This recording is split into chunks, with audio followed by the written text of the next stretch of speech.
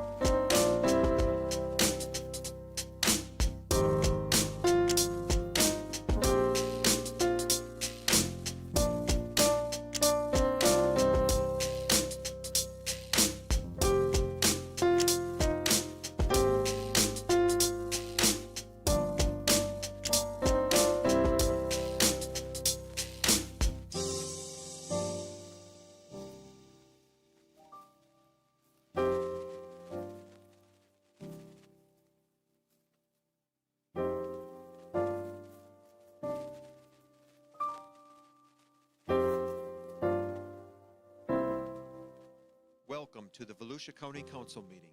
The meeting will begin in 10 minutes.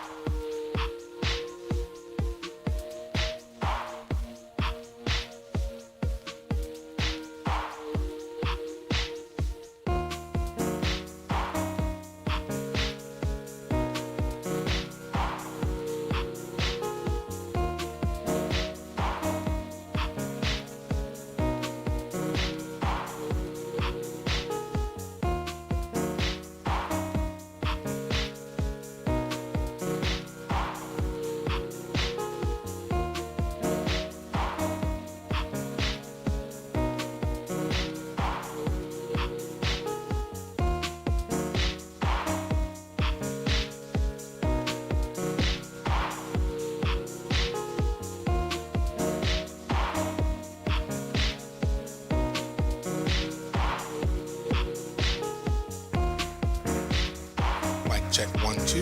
Mic check 1 2.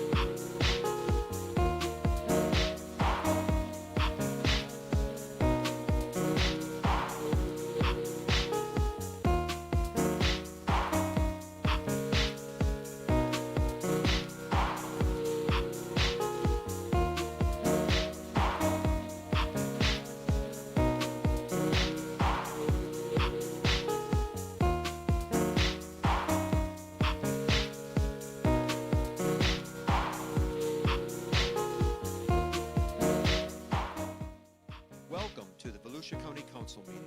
The meeting will begin in 5 minutes.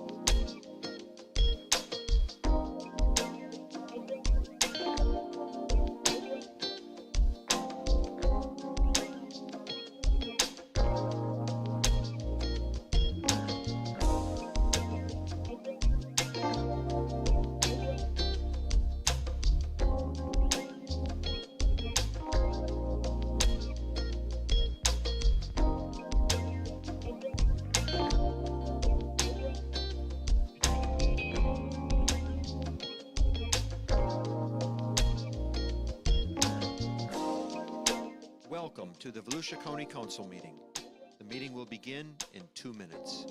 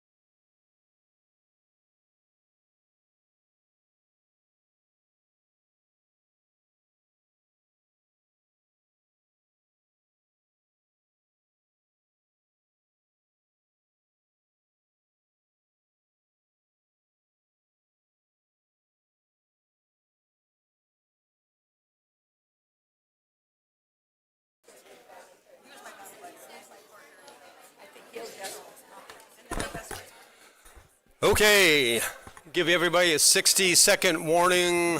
Find a seat. Hopefully you can. We're already a little bit behind with some changes.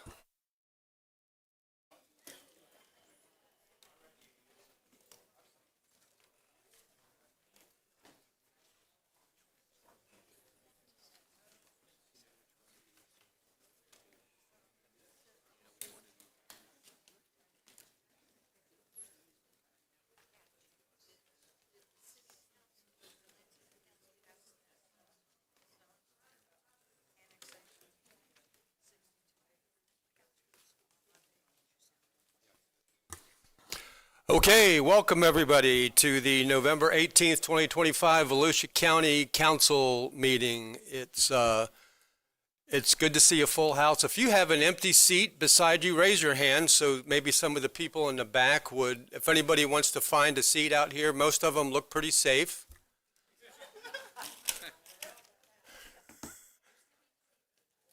I don't see anybody moving, so I'll just give you a little update on how we'll start the meeting for those that may be new. In just a second, I will ask you to stand for the invocation and the Pledge of Allegiance. It's not required. You can stand if you like. The invocation today will be by Nathan Hicks, who is pastor, one of the pastors at Stetson Baptist Church. And Nathan, if you want to start making your way down, and then if you would just remain standing after he's done for the Pledge of Allegiance. Thank you very much. Absolutely. Would you pray with me? Jesus, we come to you with gratitude for all that you have done, are doing, and will do in our lives. We ask that you bless this committee and their time this afternoon, and then we thank you for their heart to serve our community well. Jesus, we ask that you give great wisdom and great clarity and great unity in the decision making that takes place today. We ask that you guide us today and however you seem fit and good. We thank you for your leadership and your example of how to serve well. It's in Jesus' name we pray. Amen. I pledge allegiance to the flag of the United States of America and to the republic for which it stands, one nation, under God, indivisible, with liberty and justice for all.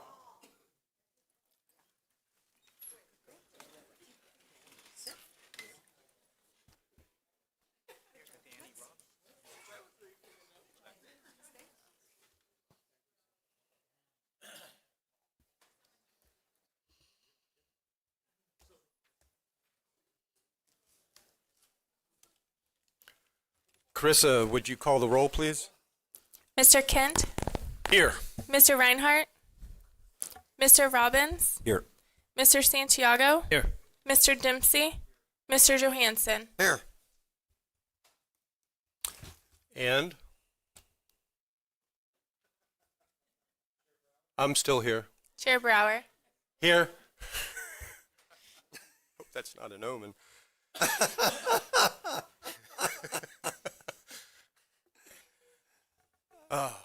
Okay, we do have a forum. We are short one person who gave us several weeks' notice.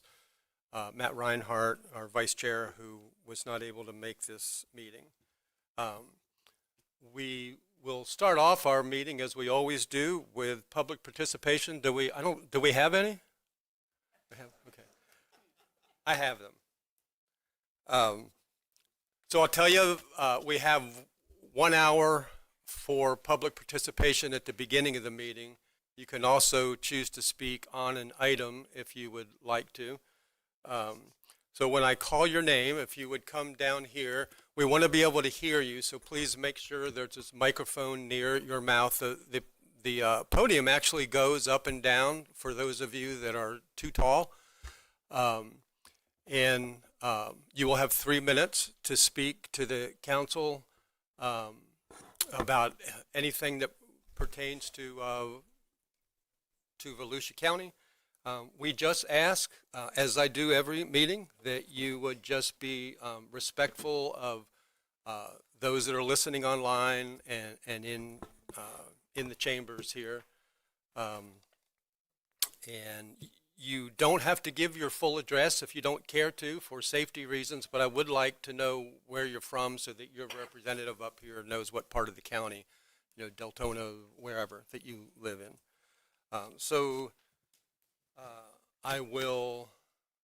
We will start now. We have a few, and I'd like to get everybody in. So if you don't need all 3 minutes, just take, you can take less. First, we have Patricia Miles, and you will be followed by Cameron Vincent, if you want to get loaded up here. And then you will be followed by Kathy Thompson. So Patricia Miles, Cameron Vincent, Kathy Thompson. Good afternoon, gentlemen. My name is Patricia Miles. I live in Port Orange, Florida. I am affiliated with the Volusia County Cultural Alliance, but I have been an arts educator all my life. So, of course, I'm here to speak about funding for the arts. And artists form the foundation of the creative environment. Artists act as creators and individual entrepreneurs who provide many of the products and designs that drive innovation and shape our culture. Many artists work as educators, providing training in creative skills and passing on cultural traditions with one generation to the next. And that's what has me so concerned. We will have a generation of students who are not going to have the exposure to the arts that they need. Arts organizations create many opportunities for the citizens as well to experience and learn about the arts. They form an essential bridge between artists and communities, facilitating public access to artists and to artworks. Cultural organizations, small and large, also act as community hubs and catalysts for social cohesion and neighborhood revitalization.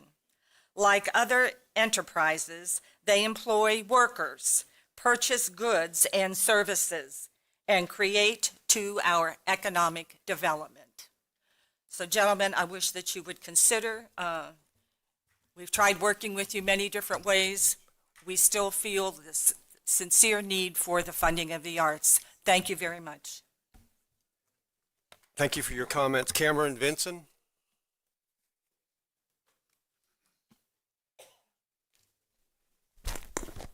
Good evening, gentlemen. My name is Cameron Benson, South Daytona. I am the Vice President of the Volusia County Cultural Alliance. I am the Executive Director of Art House Foundation. And I also sit on the Volusia County Echo Gallery Advisory Committee. I come for you today just to give you a little update, say hi again. I missed you guys. It's only been 2 weeks. Santiago, you made a very broad statement, or a very impactful statement when you said, let's take those cultural funds and put them towards food. The arts community and the arts organization stood with you in solidarity. The next day, we set out over 16 boxes, and in 2 weeks, we have generated over 1,200 pounds of donated non-perishable foods and goods. And we will continue to do this through December, second week of December, to help not only help those that are facing food insecurity, but also to replenish those food shelters now that the government shutdown is over. We did this because it was the right thing to do. For thousands of years, arts and humanity go hand in hand. We do not fight. We do not grapple over things. We work together because the arts support the humanities. And I thought that you would like just a little bit of happy news on the wonderful collaboration that our grant applicants gave to you to help generate food resources for your residents. Thank you so much, and each one of you have a wonderful evening. Thank you for sharing that good news. Kathy Thompson?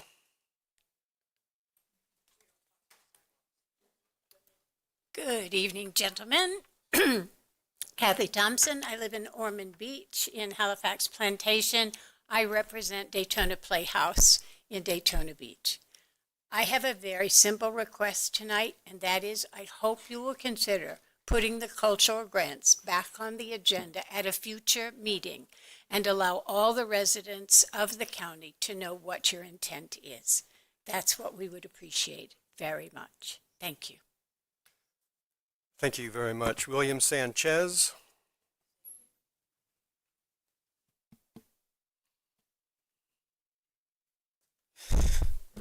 Thank you, Council, for having me before you. My name is William Sanchez. I reside in Ormond Beach, Breakaway Trails. I'm here for the Cultural Council grants. I wanted to give you a personal story, my personal story. I'm an inner city child from New York City, no money, one-bedroom apartment. The one thing that made a difference in my life was the arts, continuously, consecutively. It made a difference in my life. I think that we're missing the point with these grants. they may have been, it was misconstrued the way they were canceled and denied. But I believe that the council is missing the point. The point here is that they in a large, what am I trying to say? So in a very large capacity, provide youth, senior citizens with services that they wouldn't get otherwise. Especially there aren't many inner city children here, but there are underprivileged children in this county. There's many of them. Just this last meeting for the council, I heard there was 40% of the constituents in this county that are requesting help. So you can count those people as part of the people that take the service that the grants provide them as the consumers of these services. It is very important to continue them because at the end of the day, they are the future. We're on our third, I'm 52, I'll be 60 in 8 short years. You guys are also contemporary to myself. We're the past. The future needs to be taken care of for our county so that it can grow, so that we can actually have capable people with mission that can think critically, that can opine based on worldly ideas and not necessarily just on what they see in their immediate vicinity. Because we need new ideas. Innovations happen because of imagination, ideas. Art provides that. I think that by denying these grants to the grantees, we're denying a great portion of our community the ability to be exposed to the world. Because art is world, it's worldly. And if we're not exposing our children to the world, then what is it that we're actually doing here? We're exposing them to our immediate needs. But that's not necessarily going to give them the advantage for their future, for work, education, moving on. So I'm here for the grants, and I hope that everybody here will reconsider. And that's it. I appreciate your time. Thank you very much. Thank you for your comments. Anne Marie Williker. And you'll be followed by Margaret Hill.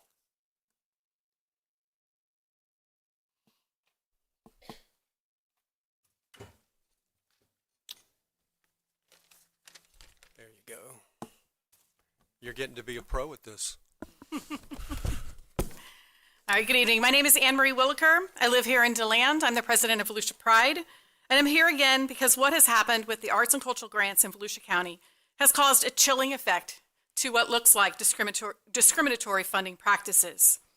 Community organizations now fear partnering with Volusia Pride, and they fear that because it could jeopardize their standing with the county.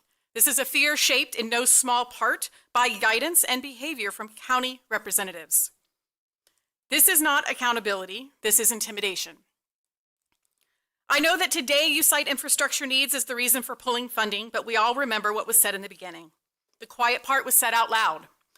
It was suggested that organizations should avoid partnering with LGBTQ organizations and that doing so could jeopardize their funding. Then you followed through on that threat by stripping funding from arts organizations simply because 2 of them chose to work with us. That is not fiscal prudence, that is discrimination. You asked these organizations to find other sources of revenue, to innovate, and to stand on their own.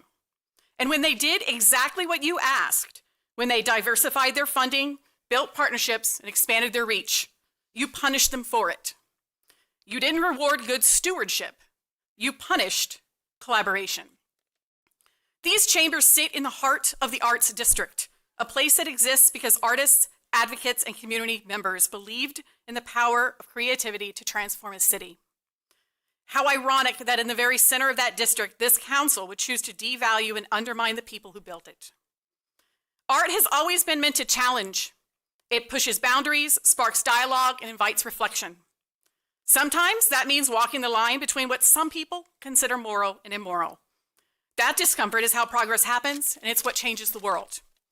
What does not change the world is fear, or bowing to the morality police, people who weaponize their personal beliefs to control others' expression and existence. And what's worse is when the morality police live by a creed of morality for thee, but not for me. Councilman Robbins' own actions have made that hypocrisy clear. Moral outrage when it suits him, and silence when it does not. You are not just withholding funding. You are wielding them as a weapon to shape who is welcome in public life. That precedence reaches far beyond the arts. Every nonprofit that serves marginalized people is now asking themselves if they will be next. That is the true cost of what you have done. Volusia County deserves leadership that leads with fairness, not fear, and upholds integrity, not intimidation. Thank you. Okay, if we could maintain order, please, we'll get everybody a chance to speak. Margaret Hill, followed by David Hill, followed by Julia Trujillo.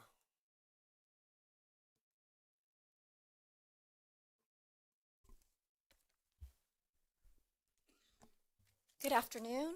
I'm Margaret Hill or Peggy Hill from Miller Lake. At the end of the last council meeting, Miller Lake was discussed. It was stated that during the October 21st council meeting, the council approved a study for Miller Lake as part of another study. I'm unable to find this on the Volusia County Stormwater and Management site. I've been asking for a year now for the county to request that St. Johns River Water Management District revoked the 2017 permit issued to Royal Oaks Professional Center due to unpermitted modifications made to their system. And recently, I have requested the county object to a new application for the Royal Oaks Professional Center with St. Johns River Water Management District. Let me assure you, I understand the county doesn't issue stormwater permits. However, we have been told on multiple occasions by St. John's Water Management District that the county's requests are important and influential. This new permit isn't just for retention. They're requesting a modification to an existing drain on the Tremont Drive side of their parking lot that will stop the flow of stormwater into their parking lot system. All that stormwater would now be received by Miller Lake. This modification is in their permit request, yet it seems to be overlooked. Mr. Bartlett briefly mentioned it, saying this modification will help them with storage volume on the site. Of course it will help Royal Oaks. If you block water from entering their exfiltration system, it protects their parking lot. All that water will be diverted to Miller Lake. This is clearly a technical reason for the county to object to this permit modification. Most of the permit focuses on new retention, while they quietly mention the modification to the drain and sending more water to Miller Lake. In no way is it a help to Miller Lake. Just because an application shows retention for Royal Oaks, it doesn't mean it's a good project. Time will tell how removing parking lot concrete and building retention in an already saturated area next to Lake Wawa's earth wall turns out. But the modification to the existing drain, that will not go well for Miller Lake. Royal Oaks should keep their own water and not be allowed to modify an existing drain in order to send their stormwater to someone else. Council, I am not misinformed. I know that modifying an existing drain to keep water out of a system and sending that water to someone else isn't okay. This should never be allowed. No one should ever be allowed to purposely redirect stormwater that they've been receiving for years and send it to someone else in order to help themselves and resulting in damage to someone else. Please ask your staff to send a letter of objection today. You have the technical reason. The citizens of Miller Lake need your help. Thank you for your time. Thank you for your comments, David. David Hill, followed by Julia Trujillo, followed by John Nicholson. Well, you guys probably know why I'm here. My wife did a really good job. Okay, hello council. My name is David Hill and I live on Miller Road. I'm here to give you information about the current permit application with St. Johns River Water Management District by Royal Oaks Professional Center. It is a modification to their 2017 permitted system that Royal Oaks installed in 2017. In this permit, the county gave a letter of no objection to St. John's agreeing to take water from Royal Oaks' permitted system. Everyone knows the devastating effect this water has had on the Miller Lake community. Now Royal Oaks wants to modify their system to send more water to Miller Lake. The new permit application states, modify the connection to the Tremont Drive storm structure to minimize off-site runoff entering their site system. What this means is that all water going into the current drain will be sent to Miller Lake immediately. The original 2017 permitted system was designed to take Tremont Drive water and put it into Royal Oaks exfiltration system. If too much water is received by Royal Oaks, it will flow over the weir and into Miller Lake as it is designed to do. If the County of Volusia does not object to this permit application and help us stop this new flow of water, we'll receive more unwanted water into Miller Lake. Tremont Drive is a private road and is Royal Oaks' only road to their office park. This road is not part of our community. I have discussed this current permit application with my stormwater engineer and shown him these plans. He has confirmed that if this storm drain is modified, we will receive more water than we receive now every time it rains on Tremont Drive and Four Towns Plaza. We will receive 3+ acres of water runoff from private properties. This storm drain modification is not a backflow valve. It is a large-scale diversion of water directly to Miller Lake. The new retention pond location in the permit application is being installed where water is held now in Royal Oaks' current parking lot. What could go wrong with digging a retention pond next to a dike that holds Lake Wawa water back? The water in Lake Wawa can be higher than the current parking lot finished elevation now. Digging out earth and removing drains and exfiltration pipes adjacent to Lake Wawa could create a continuous flow of water from Lake Wawa into Royal Oaks site system. If this happens, Miller Lake could be flooded 24/7. I have highlighted the important items on this permit application, and I have left them with Carissa. You don't need to be an engineer to see the diversion of water in the modified storm drain. The people of Miller Lake don't want any more water. Please direct your staff to object to this permit. Thank you for your time. Thank you for your comments. Julia Truillo, followed by John Nicholson.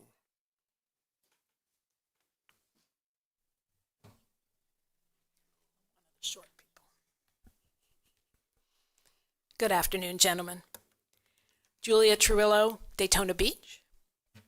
First, I want to thank you for the wonderful ceremony that we just had this afternoon honoring this year's Tippin Davidson Award winner, Lloyd Bowers. Lloyd's name was added to the honor wall just outside this chamber, joining many of the county's cultural champions. Lloyd was honored today because his long-term support of the arts and culture in Volusia County. In addition to his private philanthropy, Lloyd has been a member of the Volusia County Council's Cultural Council for many years, even serving as its chairman for many years. As you know, the Cultural Council provides this board with advice on arts and culture, advice you have chosen to ignore this year. In Lloyd's honor, I hope you will reconsider your current position on arts and culture. Your constituents want to see you do so. The Volusia County Cultural Alliance, of which I am a member, has circulated a petition asking you to restore the funding. We have 3,000 signatures. I know you've heard from hundreds via email and phone. My dad, as Councilman Trent reminds us often, was Tippin Davidson, for whom this award is named. He was a generous donor to arts and culture. But even more than that, he understood that government was and is an important partner of the arts and culture and the quality of life for all its constituents. He would be very disappointed. Thank you for your comments. John Nicholson.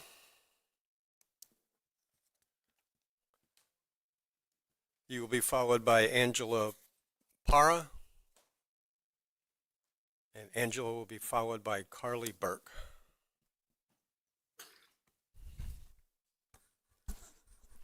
John Nicholson, Daytona Beachside. A couple of things. One on your agenda, items G and R, your bus routes.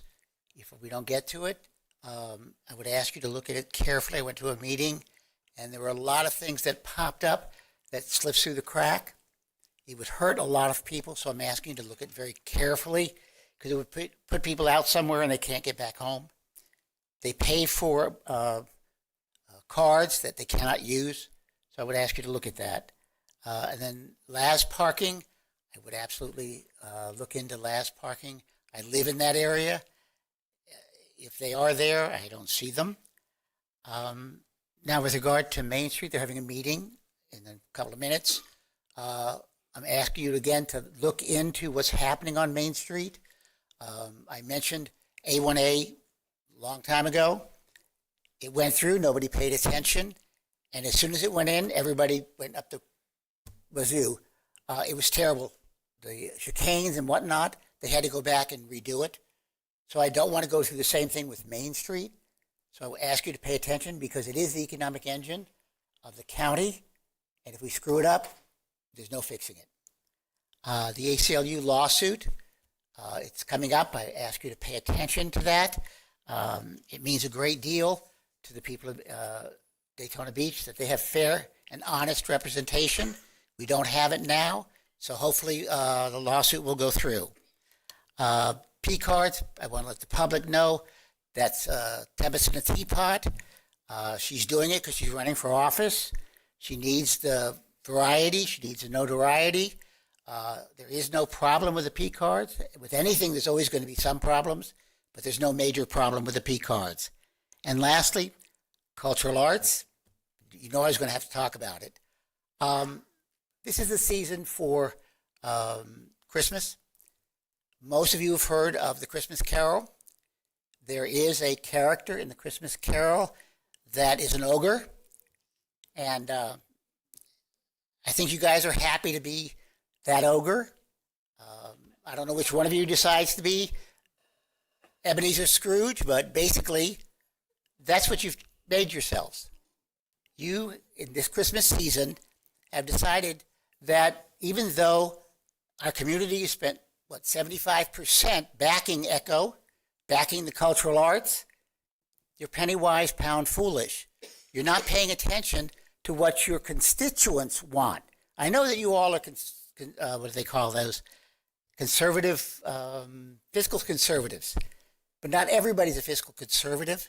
There are people that want the cultural arts. We voted for it. I'm asking you to do what the people want. Thank you. Thank you for your comments. Angela Para, followed by Carly Burke. How do I follow Ebenezer Scrooge? My name is Angelo Para, and I live in DeLand. I'm a professional playwright, a college instructor of performing arts, a painter, and the author of Playwriting for Dummies.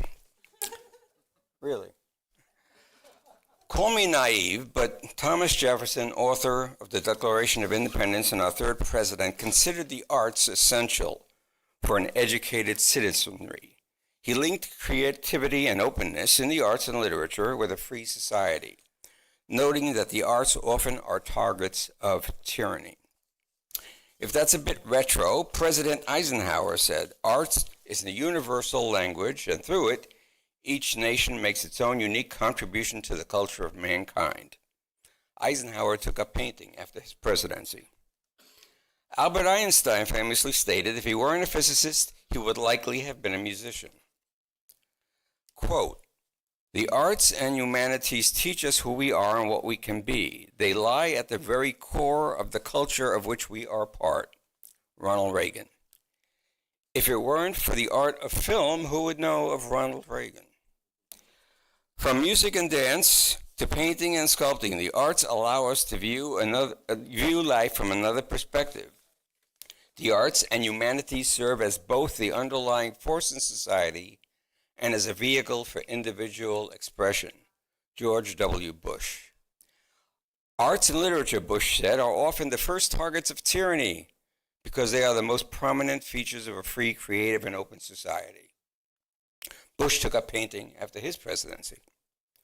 Finally, an official 2021 proclamation reads in part, "Whereas we recognize the importance of the arts as reflected in rigorous pre-K to grade 12 state of arts standards and in the requirement of an arts credit to receive a high school diploma, whereas the most recent graduation rate of students engaged in arts programs was 91.1%, demonstrating that students in the arts have a statistically significant high rate of graduation, whereas the average scores of college readiness assessments, such as the SAT and statewide tests, are consistently higher than those for non-arts peers, their non-arts peers.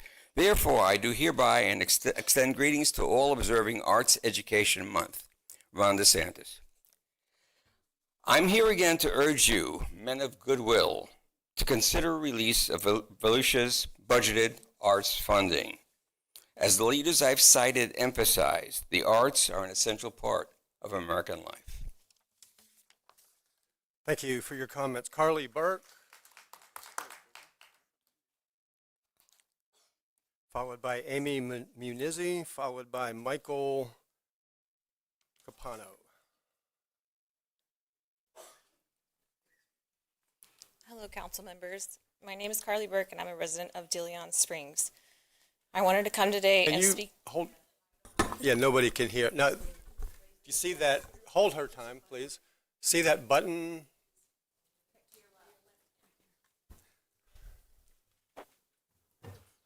Look at that. Oh, wow.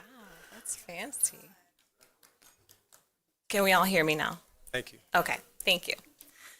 Hello, council members. My name is Carly Burke, and I'm a resident of DeLeon Springs. I wanted to come and speak today to bring awareness regarding a developing situation in our community. A man by the name of Douglas Carlson has recently purchased a 10-acre property at 5738 Aragon Avenue. The property was previously used as a fernery, but is surrounded by residential properties on all sides as the land has been divided up over the years. Since purchasing the land, Mr. Carlson has cleared a significant portion of it, and his intention is to build a hangar and a helipad on the property. He is the owner of DeLand Air and Sea Brokerage, currently located at the DeLand Airport. I've been told by several reliable resources that Mr. Carlson will be moving the business to his new property at Aragon Avenue. To date, he has only filed permitting for a new construction electrical permit through the county. I am unsure if he has began any permitting processes for the helipad at this time. Regardless of all of this, I have bigger concerns with Mr. Carlson's standing as a pilot. Mr. Carlson does not hold the proper licensure for operating a rotorcraft. According to the FAA records, he currently only holds a fixed-wing, single-engine license. I have personally spoken to the FAA regarding Mr. Carlson and have been informed that there is an ongoing investigation involving him and several different violations with FAA rules and laws. He has on several occasions flown his helicopters very low over the surrounding properties, less than 300 feet, and on one occasion flew below the tree line. The noise pollution has caused several disturbances to residents' livestock, including one known horse spooking and breaking through a fence most recently upon his descent. Not to mention the general disturbance to our otherwise quiet community. I have deep concerns regarding safety and environmental impact if this is to continue. As I said, I've already been in contact with the FAA. I've also completed a complaint with code compliance as well as the EPA. I know that I have the support of the community behind me as we all hope to preserve the rural tranquility that we all treasure living in DeLeon Springs. Please keep this item on your desk and on your radar for future developments. If needed, I will be forming a petition regarding this issue. Thank you. Thank you. Amy Munizzi. I know she's here. I saw her.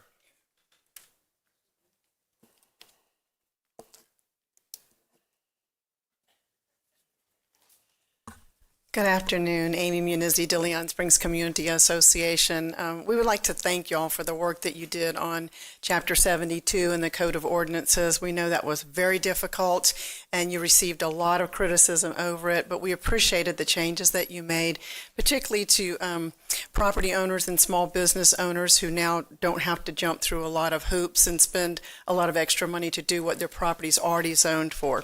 But as you just heard from Ms. Burke, we have people who do other things as well that they don't have jurisdiction to do. This gentleman has purchased what used to be a fernery, and it's A1 property, and he started flying his helicopter in and out after cleaning out all the fernery things. And as she said, it terrified the livestock, the horses, the cows that were nearby on other A1 properties, and took away the quiet enjoyment of the landowners that live around this property. And so they came to the DeLeon Springs Community Association very upset, didn't quite know what they were able to do. We contacted zoning for them and found out that in order to do this, build a helipad, the things that this gentleman wanted to do, he needed to go for a special exception before the PLDRC. And this is a good procedure for these landowners because they will be noticed when this goes before PLDRC. The property will have a placard in front of it so other people can see that this is coming before PLDRC. We'll make sure that we get the information out to our community, and then they have an opportunity to voice their opinions and voice what they're going through before the PLDRC. As you know, many of you have already been contacted by email, so they've talked with their county councilman. Mr. Johansson was very helpful to us in phone conversations. I believe Mr. Robbins also responded to them as well. So they've already had contact with you. They've already had support from you. We offered to, and we did file a code compliance complaint on their behalf because a lot of times people are frightened to do that for retaliation factors. So we filed that with code compliance, and they've contacted this owner to let him know that he needs to go before PLDRC with the special exception request. So the process does work, and we're looking forward to having these landowners get some relief from this, and hopefully it works out well for them. But they have had their voices heard by you and by code compliance, by staff, and so it's on everybody's radar, and hopefully it turns out well for them. But thank you again for the hard work you do, the criticism that you take when you try to do good things. We appreciate it. There's a lot of people out there that don't come to meetings and do like what you do, and so thank you very much for everything that y'all do for us. Michael Capano?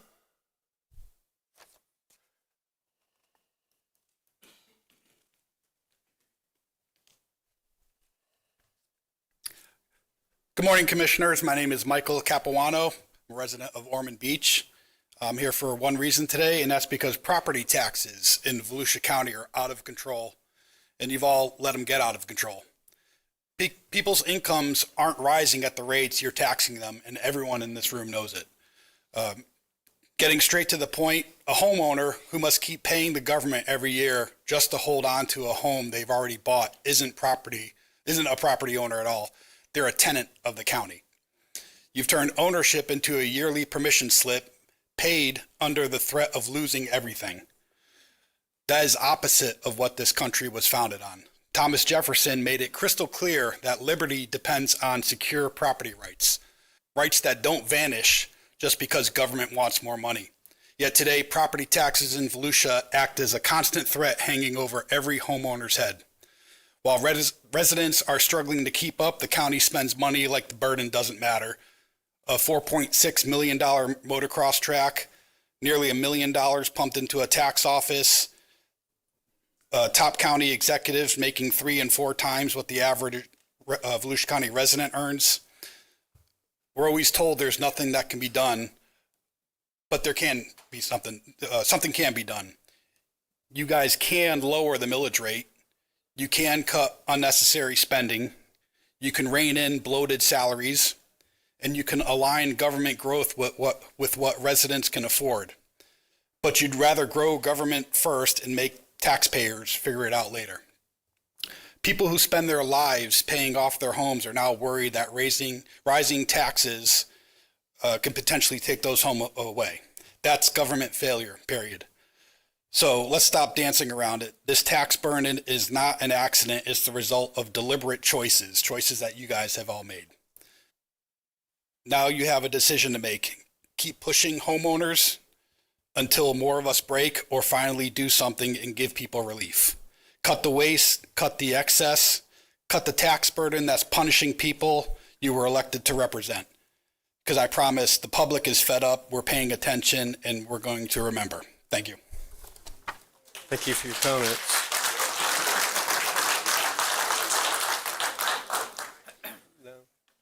I'm going to try this. Is it Irana Panansky? You can correct me when you come up. I hope I got close. And you will be followed by Morgan Denny. Hello.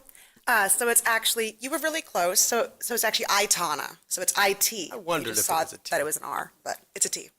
Anyway, I'm basically here. I wanted to talk later on the Charlie Kirk issue, but I wanted to talk first just about just to thank all of you for your time and for being here. I know that these meetings run really long, and I really do appreciate that you take the time to listen to everybody and to try to be leaders for all of the constituents, not just the ones that you agree with. So when we're talking about things like funding the arts or about not wanting, memorials or things, just trying to create more unity instead of divisiveness and bringing people together more like this. I love that you have them live on the website. I usually watch it there because I have kids. My 10-year-old is currently cursing me over there lying down. So, but I think that's what it's about. Local government should not be partisan. School board should not be partisan. None of it should be partisan because the big issues that we all disagree on don't really matter right here. You aren't voting on them. You're not doing anything about that. We're not here to talk about that. We're here to talk about flooding and, art projects and things that affect this county. We're not here to talk about our Middle East or whatever, None of that stuff matters. It's local politics. It shouldn't be partisan. And when you shift and bring partisan in on either side, you are alienating a huge other chunk and creating a divide that's really already there, and that's at this point becoming a chasm. People can't talk to each other, and if you can't talk to each other, then you really can't work together. It's a community. You're supposed to build a community. I'm a widowed single mom of 2, so I know what a community is and that you need it. I wouldn't have survived the first couple years. It's been 6 years now, we're fine, but I wouldn't have. People come together and people take care of each other, and that's what local government should be about, not about any of the other things that might break us apart. So I'm almost out of time, so, all right. Thank you for your comments. Morgan Denny.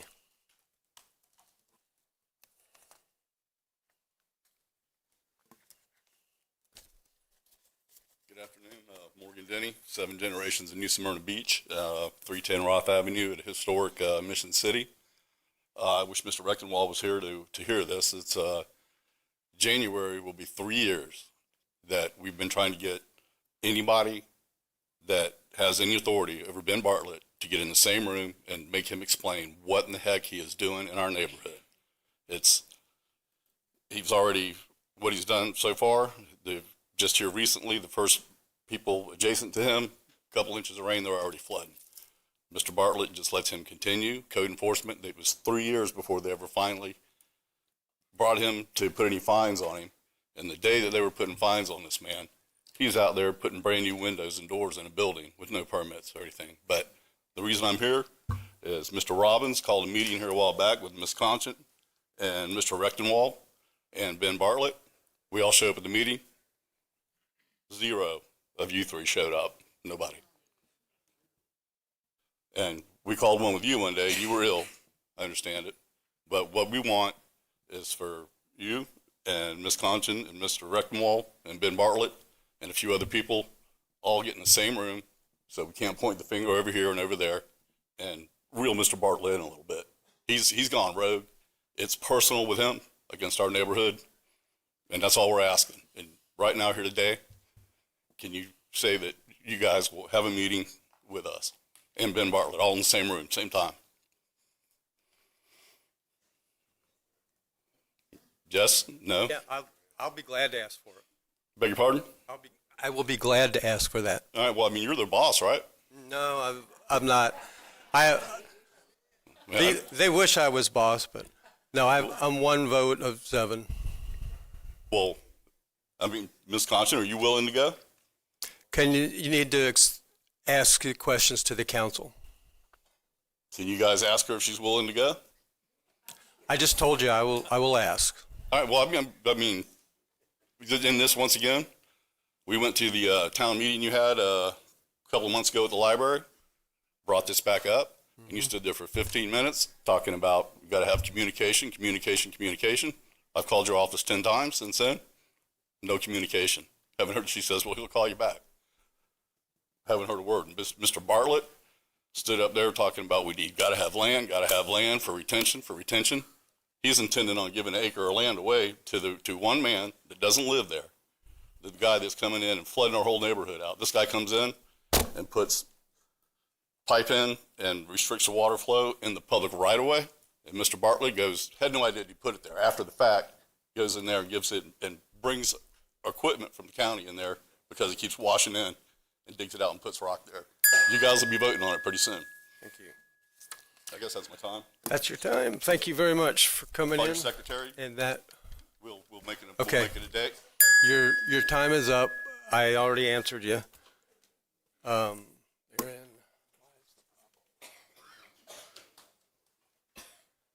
Okay, that concludes public participation for the opening of the meeting, and we'll move on to item 1, which is approval of the agenda.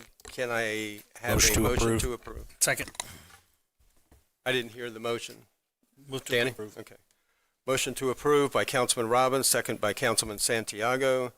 All in favor say aye. Aye. Any opposed? And the agenda is approved 6-0. We'll move to item 2, the consent agenda. I'll ask you 2 separate questions. First, does anyone have an item they would like to pull for a comment only? Councilman Robbins. No. Okay, Councilman Kent. Chairman, not for a comment, but I do have an item I want to pull for a vote. Which one? Item B. Item B for vote. Kent. Any other items for a vote? Okay. Chairman, motion to approve the consent agenda as presented by staff, absent item B. Second, Johansson. And we have a motion to approve the consent agenda except for item B, which we will take up afterwards, by Troy Kent. The second was by Jake Johansson. Any discussion? All in favor of approving the agenda except for item B, please say aye. Aye. Any opposed? And the consent agenda is approved 6-0, and we will take up item B, which is a JetBlue Airways Corporation airline operation agreement. And we have, I see walking to the front, the amazing director of the airport, Cyrus Kalem. Thank you, Chairman. If you don't mind, I'll jump in on this since I pulled it. And as of right now, I don't have any questions for Cyrus or staff. I understand you have to do what is legally responsible of you and the airport and our management the same way, but there's a bad taste in my mouth, Council. This airline, JetBlue Airways, received incentives from this county, and when those incentives ran out, they ran out. And they're back again for a second bite of the apple. And fool me once, shame on you. Fool me twice, shame on me. My constituents would not be happy with me approving a second go-around of giving JetBlue Airways financial incentives. Even though this is airport money, this isn't general fund money, I will be a definite no on this evening. Thank you. Councilman Santiago. Thank you, Mr. Chairman. I think, Troy, you make a good point, and I feel compelled to ask some questions before I get wherever I'm going to land on this. Cyrus, what's different today, as my colleague said, today from previous years? Well, good evening, Mr. Chair, gentlemen of the council, Cyrus Kalem, Aviation and Economic Resources. So there's a lot of things different with this arrangement. So just to put the full scope of what this deal is. This is a marketing agreement that we give all carriers that come to the airport. So for instance, when Breeze and Avelo came, they had $150,000 worth of marketing because they are less than daily service. If you're offering daily service, what JetBlue is doing, daily service to 2 destinations, then that goes up to $200,000 per destination. And then that's in our air service support program that this council approved back in August, the August 20th meeting of this year. And so the FAA requires that all airports under grant assurance number 22, that we cannot discriminate against airlines that want to provide an aeronautical service. So with JetBlue bringing 2 destinations, that's why it's a little bit more expensive. And then remember, this marketing deal does help for both parties. We will be able to tell people here in Volusia County about the service to New York and Boston. They will be able to tell people in New York and Boston about the service in Daytona Beach. And if we want people to be on that airline and buy tickets, we have to get the word out, and they need to be informed via the various media outlets that we would be able to afford to do that. Follow up with them, sure. Can you give us examples of what do you mean from marketing dollars? And let me just throw a couple examples out and see if that's what it means. It could potentially mean billboards in, you said New York and Boston, that say come to Volusia County or come to Daytona Beach, a world's famous beach. What other examples of that? If you can answer that, elaborate on that.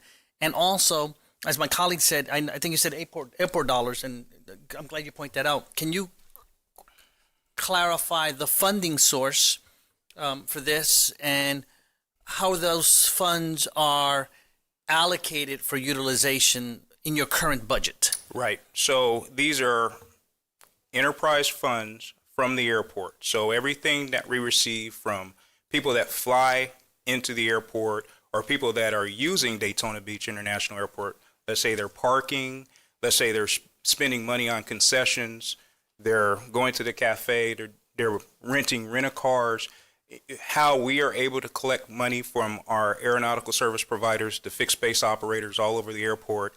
We are able to use this money to market the airport to airlines and other entities that want to use the airport. Because the FAA demands that we are self-sufficient, we don't use any taxpayer dollars in order to operate the airport in this fashion. We have to operate the airport as if we were a business enterprise. And the marketing, can you elaborate a little bit more on that? Yeah, and so that marketing money comes from those sources, and the FAA allows us just for a 2-year period to use that money to work with the airlines to figure out how we can best market that new air service. Now, JetBlue was here 2016 through 2019. The FAA allows that to reset after a 3-year period. Since JetBlue's been gone since 2019, a lot's changed. Their management, their leadership philosophy has changed. They're going back to the core that they started with, being an ultra low-cost carrier, going into secondary markets such as ours. And so this gives us a really solid opportunity to compete for travelers that are going up to New York and Boston. New York and Boston are our number 1 and number 5 markets. And I'll go back. Since my tenure here at Volusia County, I've been in negotiations with JetBlue since 2021. And originally they came to me and said they would come back if there were a $4 million minimum revenue guarantee. And I said, absolutely not. I met with the CEO of JetBlue and we had recurring conversations when she was doing a Embry-Riddle event and came back and said, well, with no MRG, there's no JetBlue service. Over time, I was able to break that down with being able to prove the demand for the use of this airport with Avelo and Breeze. And so we have the capacity and we have the demand to be able to support them coming back. Mind you, there is zero MRG associated with this contract. So what I heard was zero tax dollars. Zero tax dollars was what I've been able to negotiate. From ad valorem or anything like that, or general revenue fund. Is Boston And where in New York, you said? Boston and JFK. Do we currently have any flights available for Volusians that are direct to Boston or JFK? We do not. So it would be an additional access for a marketplace for people that live in Volusia. Could be another gateway to international flights now. Absolutely. Absolutely. So it gives Volusians another option. Yes, it does. Sorry, Mr. Chair, I'm trying to lay a foundation here. In the past, recently, we've done some additional similar proposals with other airlines. Yes, we have. Can you tell us how those have been successful or not successful? Can you give us some high-level economic data on the investments we just recently made with those other airlines? So, Avelo, for instance, we did the $1 million minimum revenue guarantee. With Avelo coming into the market and exposing the need for an ultra-low-cost carrier to kind of help balance fares between our legacy carriers, American and Delta, we were able to create a market, both New Haven and Wilmington, Delaware. In the 2+ years that they've been operating, they started in June of 2023. With the $1 million that we've invested, ultimately, the results of that brought in interest from Breeze. With Breeze, we were able to gain 5 destinations. And out of those 5 destinations, we did not, once again, contribute anything towards a minimum revenue guarantee. All we offered them was this marketing air service partnership that we are offering for this particular moment. From Breeze's success, JetBlue wants some of the action as well. So with the $1 million that we've invested, we have received over $47 million of economic impact. And I've presented that to the community on a number of occasions since we have announced the return of JetBlue, just about the investment that this council made in having low-cost carriers come into our market to help give us a more diverse range of locations that Volusia County citizens can fly to, but also to expose us to other citizens around the country, in particular the Northeast, and coming into seeing our beautiful Volusia County. You mentioned the words balance down fares. What does that mean? So when you have a situation where you have legacy carriers that dominate a market, one comment that I hear often is Delta's fares are exorbitant. They're out of control, and it's easier for people to drive to Orlando and fly. When you have a situation where you have legacy carriers that dominate a market, of course, because of the demand, they can set the fares at where they need to be or where they think they need to be. You're saying competition. Competition. So when you bring in an ultra low cost carrier, they may not be going head to head to that same destination. But let's say, for instance, if you had a traveler that wanted to go to Providence, Rhode Island, and historically they would have been able to go through Atlanta to Providence, Rhode Island. Now they can go direct, and Delta has to think about now how much they're going to charge that passenger, where it was probably $700, just throwing an arbitrary number out. Now that Breeze is in the market, and Breeze can offer that same location for $230, that forces Delta to have to bring down their fares in order to compete. So right now, if someone wants to go to JFK or Boston out of Daytona Beach International Airport, they'll have to fly American Airlines probably. Let's just say the two legacy. Go to Charlotte or Delta, go to Atlanta, connect, and then go to either Boston or New York. That's right? exactly it. But this would give them a direct flight. This gives them a direct flight, and it also gives them an opportunity at a cheaper fare than what they would have normally been able to have if it was just Delta and American in the market. So bringing in another, to keep it simple, bringing in another carrier is going to help traditionally balance down fares even better for Volusians. It's pure capitalism. And then my last question, Mr. Chair, can you elaborate a little bit on your word on the comment on the FAA statement about discrimination? Tell us more about that. What does that mean, and what are the repercussions, if anything? Right. So there are 40 grant assurances that the airport must abide by for receiving federal grants from the FAA. And we use those federal grants for infrastructure improvements, the runways, the taxiways, and so forth. Our security system as well is being funded through those grants that are coming from the federal government. if we are found in violation of any of those 40 grant assurances, an entity can complain to the FAA. The FAA goes through an investigatory process called a Part 16, and the Part 16 investigation may require the airport to pay back grants that it's received for those infrastructure projects if we are found in violation. And so Grant Assurance 22, it prohibits us to discriminate against aeronautical service providers. If we offer one airline one incentive, we have to offer another airline the same incentive. And so that's why we have that program in place, because it protects us and ensures that we're following grant assurances when we are engaged in these conversations with the airlines. If we, for instance, don't vote for this process, JetBlue can easily file a Part 16 complaint. Then the FAA will come back and look at where we are and why we gave Breeze and Avelo those airport enterprise incentives, but not give JetBlue those incentives. And then we could be at jeopardy for future AIP grants or grants that we've already received. And I guess this is also part of why being an enterprise fund is important, because it shields the taxpayers. Correct me if I'm wrong in this statement. It shields the taxpayers and homestead values and things like that from this side of the thing. 100%. Thank you, Mr. Chair. Yep. Councilman Dempsey. Yeah, I guess, I don't know if you guys remember, but I was very vocal against the minimum revenue guarantee to Avelo because they were only to secondary markets. And the pitch was that this would be an incentive to draw other airlines, because I've talked to Cyrus many a times about getting more major carriers or legacy carriers down here.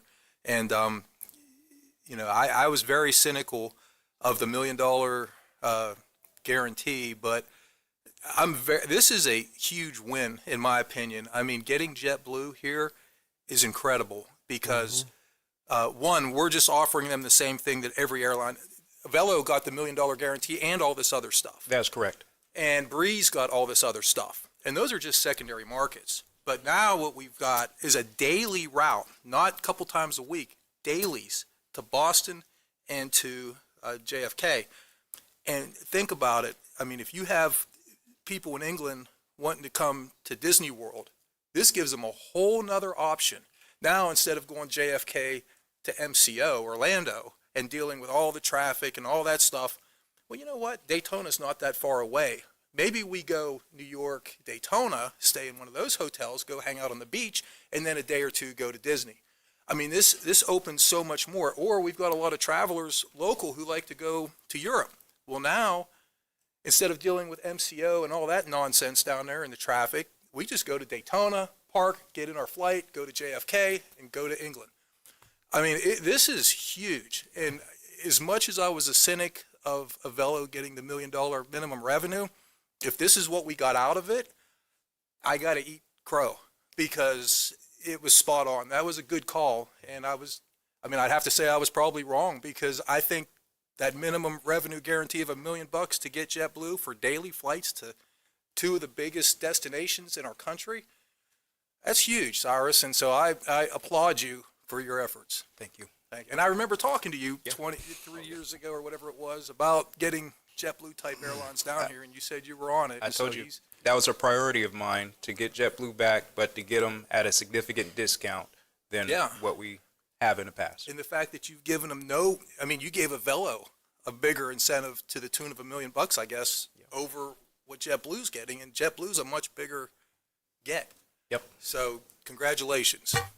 I think before I call on Jake, I think we've slipped into debate, but you managed to converse with him, so I think there was a question in there at the end. But let's finish.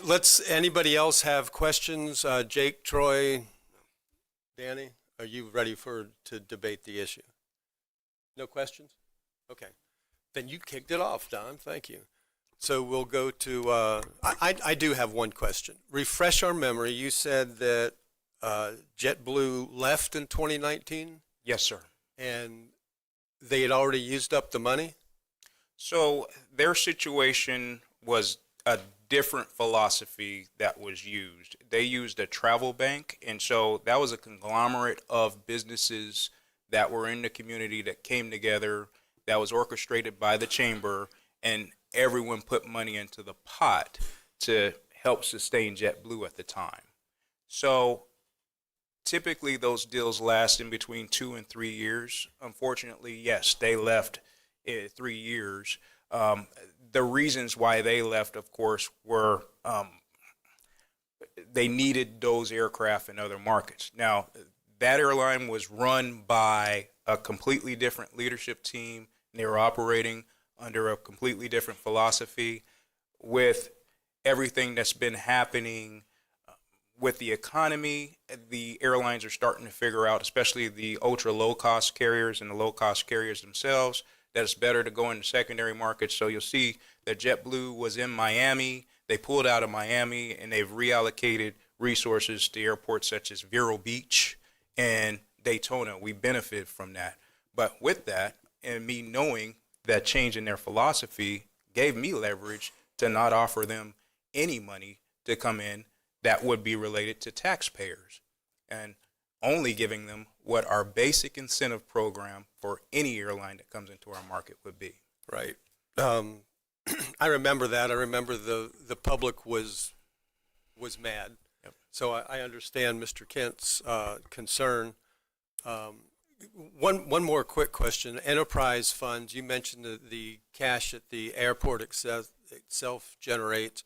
What about the out parcels that we collect rent on? Does that go into the enterprise fund? It does. Everything. So you're making a lot of money at the airport to do things like this. Absolutely. I want to make more, and there's some opportunities that we're trying to look into in terms of getting land around the airport shovel ready. You know, we talked about Aura Aero coming into the community. Aura Aero is going to be one of those entities that is going to be leasing on airport property to contribute to the funds. And one of the things that I go to when I talk to airlines, it was actually just at an airline meeting during the last council meeting, is the non-aeronautical opportunities we have on airport, because it's going to bring down costs for them to operate at our facility. So once again, it's another advantage for our users, our customers, to be able to fly to different destinations without having to pay costs that are rolled over from airline fees. Okay, thank you. I'll comment later. Councilman Johansson. Thank you, sir. Just a quick comment. I have gotten a lot of calls, or more importantly, folks stopping me saying, is JetBlue really going to fly daily to New York? They're all New York. So I heard that nobody's asked me about this, but I've had tons of people commenting that daily service to up north is important to them. So I've got nothing but support about it. I didn't mention the $400,000, but I don't think it matters to these people. And I think it's important that we keep this up. Thanks, Cyrus. Thank you. Councilman Kent. Councilman Robbins. Thank you, Chair. Kind of still on the opposite side of this. Cyrus, you do a great job. And I started out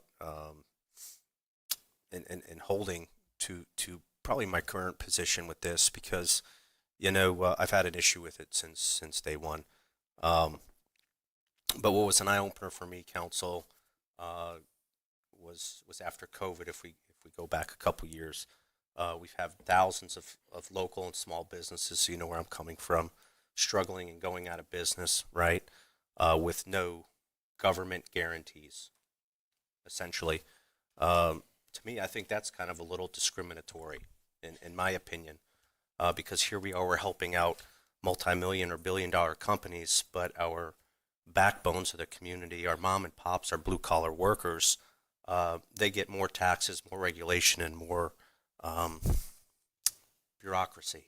So, I've held strong on this before.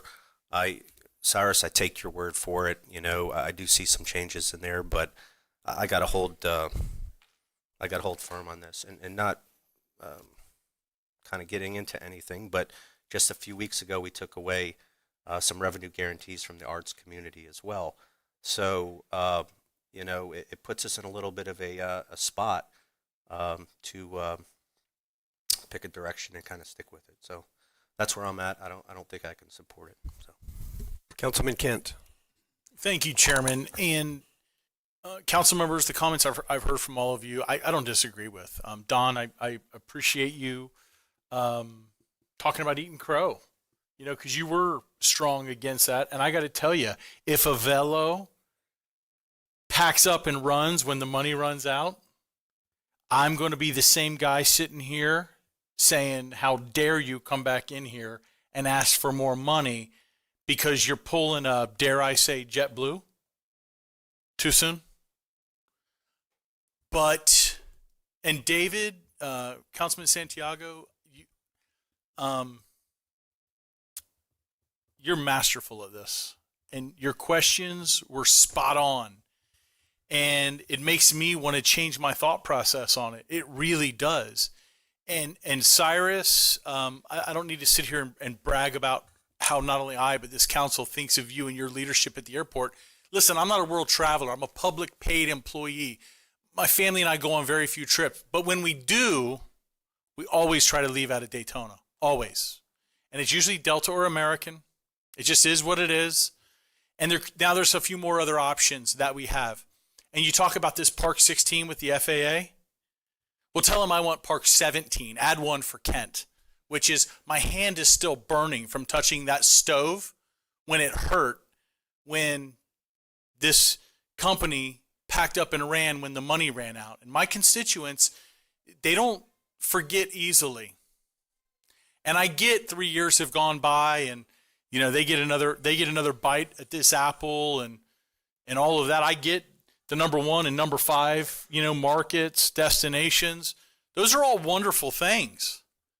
I'm just having a hard time with them packing up and leaving. And it didn't help that they were trying to put the screws to you to $4 million. They had a $4 million number they wanted from you. And because you are who you are, you told them absolutely not. But they asked. So they wanted more. And even though it's not taxpayer dollars, by golly, the Kent family, when we go out there, our little bit of our fare is used as well for the airport fund. And that's why I'm still a no on this.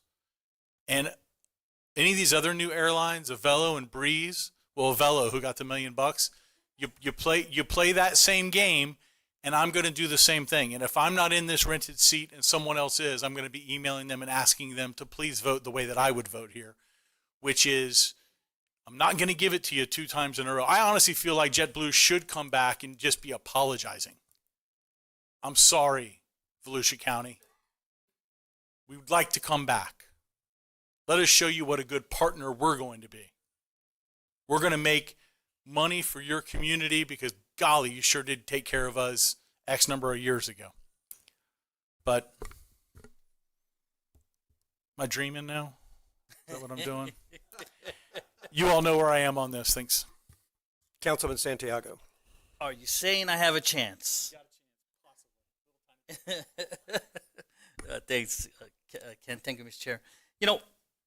I wrote down something you said, Troy. Is that you said it is what it is, right? But it doesn't have to be what it is for you and for the 500,000 residents of Volusia County, right? And I think that's why part of our visioning should be. But I think the fact that this is an enterprise fund. If you remember back during that debate that we had done, remember I think I clearly said it more than once. If we're going to be in the airport business, then we need to be in the airport business.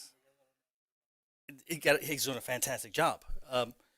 And being in the airport business is part of this grant process that the federal government requires us to participate in. It is what it is. I'll use your term, right?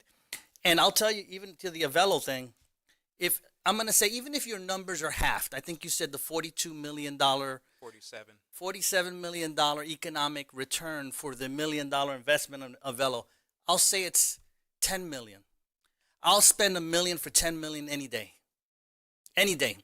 If they want to come back in 3 years, I don't want them to leave, right?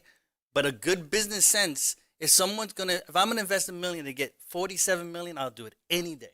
I don't even have to think about the vote. So at the same time, what I don't want us colleagues to think about that this is for JetBlue. I don't see this as for JetBlue. I see this for Volusia County, our region, and not only just the marketing that's going to happen in other states for people to come see us. So this is a win-win-win. This investment, I'm gonna put you on the spot here, Cyrus, and I won't hold you to the number because I'm putting you on the spot.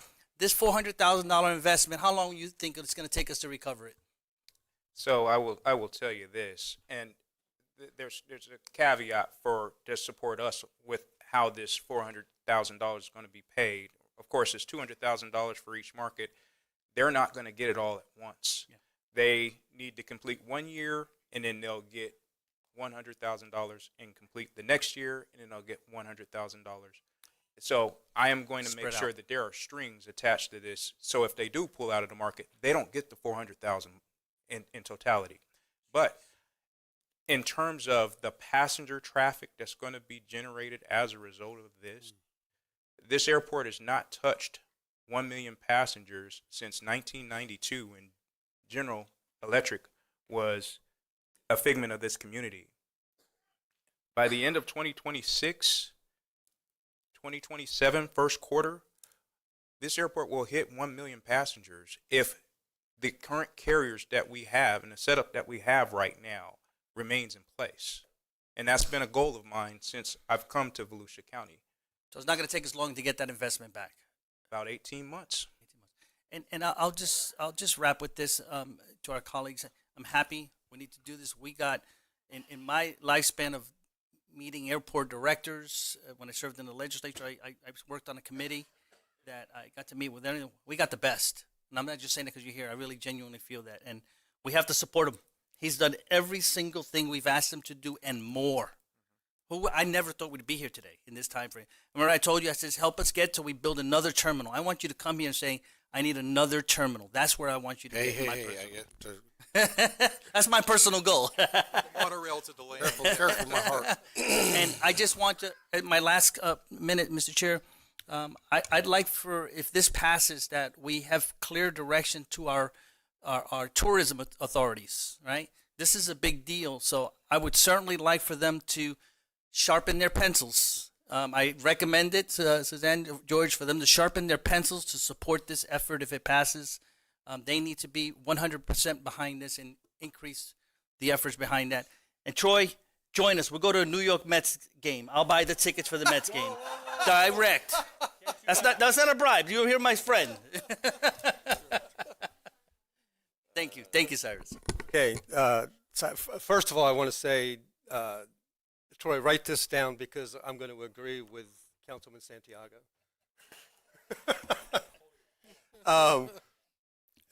Troy, seriously, I thank you for bringing this up because our constituents would have been angry if we just would have passed this without ever discussing it. I do remember the bad taste in our mouth, but they hadn't met Director Kalem before. They did more than apologize. He handed them their hat in their hands. They asked for $4 million, and they get the same standard airport agreement that airports give any airline coming in with two of the best markets you could imagine, Boston and New York. This is for the taxpayers, Councilman Santiago. This will help build our economy. This will bring people here, and it'll send people there for Home Alone in New York City. Who knows? They're both just great markets, and I see it. Councilman Robbins, I hope you will join us. I don't know if this is going to pass or not. I hope it does. We hired you to expand that airport. You have done a phenomenal job. Everything that you have tried has worked. You know your job well. So you have all my respect and all my gratitude for helping us build this airport. I see it completely different than the hard decision we made on ART funding. That was direct taxpayer money out of the general fund. You're an enterprise fund. You're making money, and you use that money to do this, to expand the airport, to expand choices for Volusia County residents. our residents are sick and tired of driving to Orlando.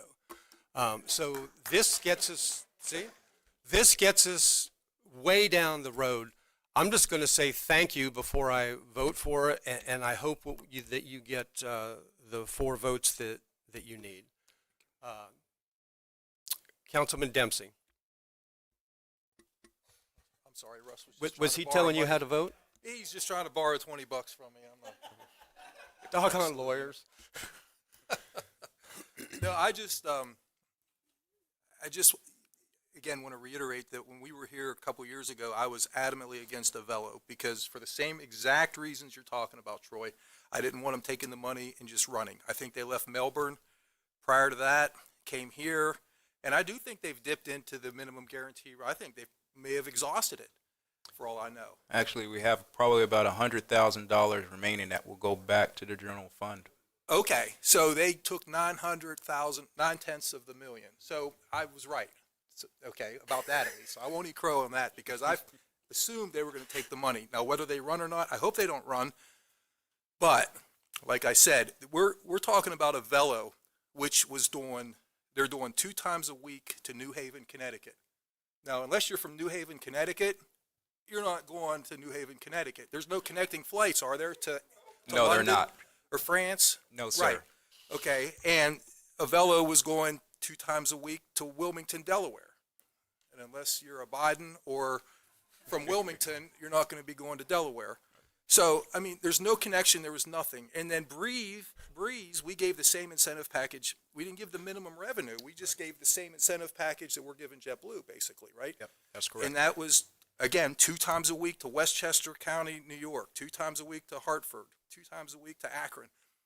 I mean, there's no connecting flights to London, Heathrow, or anything like that out of those places. So No, there's It's not. not opening the world up to Daytona by having these 2 airlines. I hope they stick it out. But JetBlue having not 2 times a week, daily flights to major cities with major connecting flights to all over the globe, I mean, this is huge. And so even if we lose the $1 million from Avelo, I think it was money well spent if it gave him a bargaining chip at the table to lure JetBlue, which is what he's told me was his ultimate plan, was to use Avelo to get maybe Breeze. But, I mean, holy mackerel, getting JetBlue that's huge. And so, again, what you're offering is industry standard. Is that correct? That is correct. Yeah, so if we don't give them this, they're just going to go somewhere else. You really think they care about Daytona versus Melbourne? I mean, we've got to offer them the industry standard. They're going to just walk. And then we're going to be left with all this added traveling from Europe and to and from, all over the world. So I'm a big yes for this for that very reason. Thanks. Okay, come on, Councilman Robbins. No pressure, huh? None. Troy, I don't want to leave you out there, buddy. We got some good salesmen up here. Cyrus, when does this come back up for, the contract? Is it yearly? It's yearly, yeah. Can we Mr. Ken has a good point. Say we get somebody in there that burns us, right? How do we protect ourselves? Can we get sort of a clause in there where we can protect ourselves? Well, and so that's what I tried to do. I tried to preload that. So we can weed out the bad eggs. Yeah, so with this $400,000 for the 2 markets, the access to the marketing dollars, the first year they'll get $100,000 for New York, they'll get $100,000 for Boston. And that's how we protect ourselves. So if they do pull out, then there's no access to the remaining. I'm talking about when it comes to the discriminatory portion of it. How do we have a seat at the table in that area where, if Mr. Ken's gut is correct, where we don't get burned in the future? Does that make sense? So how can we not be discriminatory? Right. So we allow them to use the money. Remember, we're using the money too because we're marketing our area to those cities, and so we're getting a benefit out of it. The Grant Assurance 22. What happens? Let's say this doesn't pass, and JetBlue becomes aware, and they file a complaint with the FAA. then we have to contend with the FAA on what penalties they will assess to us. How we can protect ourselves really is everyone here in this room that's going to Boston or New York, they need to be buying those tickets flying out of Daytona Beach. You know, that's how we protect ourselves, and that's the reason why we brought this service back. So when there's an opportunity to fly somewhere and you're driving to Orlando or you're driving to Jacksonville, remember that's one additional area of exposure that we have to take on. So this service here that's in Daytona Beach, we have to use the service. That's the bottom line. Okay, thanks. Deputy County Manager Suzanne Conchon. Thank you, Mr. Chair. And Mr. Robbins, I think where you might have been going is when we revisit next year the incentive program that the FAA approves, take a look at whether we can include language that would protect us against discriminatory. We'll look at that for re-upping the program. Okay. Absolutely. Very good. And gentlemen, before we vote, we do have one member of the public who would like to speak, John Nicholson.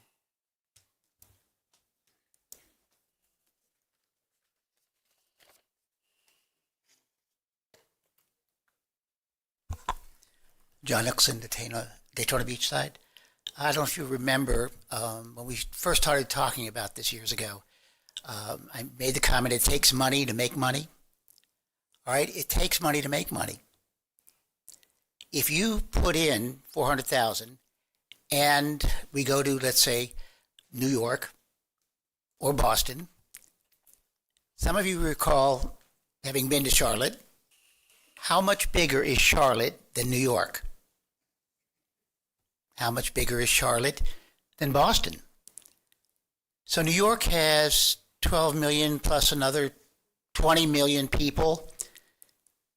What percentage do we need to match our ticketed from Charlotte? 1% of New York will match Charlotte. So if we get 10%, then we're going to get 10 times what we get from Charlotte. Same thing with Boston. How many people fly from Europe to Charlotte to Daytona Beach?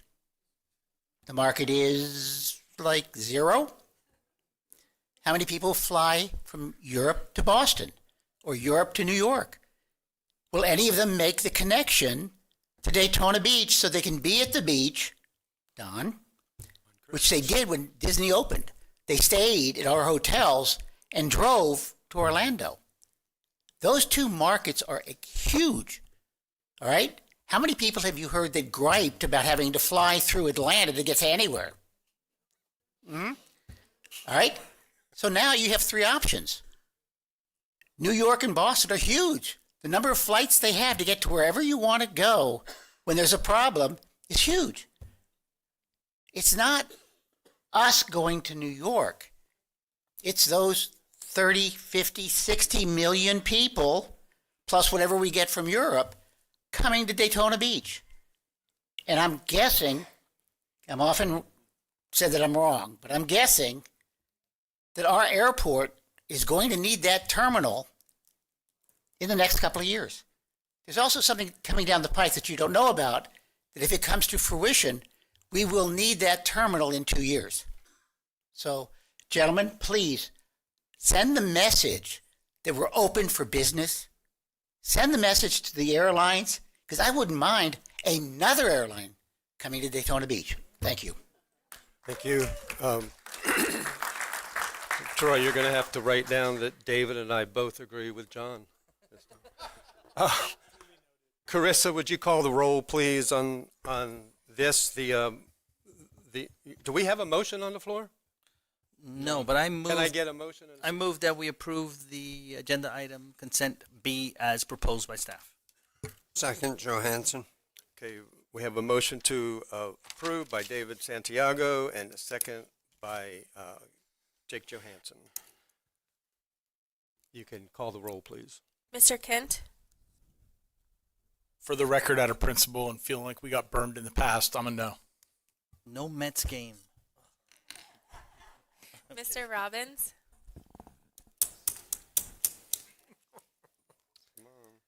Yes. Danny, we're going to the Mets game. We'll send them pictures.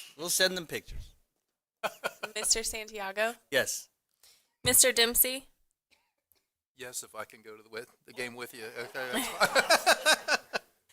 Mr. Johansson, Yes. Mr. Brower. Yes. Cyrus, good work. Passes 5-1. Start designing that new terminal for George. And council, I'm not even unhappy about that. I'm happy for him. I just, on principle, I had to stand on it. Okay. There, you'll be driving to New York. And I hope you don't drive to Boston in the wintertime. Okay, item 3 is this will wake us up. A budget resolution. Approval is requested and needed to appropriate the opioid abatement settlement funds. Dr. Burbaum. Yes, sir. Chair and council members, I'm pleased to present you with the recommendations from the Opioid Advisory Board. This $2.6 million in funding to 9 agencies addressing our community's opioid crisis. This represents a strategic investment in preventative services that will yield significant returns through reduced emergency response costs, decreased criminal justice expenses, and most importantly, lives saved and families restored to productivity. Of note is this is pharmaceutical settlement money. No tax dollars are involved in the process. This also includes the public information campaign that council directed us to do previously with the objectives of reducing the stigma that prevents people from seeking help, educating family members of warning signs, directs people to existing prevention and treatment resources, and uses local data to inform our messaging. With that, I'm prepared to go through each of the 9 agencies, or Let's hear what Councilman Santiago. I was going to make a motion, but I got a question. But I'll make the motion first and then ask a question. I move to approve the proposal as presented by staff. Second, Johansson. And if I may, Mr. Chair? Please. Brad, a crazy thought came about me, and I remembered when we had our medical examiner here. Yes. And he talked a lot about fentanyl and how people that are using drugs in Volusia, I'll just use that, don't know that almost every drug that is out there in the street now has fentanyl. Yeah, correct. And, the sad part is when they get to the medical examiner, it's too late. Yeah. And my recollection was that the medical examiner was also trying to do, correct me if I'm wrong, some type of outreach or programs to let people know the results of that. Do any of these monies flow to that type of initiative? That's what this is used for. So I've had an initial conversation with the medical examiner. Director Ryan of Community Information has had a conversation with the sheriff's office for them to be involved in this public information campaign. Awesome. Thank you. Yes, sir. I'm done, Mr. Chair. Okay, we have a motion on the floor to accept as presented by David Santiago, the second by Jake Johansson. Any other questions? Debate? All in favor, say aye. Aye. Any opposed? Motion carries 6-0.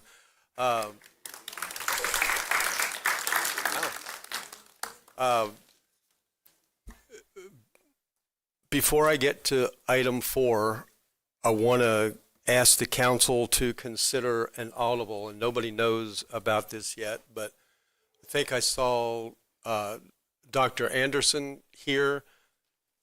She has an update on something very important in Volusia County. She couldn't make it to the opening participation because she was teaching a class, but it's on a septic situation that we need to know about. Would you allow her a late public participation now, or have her wait till the end of the meeting, which she can't do? So I got the mic on. I prefer that we wait till and stick with protocol. If it's not an agenda item, I think we should, because there's a lot of people I think here waiting for another agenda item. Okay. Item 4 is, thank you for that, I understand. Approval of VOTRAN service changes for improved service and efficiencies. Motion to approve. Bobby King. Second. Bobby King gets a motion to approve by Councilman Robbins. Second came from Councilman Santiago. But we have a number of people in the public who want to speak on this. Chairman, I just had a quick question. Okay, go ahead. Miss King, thank you. I know recently there's been some questions about the Gold Service. Can you give us a quick update for our special needs community that need that little extra help from us and, Yes, and sure. what we've done about it? Yes, thank you for bringing that up. I would be happy to. So I just wanted to first explain what our Gold Service is. It's our paratransit service, and we have two different programs in that paratransit service. One is called our ADA service, and that is for individuals that live within 3/4 of a mile of a fixed route bus line. So it's limited to those folks only. They don't have to have anything but a medical disability and not be able to ride a fixed route bus.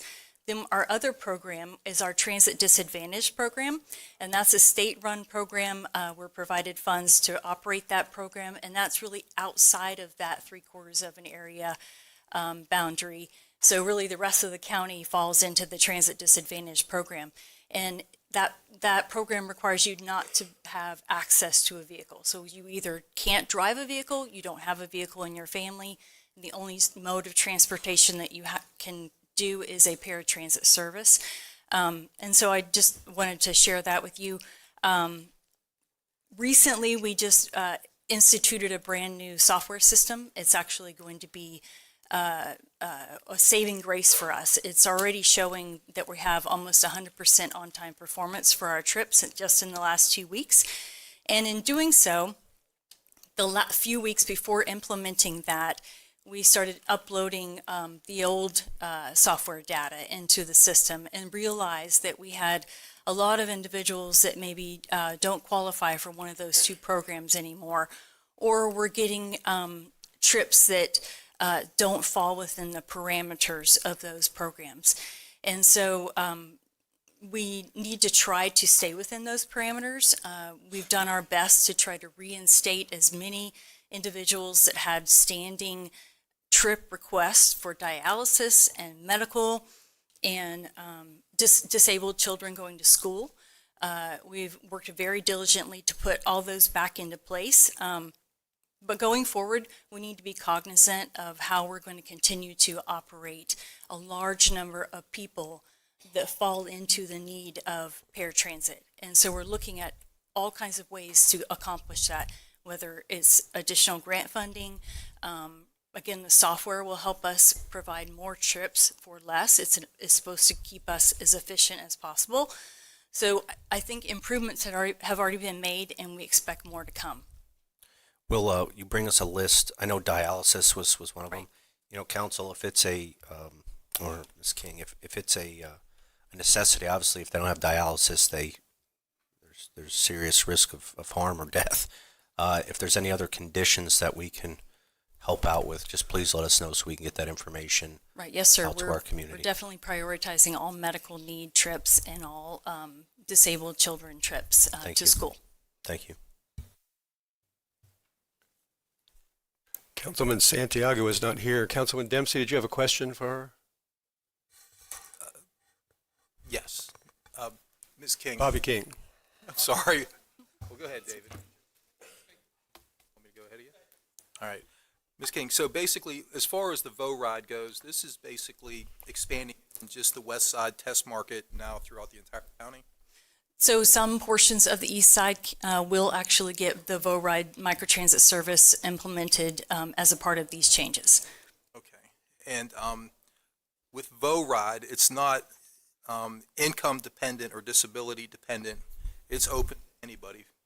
It correct? is, true. And the fare is still $2 per ride? $2 up to 5 miles, and then $1 more for each mile, maximum 10-mile trip. Okay. And the comparable cost for the same trip with Uber, Lyft, or the taxi cab companies would be how much approximately? So we did some comparisons, about $10 to $12 for a trip, similar. Okay. Mm-hmm. All right. That's all I have for questions. Councilman Santiago. Thank you, Mr. Chair. And first, I'll apologize if you mentioned this when I stepped to the back, but Can you tell us and everyone, we did this pilot project, right, in West Volusia. How has that been received from the residents in those areas? And talk to us about utilization since we did that pilot project. Right. So it's important to know that most of our microtransit options on the west side and now on the east side were centered around poor performing fixed route, which is a big bus, in case anybody doesn't know. And so by implementing microtransit in the area that we took a fixed route bus out of, we're able to provide service to more people because it goes everywhere in the community, not just down the same road every single day. The west side, we've had a 25% increase in ridership over here in the last year. So what you're saying is that 25% more people are utilizing the service since we took those big empty buses off the road?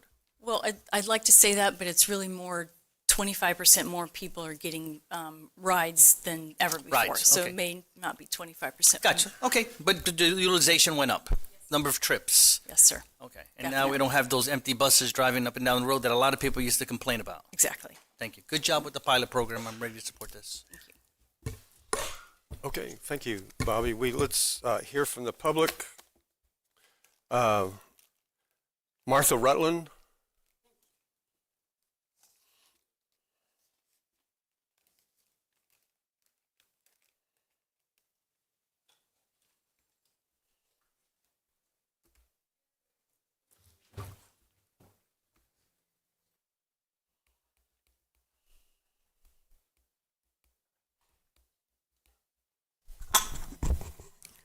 I'm Martha Rutland. I'm clergy, United Methodist with Coronado United Methodist in New Smyrna Beach. And what's your name?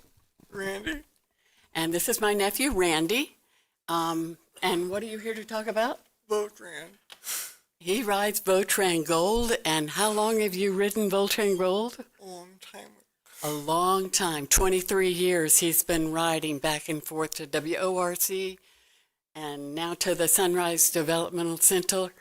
And suddenly his ride was at risk. And he is one of the 60 standing rides of 170 previously. And those are people, those 170 riders were approved with lots of paperwork, about 5 pages of documentation to get a pass to ride Voltran Gold. Now there are 60 standing reservations, as I understand, and 19, and they're limited to 79 riders out of however many they had before. I don't know how many, but I have been on the phone for 3 hours waiting for a reservation. He has a standing reservation now to ride, but it can't be modified. So if his parents are out of town for work and I'm backup, I'm vying with all of the people who were previously riding Gold and now cannot have access to for his ride. It looks like they're limiting it to 79 people, and that means I've been on the phone for 3 hours every time I've had to call for a reservation for him. It's not a tenable process. Do you have anything to say? So I'm concerned about how many riders you formerly had on Gold and how many you're serving now. Because his life depends on that. He knows the riders, he knows the drivers from all of those years what do you most like to do when we're together? Eat out. Eat out. So we go out to eat. He knows the cooks. He knows the servers. In the nursing homes, we visit about 30 hospice patients a week. He knows the staff. They're dependent. And many of the patients were dependent on rides to Walmart to get food. Now they can't get on the phone. They can't get their add-ons. They can't get a ride. And so when he says, I'm upset about Voltran, they said, oh, we know, because that service has not been available in the last month.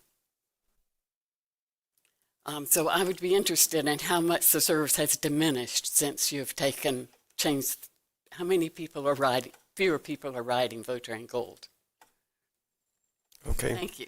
Thank you very much for coming in. And Bobby, when we get, not yet, but I think we have 9 people that want to talk. If you could make notes, because I would like to hear your And I could see you wanting to respond while she was talking. I know this is important to you. Thomas Kerrigan. Right there. Hope that's okay. You can. Pull it up. There we go. Thank you.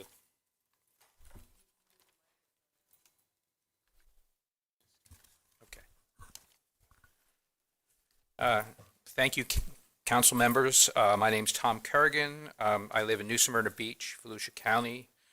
I understand from recent reporting by the News Journal that the funding for Votran Gold has been substantially reduced. This will, in my opinion, render the service woefully inadequate to meet the needs of those residents who so desperately depend on it. I respectfully request that the board reconsider funding for this vital service. Thank you. Thank you very much. Ruth Edwards.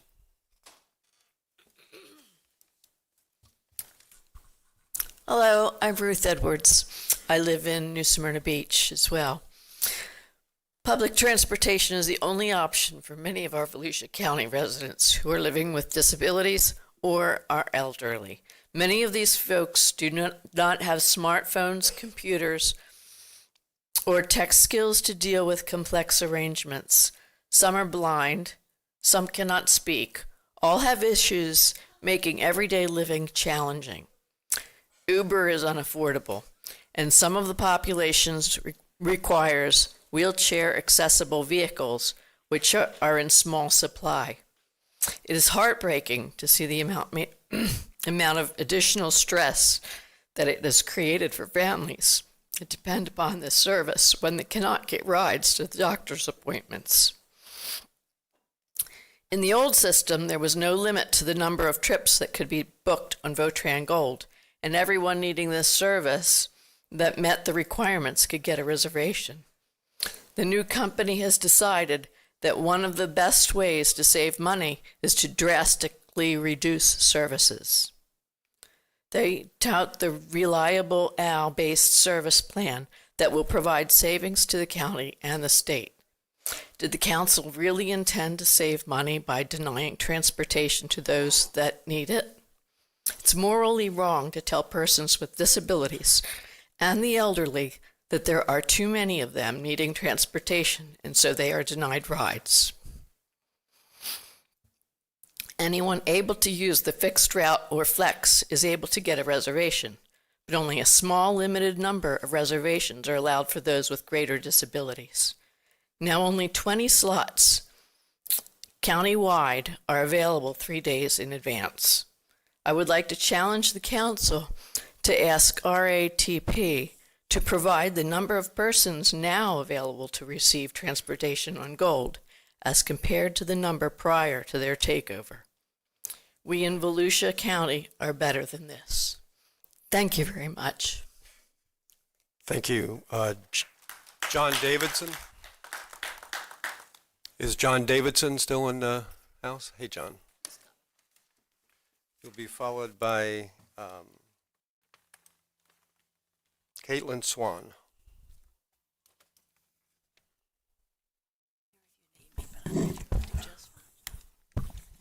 Good afternoon, gentlemen. My name is John Davidson from New Smyrna Beach. I too would like to speak about Votran, and I ride Votran to work at Ocean Properties and Management for 27 years, 5 days a week. And I understand that they're going to be changing to VoRide soon, which is fine, but there's some issues here concerning the Flex, VoRide, and Gold service that I would like to bring up. First of all, the standing order.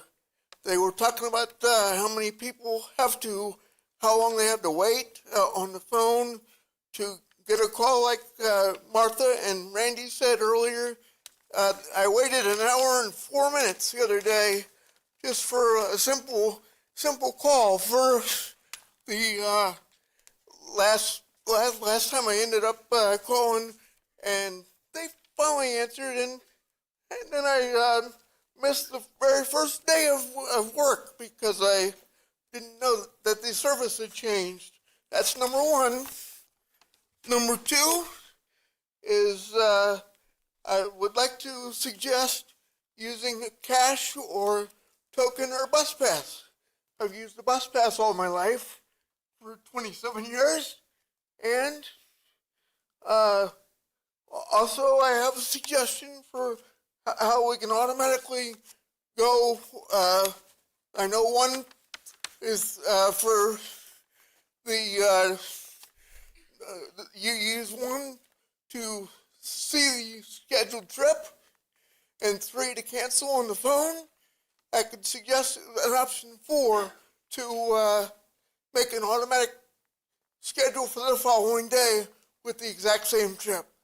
So please, let's consider this and have a wonderful afternoon. Thank you so much. Thank you very much for coming in. Yeah, right. Caitlin Swan, followed by Kim Long.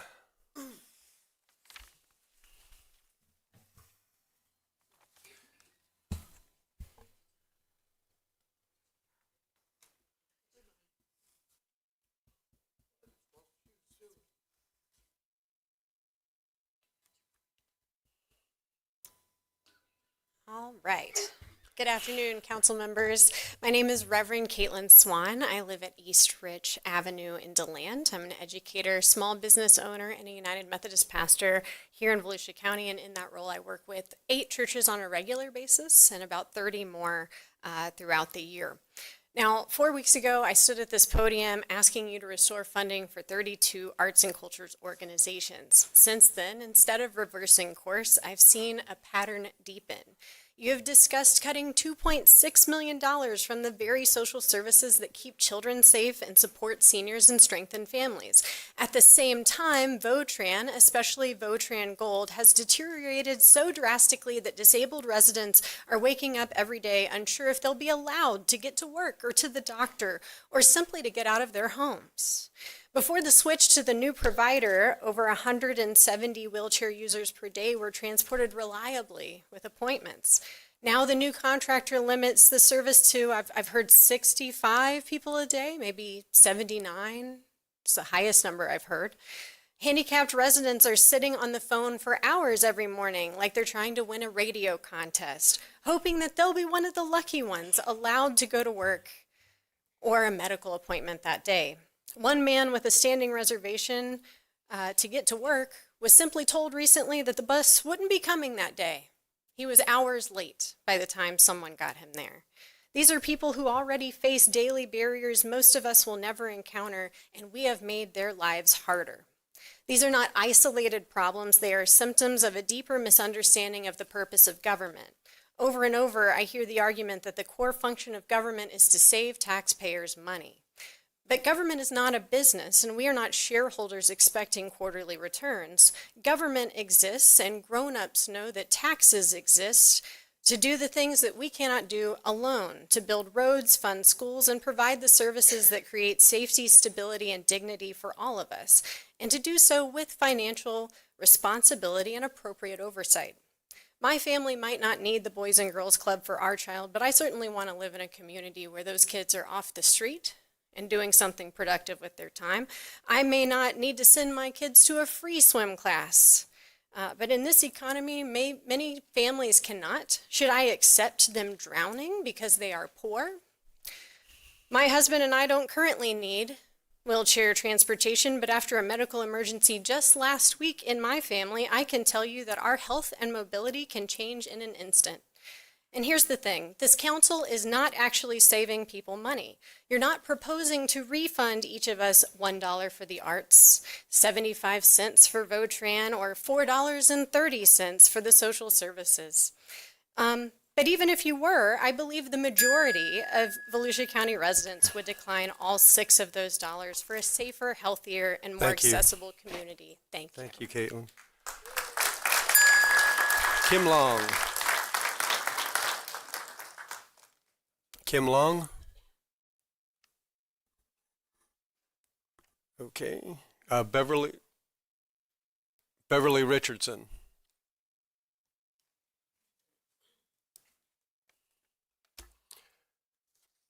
Karen Hall.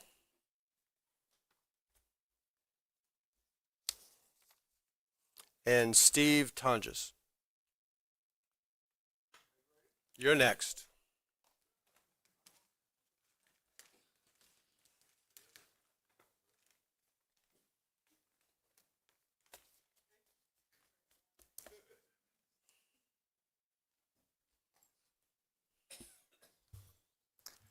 Hello, my name is Steve Tonjes. I live at 423 West Pennsylvania Avenue in DeLand.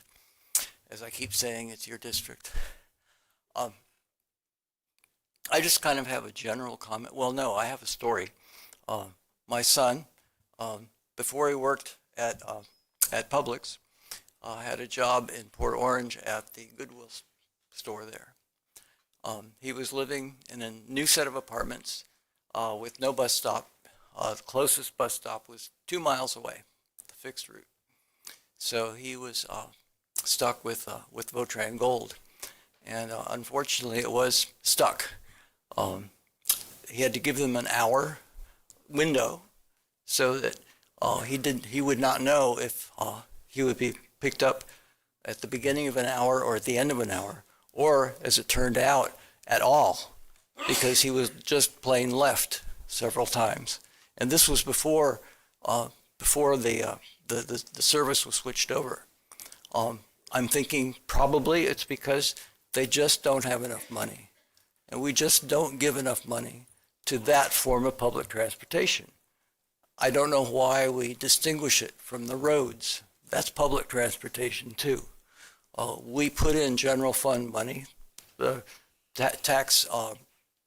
gas taxes don't pay for all of the road expenses. I just hate to see us be so stingy with money for people who need these services, who don't have any other options. And I think Caitlin said it much better than I'm saying it. It's a public responsibility. Thank you. Thank you very much. Council, do you have questions for Bobby King? Mr. Chairman, I was going to ask if she can address the issues. Yeah, thank you. I would love to address some of these issues. First of all, I would say that there's no doubt that our top priority is our paratransit needs. We serve about 850 trips a day. That's a lot of trips throughout the county. As I described earlier, we have two different programs. The Transit Disadvantaged program, that state funding has dropped every single year, even though we continue to show that we need to provide more and more trips in that program. And so we would need to, we're asking them for more money. We're trying to find ways to increase that fund so that we can give more trips. There's no doubt that that need is there. We did have to limit some of the trips for the TD riders only. We can't limit the ADA paratransit trip eligible individuals. That's a federal requirement. The transit disadvantaged, we are supposed to book trips first come, first serve. Obviously doing that keeps people from getting their medical trips that they require. So we instated what was put in place before it was incorrectly put in place, the ability for people to have those standing orders. Dialysis, they have to see dialysis 3, 4, 5 times a week sometimes. All of those trips are back in place, and they're getting those trips. If it needs to be adjusted, I can assure you it can be adjusted. I don't know where that information came from. I also want to say that our new contractor is not at fault here. This was a decision from the county, from our division, helping them understand how to provide the service. They realized that the services were being provided outside of the parameters and came to us asking for a solution so that they didn't continue to do that. And they're rightfully so. We need to stay within the parameters of both of those programs. We are audited on it at a federal and state level. So it's important for us to try to stay within those guidelines. We have had very serious phone issues lately. We just had them fixed by AT&T on Sunday. I think that those long waits for the phone calls were 100% related to that. And all of our staff in customer service, if we got emails from them, they were calling everybody back as fast as possible. There wasn't much we could do about it. It was our AT&T service provider. Trying to make sure I cover all of these. The trips can be scheduled 7 days in advance, not 3 days. We do not limit the medical trips. We do not limit the school trips. We're just trying to limit what we call recreational or shopping trips. Not that there's not a need to do that, but we have to prioritize somewhere. And obviously medical needs are our priority. Our software will soon provide an option for scheduling via app or online. So there may be less of a need to call in the future. So we're excited about that. That should be rolling out in the next couple of weeks. I think I wrote down everything I wanted to make sure I addressed with you, but I'm happy to answer any questions. Okay, Councilman Santiago. Thank you for the answers. I'm going to make it a little bit more simpler to understand. I know it was very detailed. Based on the initiatives here before us, are the issues that these speakers came up and shared, will that no longer be a problem if we implement this? Well, so if you're talking about microtransit, in the areas that we can introduce microtransit, anybody that's able to get in and out of a vehicle will have a much better option of getting a trip. We also do have wheelchair accessible vehicles in that fleet as well. So those will be options for people in those areas. So the possibility of getting a trip increases by providing the microtransit in these areas that we're presenting them. Is that a yes? Yes. Okay, so you feel that implementing this will solve their concerns? Some of them, yes. Mhm. Okay. Regarding the call times, is that a contractor or is that internal? Is our own phone system. It doesn't have anything to do with our contractor. We definitely had phone outages. It was sporadic for several weeks, and it finally went all the way down on Friday, and AT&T were out on Sunday fixing the line underneath the ground. And prior to that, what would you say our average speed of answer was? Well, we do get a lot of calls for trips. It is a very, very, very busy, very needed service. So I honestly can't say, a couple of minutes at least. Okay. But I know that our contractor has increased the reservation staff and the customer service staff to accommodate even later in the day things that we haven't had before. So we're doing everything we can to make sure that we're able to take those calls as many hours of the day You're as saying possible. when the system is fully fixed, which it looks like it might be, and you implement some of these changes, there should no longer be any longer wait times absent any outages. Right. I think all the initiatives we're putting together, including the software abilities of scheduling online, and we actually have a new phone system coming. We were trying to get it in before the end of this year, but that and the outage being fixed, I think ultimately we'll start to see major improvements on that.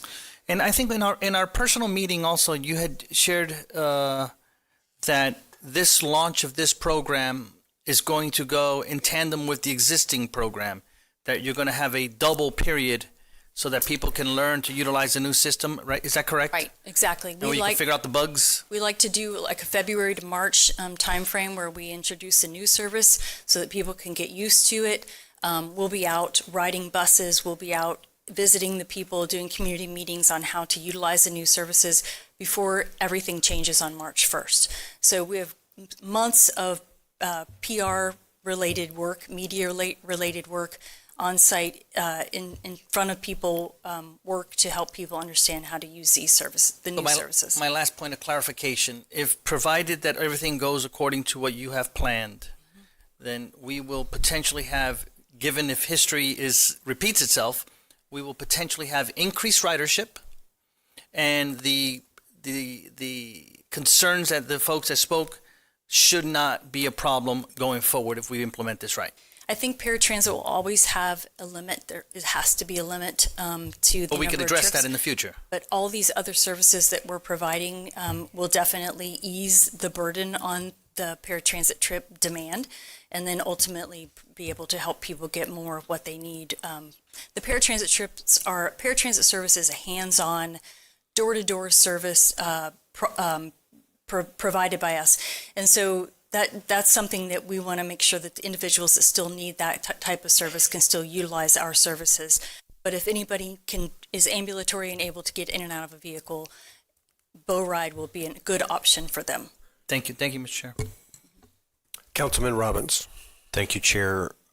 Ms. King, is there a way, just as kind of a safety net in the future, can we set up that new phone system? If it's over 3 minutes, can it forward to somebody else? I will look at that. That's a great idea. You know, to hear some of the stories. I understand this went on for months and months and months, but you know, how do we prevent that from happening again? Just a couple weeks, but it was weeks. Still bad. But correct.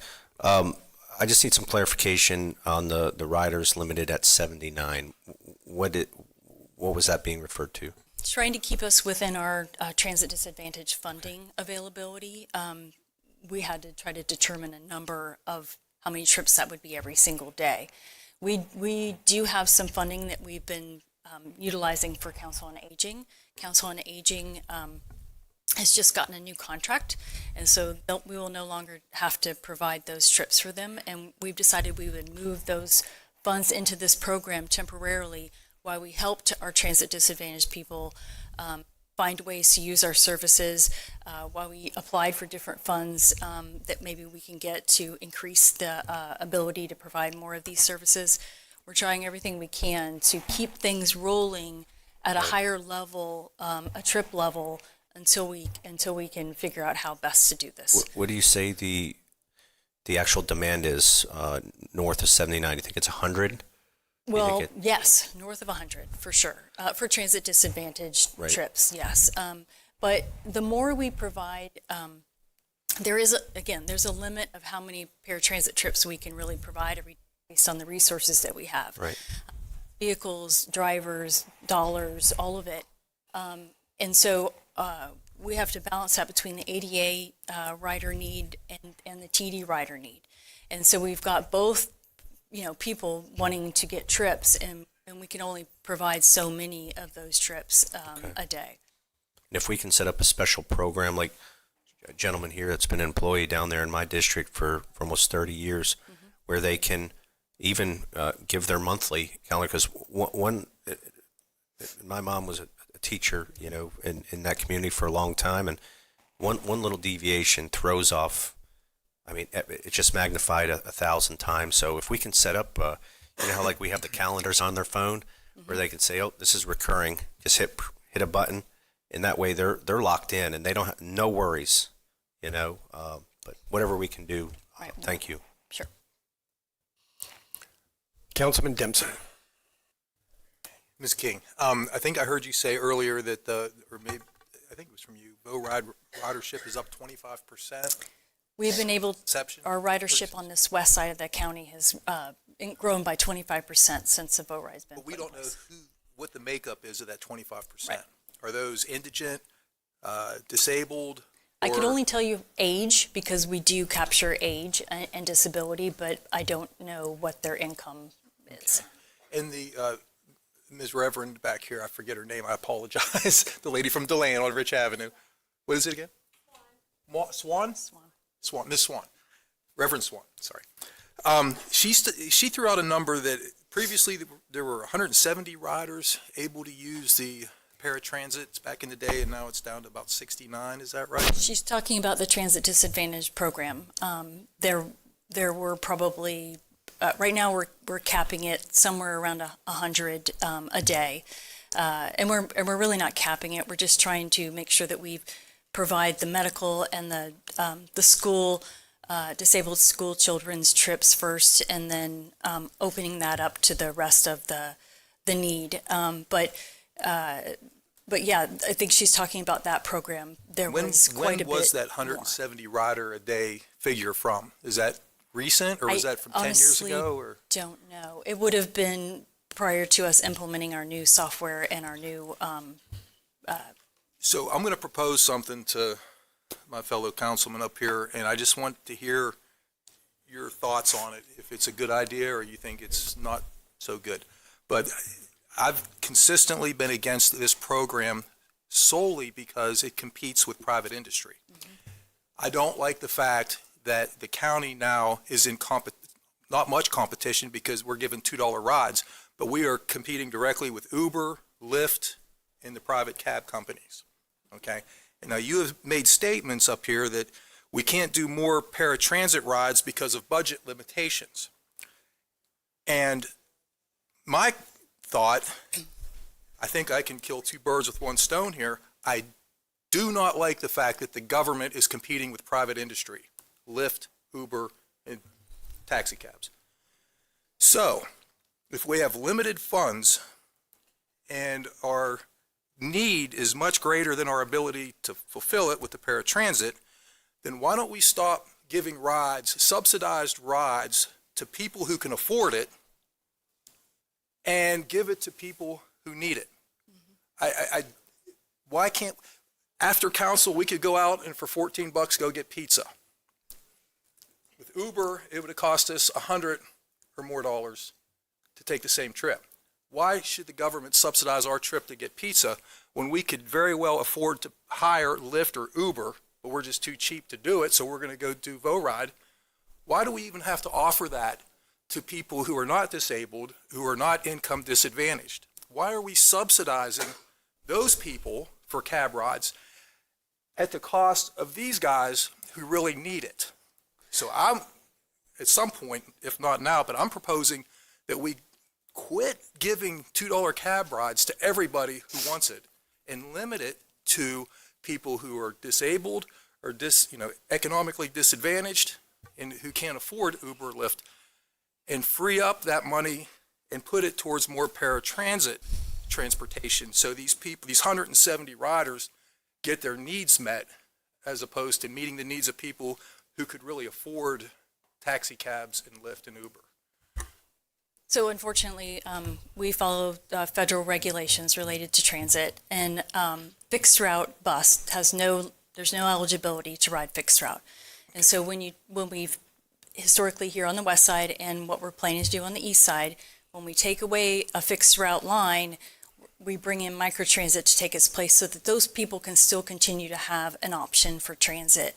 They don't have to be eligible. And so if we were going to require an eligibility for microtransit, it would be like our paratransit service. And we wouldn't be serving all of the public, which is what we're supposed to be doing with our federal and state dollars. So you're saying we can't just quit offering as many VoRides and give it towards county-funded paratransit? Well, yeah, essentially, yeah. I can't discriminate from individuals that have income or individuals that don't. Okay, it's so open to everyone. So we're saying that the law would prohibit us from giving rides to people who don't need it at the expense of people who do need it? I'm sorry, say that again. It just doesn't sit well with me that we're subsidizing cab rides to people who could afford to hire their own private cab at when that money could be used to help the paratransits who really need the help and need that funding, and they can't get that. It just doesn't. You're saying there's nothing we can do to transfer that money? Not that I'm aware of. We can't limit it, but the microtransit does help the paratransit in some ways, because we have wheelchair accessible vehicles and things in the fleet. Because I've heard from people, we know the same people, right? And they're having problems. I'm hearing the same thing from that person who works every day at the courthouse, telling me the same things that they're telling me. And so I just want to see as much of this mass transit money as possible going to help the indigent and the disabled, as opposed to helping people who don't even need it. They're just taking VORIDE because it's cheaper. Yeah, I can just tell you that our federal dollar allocation really only says that we have to provide 20% of that funds toward ADA. I don't make the rules, but we provide a lot more than that. We don't just say this is all we're going to do because that's what we're required to do. We provide a lot more service than that, but that is how it's set up. So if we voted today to direct staff to find every possible way to divert as much money as possible to help the paratransits in the low income as opposed to the people who don't need it, do you think we might be able to find something that would help them?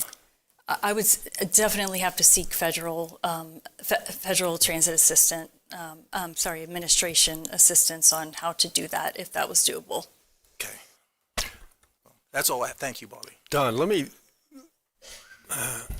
I think what you're asking is, can it be means tested? Yes.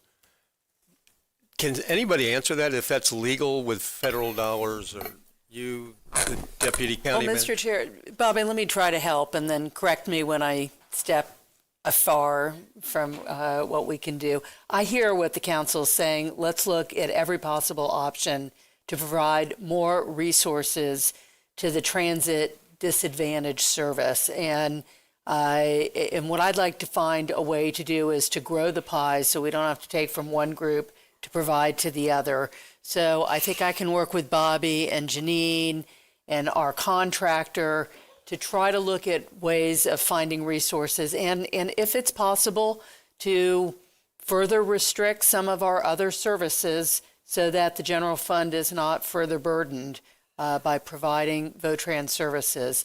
The other ask I would seek concurrence from the council on is to possibly craft some letters to bring back to you urging the state delegation to help restore some of our funding to this program. As Bobby said, they have reduced our funding through the FDOT for these transit disadvantaged trips. And that is something I don't know the state realizes the repercussions we're finding here in Volusia County. So I'd like to look in all possible avenues to try to bring resources to the table to meet the needs. Bobby, one clarifying question. You've stated a couple of times we prioritize medical and school trips. What about work trips for the disabled? Are they similar to the recreation category or more to the mandated category? Right. We haven't prioritized those trips, but they're obviously available if we have room for them. So that may be another option, Council, is to look at also adding those work trips into our priority. That may mean that people wanting to go out to restaurants may be more limited, but we're going to try to grow this pie and to try to get the resources distributed to this program to the best that we can. Mr. Dempsey, I think when we had the big buses running on the west side, of course, we don't stop people as they get on the bus and say, can you afford to take an Uber? Everybody is allowed to ride the public transit. And our VORIDE service on the west side is funded in part by federal dollars that we're getting through the FTA. So similarly, we can't screen people for eligibility based on their income. It would be practically impossible to do that as well.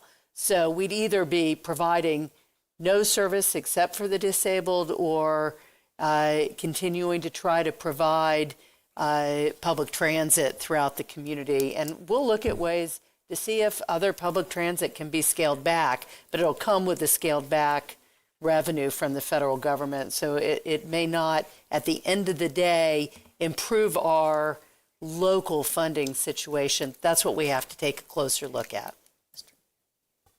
Thank you. Bobby's saying That is more true. or less. That's true.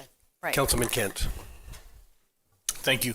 Ms. King, I appreciate your honesty because it felt like a couple of councilmen were asking you some pretty pointed questions, and I felt like you were very honest in your response with, well, it's not going to solve all of it, and part of that's going to be solved, and you were very cautious with that, and it was a smart move on your part, by the way, and I think an honest move on your part. Two things I have questions about. So I believe this woman when she says she's on the phone for 3 hours, and I believe this man when he said he was on the phone for 1 hour and 4 minutes. Like, that's an epic failure, like epic proportions, like not okay. So my question is, did you say it was weeks that there was a problem with AT&T? Like, I could swallow if it was hours. Like, there's a problem with AT&T for hours that we had to get worked out, but weeks? Yeah. And like, who at the county level was screaming and yelling from the top of every building to AT&T saying, hey, you're epically failing our community because this is going on for weeks? Exactly what it took to get it done. Exactly. Okay, well, if that's what it took, someone wasn't screaming loud enough. Because for it to go on for weeks, that doesn't sit well with me. And I like where Mr. Robbins is going with over a certain amount of time on the phone. You're either transferred over to someone else or you're given an option to leave a message, and within X number of minutes, someone's going to call you back. We got to get that fixed, because being on the phone for 3 hours and 4 hours, one hour and 4 minutes on hold. And then the gentleman had a question about, for 27 years, he's used cash or a Votran card that he could load money on, I think. So what's the option there? So he's talking about, we have pass options for our fixed route bus. And so I know that he's been using probably the pass option, and that is the most economical option available for fixed route bus. That's not available for paratransit. It's $3.50 a ride. And it's not going to be available for VoRide either. It isn't over here on the west side either. And that is because it could be to an extent that we can't handle the number of trips that people would be scheduling. And so we have to limit it to some extent. Although we are continuing to provide the free transfer to the fixed route bus from VoRide to and from. So it's a very cost-effective option. Yeah. And the only thing we just can't do the pass, because it just becomes, it could be a problem where they bought a pass and then not actually be able to use it enough because they couldn't get enough rides. So it's kind of a catch-22. Right now, pass holders use it about 50 times a month. And so that's about a 50% reduction in what they would have paid if they paid each individual trip. Our community showed up tonight about this issue because it impacts them hugely with their everyday life. And Ms. Conchin, you're exactly right as far as talking to our legislative delegation, because I had a conversation with Representative Tremont, and he said to me about this issue, man, let us know at the state level what you need, because we can help. And I take that stuff seriously. Like, if he says it, I believe him. He's a man of his word. So we need to let Representative Tremont and the others know in our Volusia delegation, like, there are consequences to cutting funding, and this is what it looks like. And we all know in a society, you take care of your youngest, most vulnerable children, you take care of your oldest, most vulnerable citizens, and you certainly take care of your disabled in your community. So I'm confident this can get better, but it has to. Thank you. Councilman Johansson. Thank you, sir. Thank you, Bobby, for all your help today. I think at the end of the day, and a couple of people have said it, that we need to ensure that there are no gaps.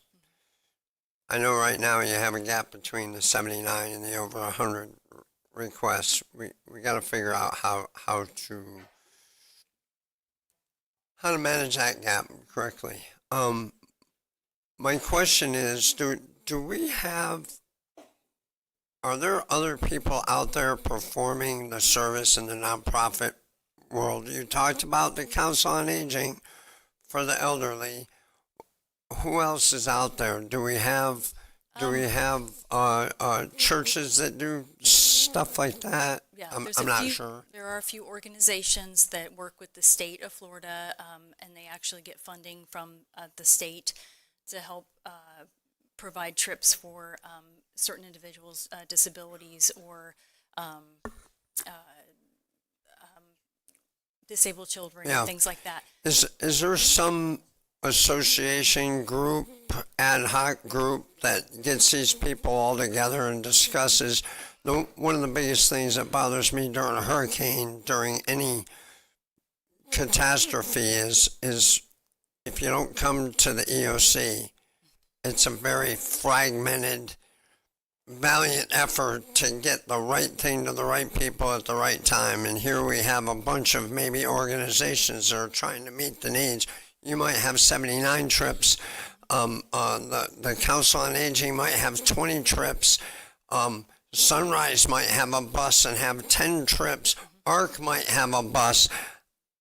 I don't know. We're all up here thinking that, oh my God, we got this huge gap. But I don't know if we do. And that isn't to mention the people from the schools who are willing to help the parents. I'm not saying there's not a problem. I'm saying can we coordinate it somehow? Maybe the county's got to be the coordinator. Heaven forbid. You know, the last place I want something to be done is in a government. But do we need that? And or can we get there? Your thoughts? Well, we are the community transportation coordinator for Volusia County, Right. and so that's why we do work with all those organizations. Okay. They get their funding from FDOT, but we do work with those individuals to make sure that they have the proper insurance requirements and that they're actually working with FDOT properly. But they do get their funding directly from FDOT. So we do have a certain level of requirements that we do for those the ones that you actually Sure. mentioned, and Duval Home to top as well, and the Center for Visually Impaired. They all have certain number, but they're never enough, and they do fall into our hands to help supplement those trips. Got it. Thank you. Councilman Santiago. Thank you, Mr. Chair. I see you're up, Mr. Chair, but I wanted to call the question, if you can call the question after your comments. Sure. I think she's got the picture of what we have to accomplish here, and I'd like to get us to a vote, because we sent the message already. Do you have any idea, or does staff have any idea, if the West Volusia Hospital Authority Green Card offers any money for transportation for disadvantaged? I don't know. Can we I'll check. find that out? Because they got a pot of money. They got $5 million or whatever it is that.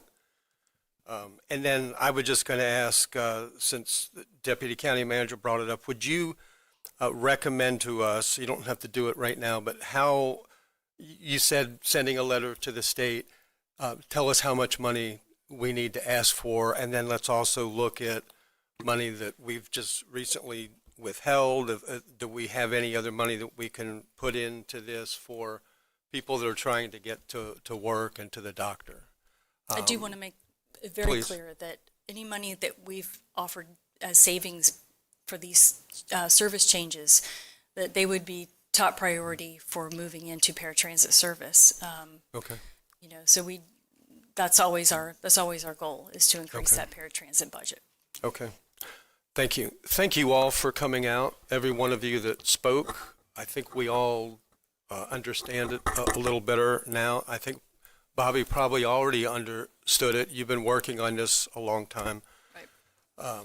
So we will continue to make improvements. We have item 4, we have a motion and a second to approve as written. Is there any other discussion? Yeah, I'm going to be a no vote on this, just because unless we could direct staff to somehow give us a presentation as to why we cannot back off of some of this subsidized VO rides for people who don't need it, and transfer that to the people who do need it. And I'm just not convinced that we can't do it. Not at this point. So I'd like to give staff and legal a chance to research this and make a presentation as to why we can't do what I suggested earlier. Okay, and I think that's let's add that to what I just asked Deputy County Manager for, to bring back at the next meeting. How much money do we need? Can we do what you want to do? And because we can always keep improving this. Always. Councilman, Ready for a vote? okay. Then all in favor of approving item 4, please say aye. Aye. Any opposed? Aye. And the vote is 5-1. Mr. Chairman? Yes. If I may, the next 4 items we have are basically technical procedural stuff for the most part for us that we pretty much handle without any real issues. I think the majority of the people here are here for item 8. And Item 9. Not a 9, sorry. Okay. I got the crowd. I got everybody. I'm trying to help here. I'm from the government. I'm here to help.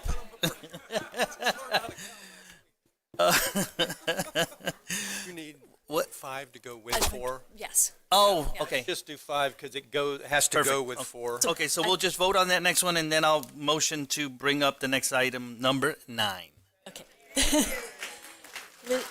Okay. This should be very quick. Item 5 represents an amendment with our current contractor, RATP Dev, to add the microtransit service that's been in our budget since the beginning of the year for this service. The service changes that we just talked about, this helps make that come to life. Move to approve. David Sandu makes a motion to approve. Jake Johansson makes the second. Any questions for staff? Any debate? All in favor, say aye. Aye. Any opposed? That one passes 6-0. Thank you very much. Mr. Chairman, And now- I move that we adjust our agenda to take up item number 9 next. Okay. Without we objection. have a motion on the table to move to item 9, and then we'll go back to item 6 and finish the schedule to probably an empty house at that point. Is there a second on that motion? Any questions, discussion? All in favor, say aye. Aye. And so we will proceed to item 9. Can you clarify who the second was? Pardon me? The second.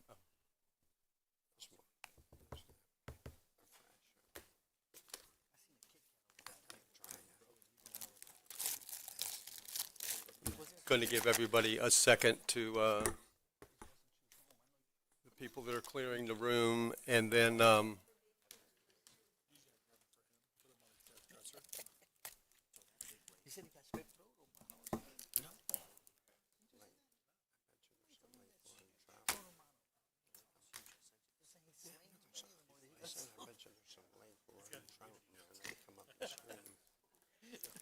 Slow down.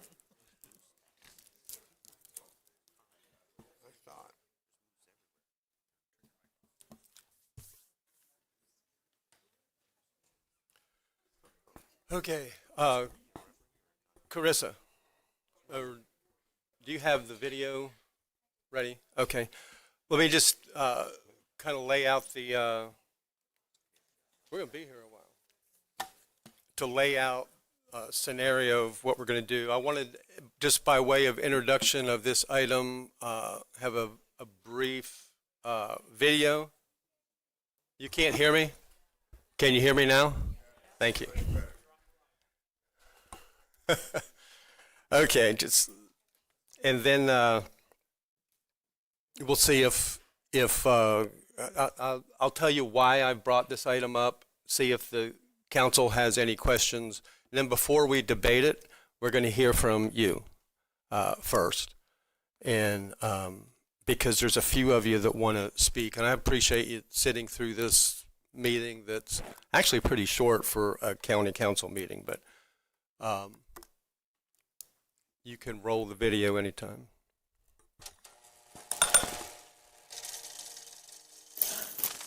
We're active in about 15 campuses, and we're growing very, very quickly. And keep in mind, this is not just a flash in the pan movement. We're going to become an institution. to give them the power and the confidence to stand up and let their voice be heard. I started this organization when I was 18 years old. I decided not to go to college. I didn't get in my dream school, which was the United States Military Academy at West Point. I have this idea to galvanize and motivate the future youth of this country around a core set of ideas, not just political parties or politicians. And the ideas are really America's the greatest country in the history of the world. The Constitution is the greatest political document ever written, and free enterprise is the most assured way to lift people out of poverty and create prosperity for all. Those are the three big ideas. And I think that's something that can win.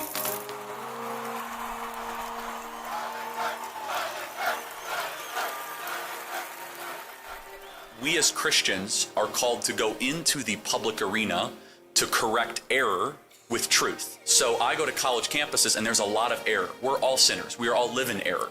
I'm far more interested in what God wants of me than what I want from God. I have to say this without getting emotional, but I'm very proud of my husband. And I know many of you are too. You have worked so hard. And I know a lot of you have seen, obviously, his videos on TikTok and all the stuff he does on campus, but no one gets to see him from my angle except for myself and our children. Pause in a second.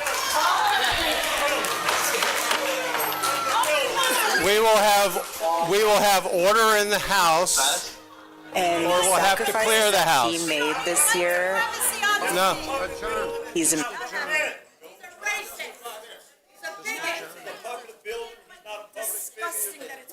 Okay. Okay, we have everybody here that would like to speak. We will have order in the House. That's the problem. That's the reason I brought this forward. Would you please complete the video? And the sacrifices that he made this year, he's amazing. I'm very blessed. And I would not have been able to do any of it without Erica. And that's the real truth. I'll tell you what.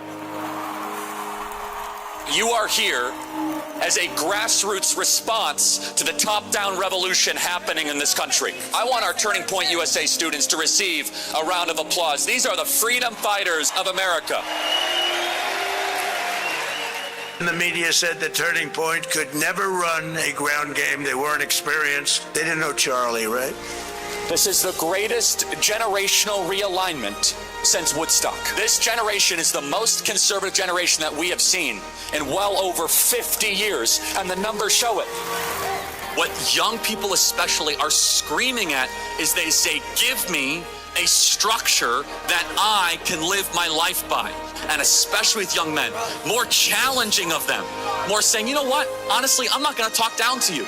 Stop being a boy and become a man. You want to learn what that means? Come to church and I'll tell you what it means to become a man. Because we have the greatest story ever told.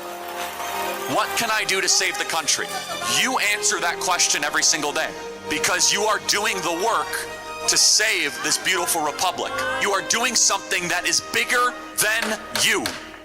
If everything completely goes away, how do you want to be remembered? I want to be remembered for courage for my faith. That would be the most important thing. Most important thing is my faith. Okay, order in the House.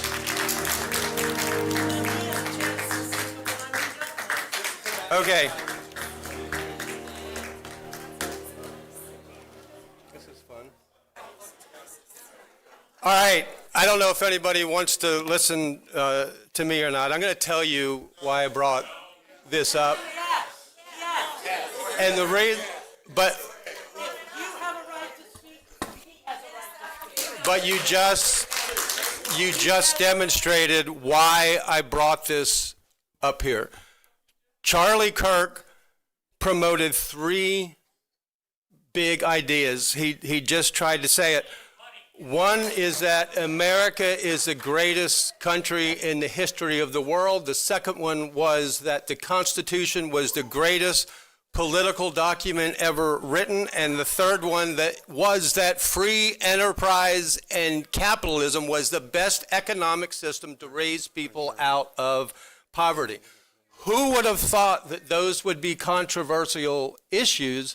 But the fact is that as we see from elections around the country very recently, that those things, the principles that are foundational to the American Republic are now questioned and are now controversial. And what just happened here is the best demonstration of what I was hoping to accomplish. And that is that when we can't stop and talk to one another without hatred and without anger to one another because we disagree, while some of you are constantly telling me that I have to be open-minded and fair to everybody else, well, I listen. I listen to everybody else, and I'm willing to listen to ideas.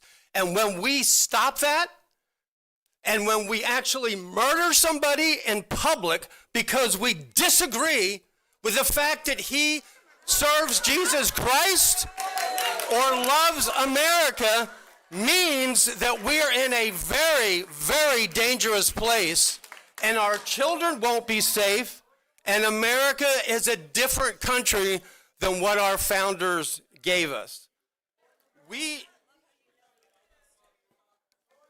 Thank you for, yeah. I'm going to ask you one more time because the council asking me, we can either have order in the room or we can clear the room. I want to hear what you have to say. I want to hear what the public has to say, and I want to hear from my colleagues. You don't even know what I'm asking for yet. So I asked for this because it is important that we be able to talk to one another as our neighbors, as our fellow citizens. Yes, Charlie Kirk had a deep faith in Jesus Christ, and he should be able to say that and not be murdered for it. I am not promoting religion in your life. I don't have to do that.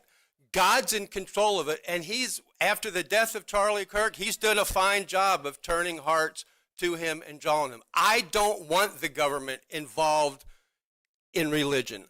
I don't want the government involved in telling us where to worship, who to worship, or how to worship. That's not why I'm here. But I want any one of us to be able to express our beliefs on the street corner without fear of being murdered. I want my kids to be able to do that without fear of being beat up or even confronted with hatred and anger. We're in a bad place if that's what we have come to.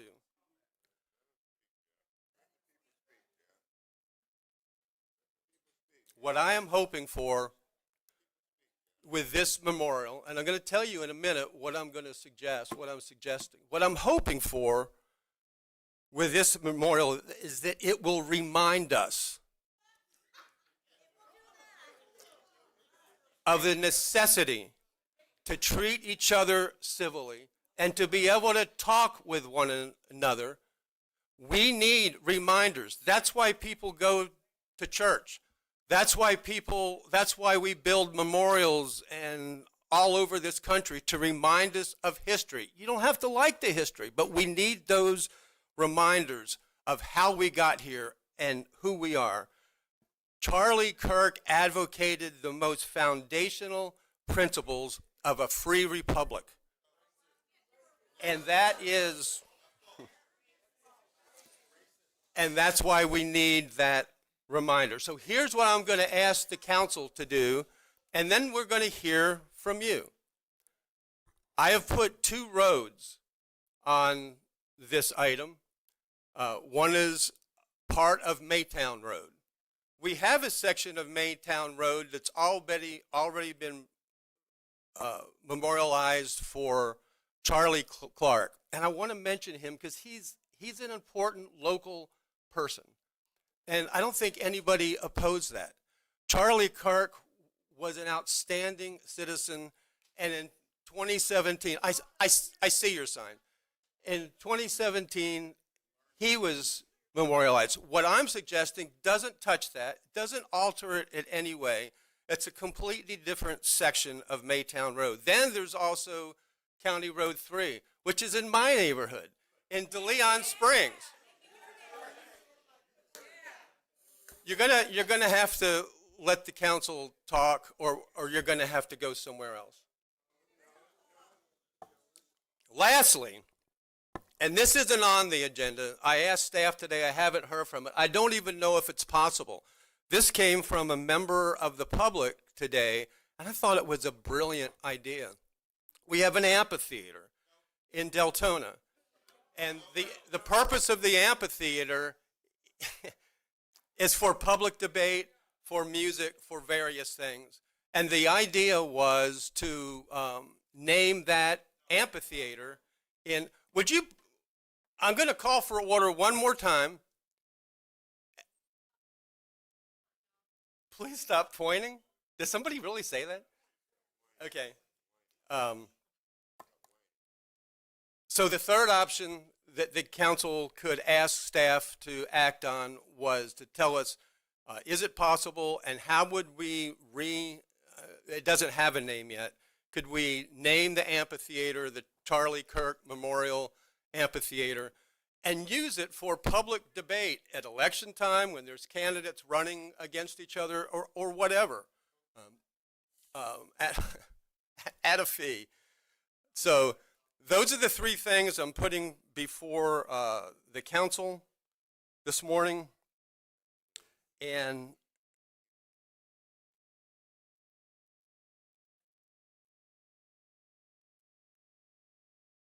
I just want to end with this. We all see right now what these signs are, what division can do. These American core principles should not be divisive. It should remind us that we are standing in the face of danger when we can't even talk to each other about things that we might disagree on. We have to be able to disagree and hear one another without hatred and contempt for one another. If we don't, America is going to be a very different place than what it is now. This that I'm proposing, I want to be a reminder that we need to love more, forgive with ease, and accept one another for where we are, just like I always hear in the public. Be open-minded and accept one another where we are. I do, and I'm asking you to do the same thing. So council, those are the three options. I don't know if you have questions for staff, questions for me before we go to the public. What's your pleasure? Okay.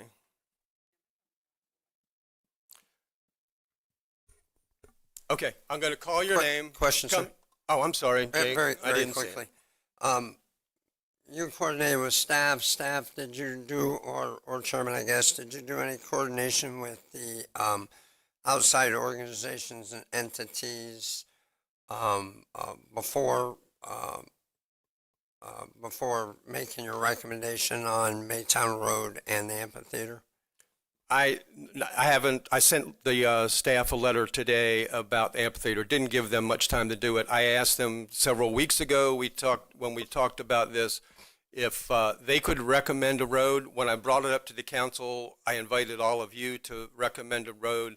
I recommended Beach Street, which I withdrew at the request of, you know, the story of the historical board on Beach Street that actually wants to change the name of the road. This doesn't change the name of a road. It just makes it, puts signs there as a memorial. Maytown Road and County Road 3, the staff recommended as options as county roads. Got it. Did you get the correspondence that I got from the Osteen organizations on Maytown by chance? Did I get any email? Yeah. Oh yeah. Okay, so, that's just my question. You got the stuff from the Beach Street folks, and you got it from the Maytown folks, and we haven't talked to, since it's new, the folks associated with the amphitheater, really, right? That's The correct. neighbors. All right, thanks. That's all I have. Danny? Thanks, Chair. And I believe when this originally came up, county manager and staff, I recollect that we asked for a list of possible locations. Do we have a list, or do we have kind of just what's been thrown out there? Because I don't want to keep on ping-ponging this thing around because it's taking on a life of its own. So, well, there were the two that we came up with. So there's no other county roads or locations? County Road is the only County Road 3 that doesn't really have a name, and it is a rural area. Where's that? It's in County Road DeLeon's. 3, we have a map if you want to put It's up. from the spring. It's just west of 17. There it is. It runs from Birch Park Road up to Emporia Road. Actually, it goes further, but I think the area they were suggesting would be up to Emporia Road. Okay. I have no other questions. Thanks. Okay. Georgianne Kaiser, when I call your name, please come to the podium. Podium goes up and down. Make sure that there's a microphone by your mouth, and you have up to 3 minutes to tell us what you want us to hear, and we will listen to you. Thank you. Hi, you're welcome. Gentlemen, a lot of people believe that Charlie Kirk was a good man, but he wasn't a saint. Many people believe that his assassination was programmed by some theys, that it was an attack against Christianity, but it wasn't. It was an individual attack against Charlie's personal spiritual belief. It was not an attack on Christianity. Some people look at his theology and they see acceptance. What I see is that his theology is one small faith practice among many Christian faith practices. If it represented all of them, then we wouldn't have Episcopalians and Methodists. We wouldn't have Orthodox Christians. We would have only Charlie Kirk Christians. But that's not the way it is. His organization demands Bibles in every classroom, to the exclusion of all other sacred writings. Jesus never would have bought into that. Jesus preached inclusion, not exclusion. He never forced his followers to listen to a given program. He always gave his followers an informed choice, and he expected them to make their own decision. Charlie Kirk's influence is not at this level. It's not at the level of a Martin Luther King or even another Christian leader. His rhetoric is not at the level of a Kennedy or a Roosevelt or even a Carter, or I'm sorry, even a Trump.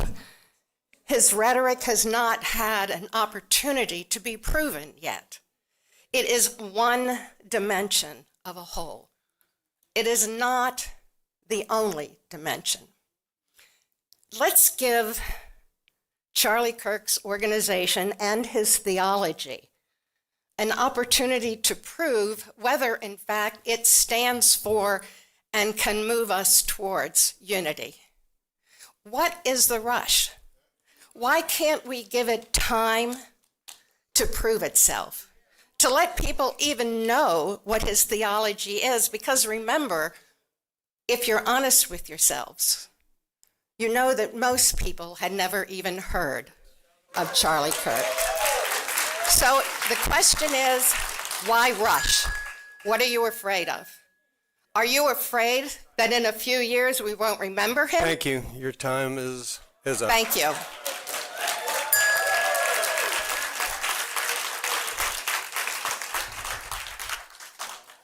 We're going to be here till midnight if there is that much applause between each speaker. Ilana Kraft.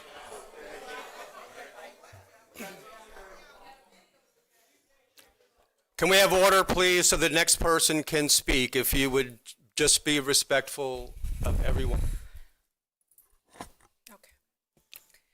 Good evening, council members. I am here to speak in strong support of dedicating a road in Volusia County to Charlie Kirk. What happened to Charlie was not just an attack on one man. It was an attack on free speech, on open dialogue, and on the right of every citizen to express their beliefs without fear. I'm afraid right now, actually. I am. Okay.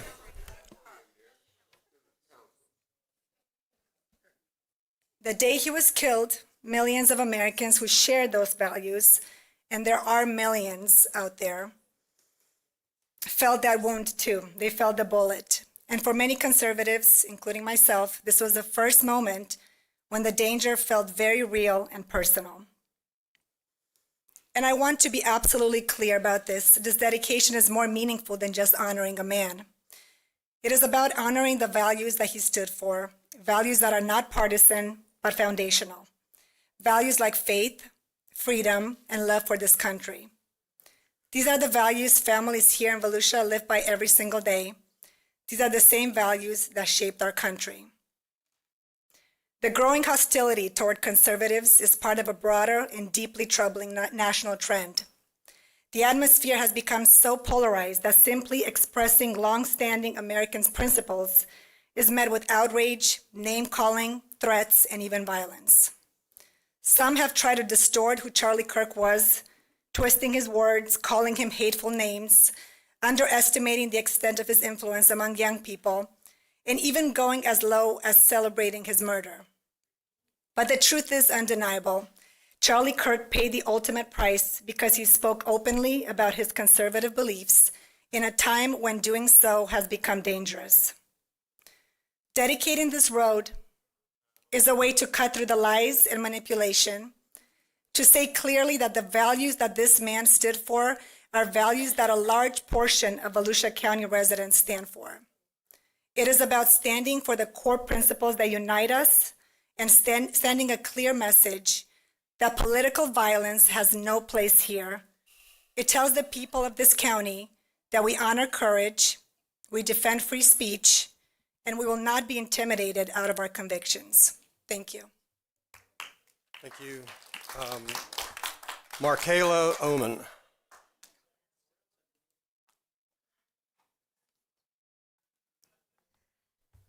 Good afternoon, Council. My name is Kayla, and for safety purposes, I'm just going to say I'm from Volusia County. Thank you all for giving me the opportunity to speak today. I'm speaking on behalf of myself, as well as TPUSA at Chapel of Faith in Port Orange and TPUSA at Daytona State College. I'm here to express my support for dedicating this road in honor of Charlie Kirk. I understand that some concerns have been raised about him not having any physical ties to Volusia County, and I'd like to speak directly and respectfully to that. While Charlie may not have lived here, his impact absolutely did. Over the past several years, he has influenced an entire generation of young people right here in Volusia County to become more involved in civic life. In a time when youth disengagement is a growing challenge nationwide, Charlie had sparked interest where many others had struggled to do so. Local students here have watched his content, attended his events, and spoke openly about voting, policy, faith, and responsibility, conversations many and older generations wished young adults would have more often. He brought political engagement, patriotism, and religious values back into the spotlight for thousands of young people, including many across our own community. The truth is, influence isn't limited in city limits. Sometimes the people who shape our communities the most aren't the ones who live here, but the ones who inspire those who do. This dedication isn't just about honoring a man, it's about honoring what he inspired. He inspired more young voters showing up to the polls, more youth invested in the future of our county, our state, and our nation, more conversations about faith, values, personal responsibilities, and more youth stepping up as leaders instead of spectators. In a world where it's increasingly difficult to get young people engaged positively, we should recognize those who have succeeded in doing so, whether they grew up here or not. A road dedication is a symbolic gesture, and it is an important one. It sends the message that Volusia County values critic engagement, values youth participation, and values the people who encourage the next generation to step forward. Charlie Kirk helped shape the mindset, motivation, and involvement of countless young people right here. His reach touched Volusia County, and his influence is woven into the lives of many families who call this place home. I urge the council to look not only at where a person has lived, but where their impact has lived. And in this case, that's right here in Volusia County. Thank you for your time, and thank you for your consideration for this dedication. Thank you very much for your comments. Greg Waite, followed by Donna Pepin.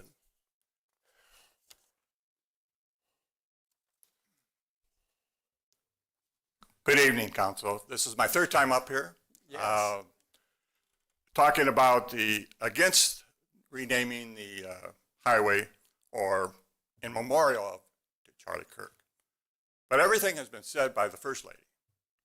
But I would like to say that I watched the whole live memorial service of Charlie Kirk. And what's disturbed me most, what was said by the president and by his confidant, Stephen Miller. That was scary. What he said was against a very negative approach. I was going to look for the quotes, but I don't have it. But you can look it up. And what the president says, I don't forgive my enemies. He said that. I don't forgive my enemies, like Erica Kirk did of the assassination, the person who assassinated her husband. What I don't understand is what's the rush to rename something in memorial of a person who has only been gone 2.5, 3 months. Where years and decades it took for Martin Luther King to be named or get a holiday or whatever, or Robert Kennedy, who was supposed to be my next president. I met him, shook his hand, then he was gone. What I'm saying is, what's the rush to rename something after a person who we really don't know? We don't know him. Something might come up later. I was going to read some racist things that he said, but he didn't live long enough to maybe retract some of those statements. So maybe it's my jump to, I don't want to jump the gun and say he actually believed those, but he didn't even have a chance to retract those. Some of them were, blacks, according to him, lived better in the 1940s than they do now. Before they even had the right to vote. Before they even had the participate in our democracy and economy. Or maternity leave is socialism. It is a government mandate paid vacation for having sex. Birth control makes women unattractive and crazy. What I'm saying is he said those things. He implied those things, but he didn't have time maybe to retract them. Or maybe there was something in his life that might come out later that we don't know and we're not going to be approved of. Thank you. Donna Pepin.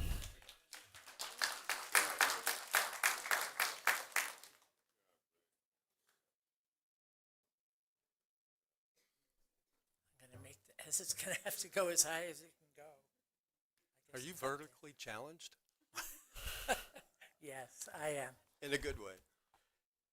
I have to say that I do believe that you, Jeff, that your motive is good in doing this. We've often disagreed on many things, you and I, but I think we both have integrity, and I have felt that you do have integrity and come from a good place. I don't want to see this highway named. I did not know who he was until he was murdered. Then I researched him and his killer, Tyler James Robinson, 22 years old. One of the things that Charlie Kirk said is, I can't stand the word empathy. And to me, Jesus is empathy. And he said that. Everything that I said, he said, I've looked it up many times. On the news, I heard he stood for gun rights, Christian nationalism. He was against the Civil Rights Act of 1964. He said that. He felt women should be in the home and not competing for men's jobs. But what really clinched me was when I saw him on what was called Thought Crime Panel Discussion. I was horrified. He stated that he thought executions should be on TV. He stated this. I watched this.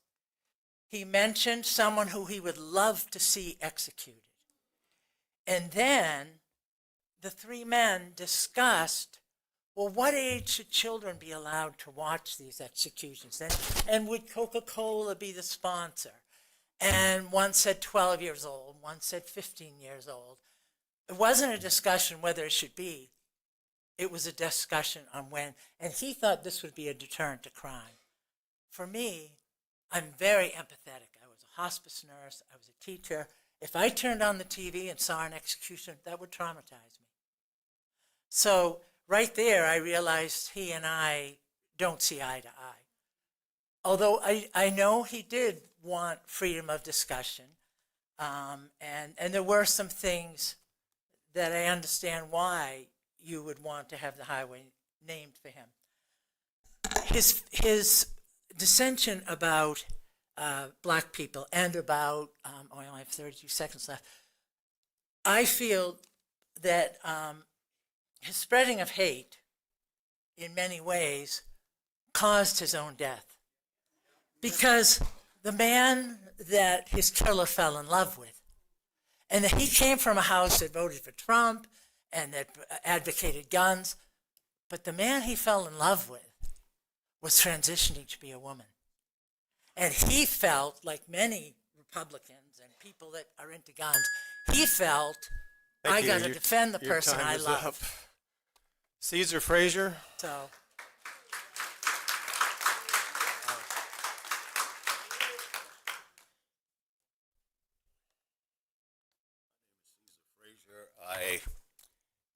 It's real clear to me. I just got wind of this last night.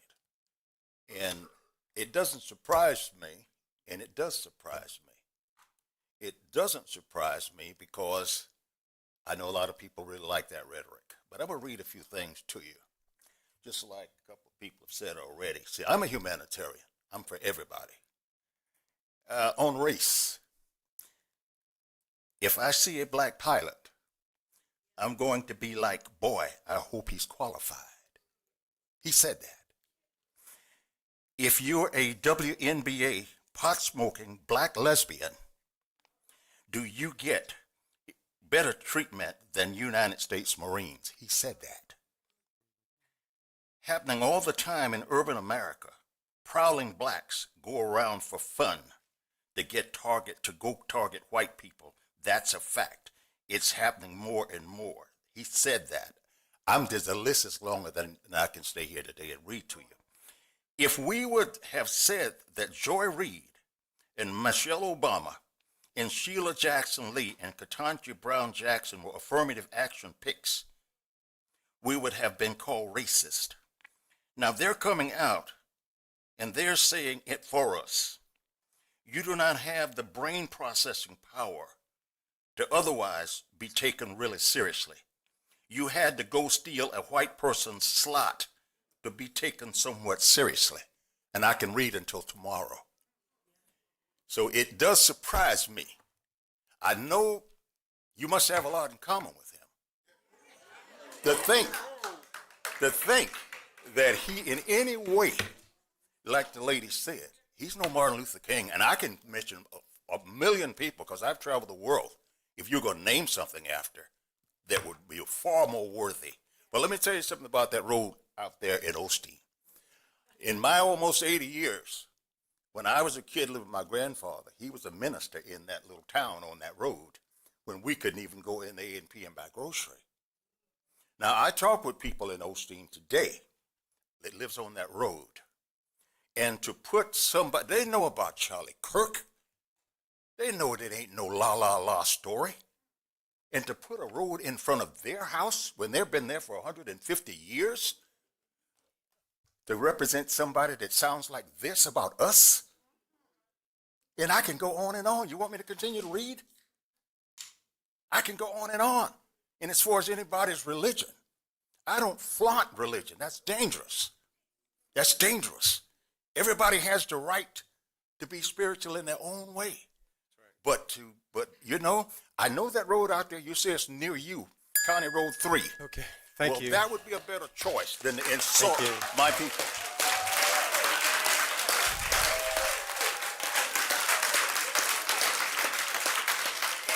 Sylvia Strother.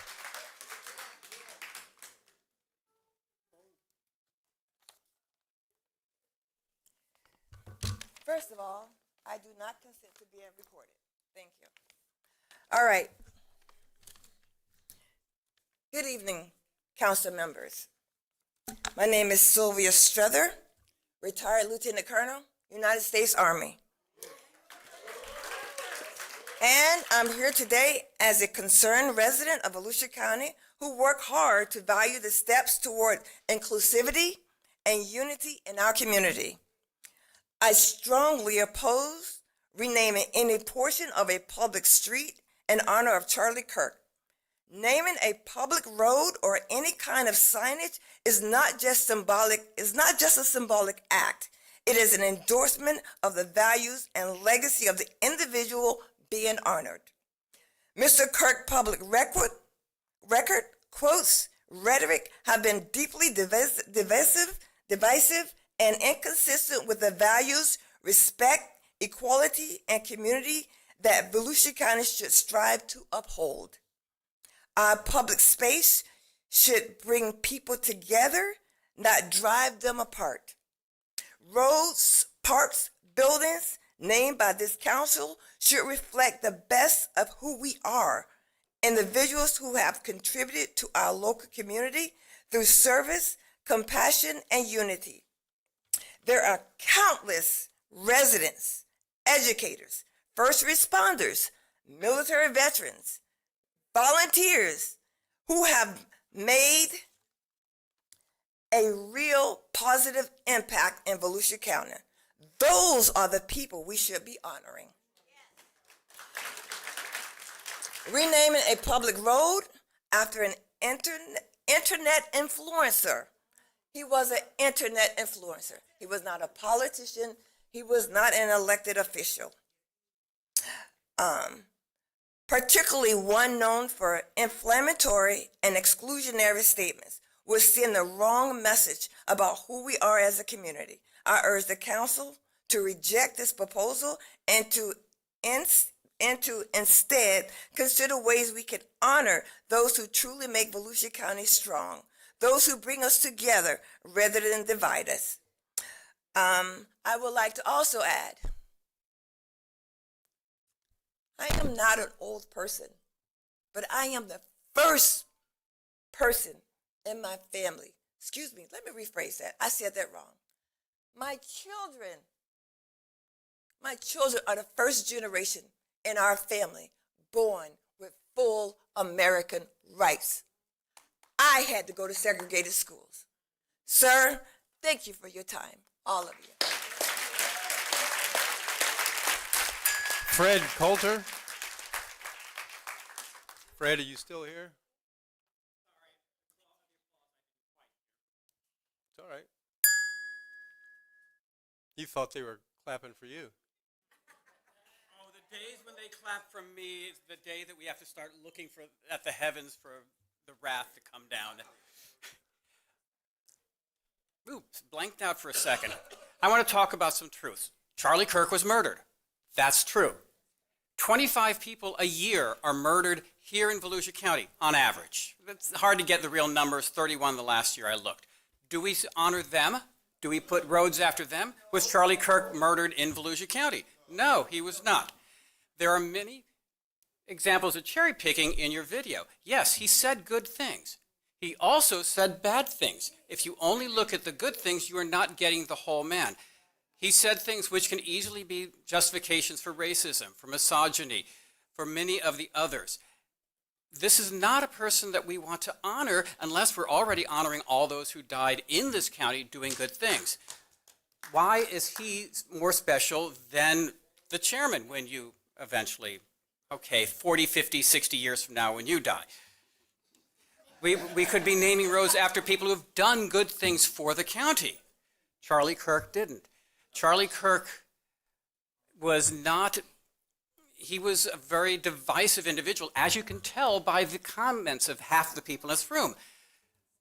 We aren't here to honor people that are divisive. This country is more and more divisive. We need to find people that are pulling people together, not people that are ripping us apart on both sides. And I mean, when I go on Facebook, and probably this may have something to do with my friends, when the people go to name calling, it's usually, not always, coming from the right. Coming from the left, there's some sneakier ways of looking down at people, but it doesn't go immediately to name calling. We need to stop the divisiveness and putting someone up there who had one specific way of looking at things and who made a living by basically convincing young people that they were wrong is not a way to keep us together. It is just adding to the divisiveness of what we're doing. We need to find the people that are trying to build those bridges. And right now in this country, that's going to be hard to find. So find those people that are trying to build those bridges and honor them. Don't honor yet one more person trying to rip us apart.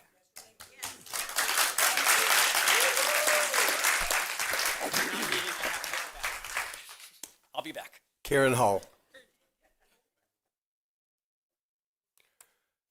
Karen Hall, and you will be followed by Melissa Thorne. Is Karen Hall still in the room? Melissa Thorne. Are you Karen? No. Melissa Thorne.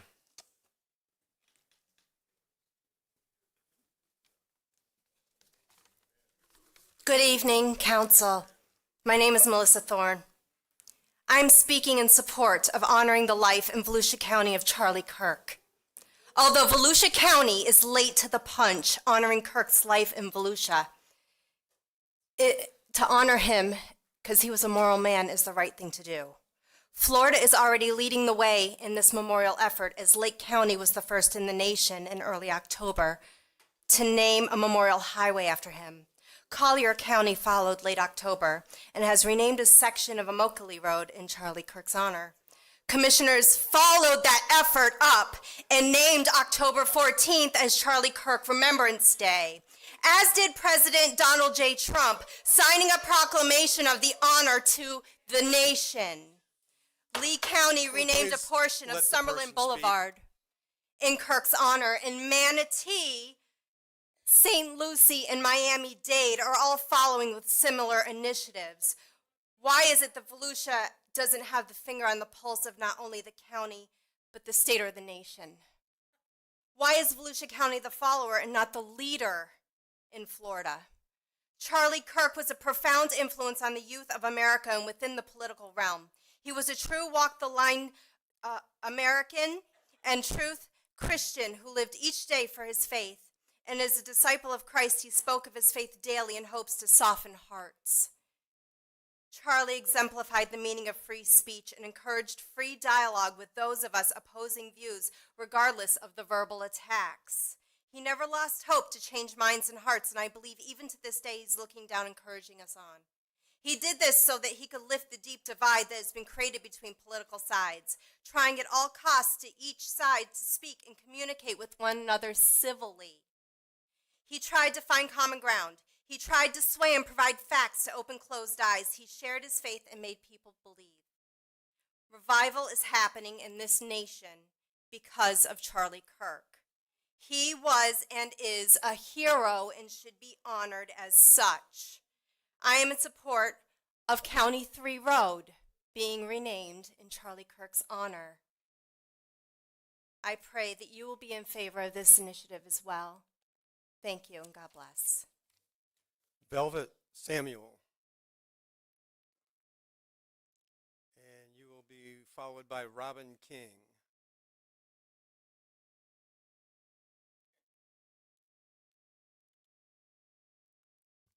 Gentlemen, I'm deeply honored to be here today. And this is not, public speaking is not my forte. But I come here today as a concerned citizen of Volusia County. I reside in DeLand. Volusia County is a community that is attempting to peaceably coexist in unity as we grow together. I'm disappointed to see that an attempt to honor someone not from our community is causing division. Quite frankly, it's hurtful. There are veterans and many other individuals within our community that have done great things and that are doing great things, and I think they should be considered. In selecting a name and someone to honor, please consider backgrounds, morals, and impact to the community that that street will go through. In this case, it's going through a historical African American community. I'm not going to utter the ugliness I've read, I've heard, I've studied, because some may be true and some may not be true. I too am a Christian, and I have flaws. I ask of you today to please consider those of us who feel like me, who find it really hurtful and insensitive to even have it considered. Thank you.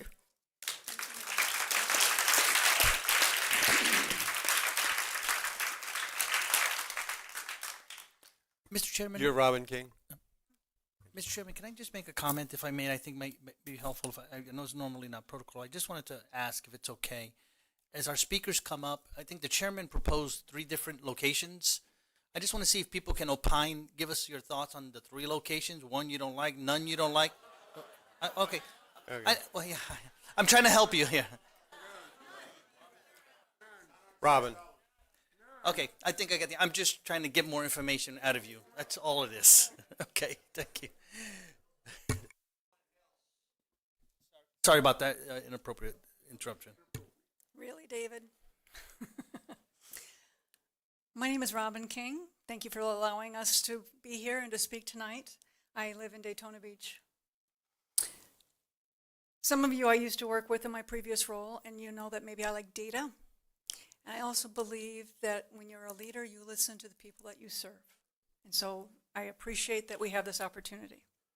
Regarding data, the demographics of Volusia County, you probably know this, I'm just going to remind you, that Black make up 10.3%, Hispanic make up 16.7%, foreign-born make up about 9%, women make up 51%, the LGBTQ community makes up 5%, descendants of immigrants is 99.2%. Mr. Kirk spoke out against all of these groups. The video was very selective. I didn't know who he was before he was assassinated, and I researched and was really quite saddened by what I saw. To recognize Kirk for his dedication to civic engagement and free speech is memorializing the vile and hateful things he said under the veil of free speech. I've heard this council say that to maintain decorum here, that free speech is not allowed to be disrespectful. Even in the beginning of this meeting today, it was asked that we all were respectful. Kirk's point of view for free speech was inconsistent, prioritizing free speech for himself and others who uttered the same points of view, while he sought to suppress the speech of those that he considered to be outsiders. Daytona State College is already naming one of its Daytona Beach campus streets after Kirk. We do not need the county to heap more praise on this man. I was raised in a Christian home. I was raised with the core value that you are never, ever better than anyone else. And the second that you think you're better is when you're less than.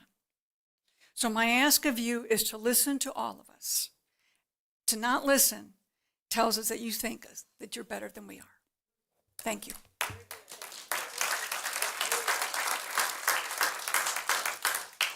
Myrna Velez.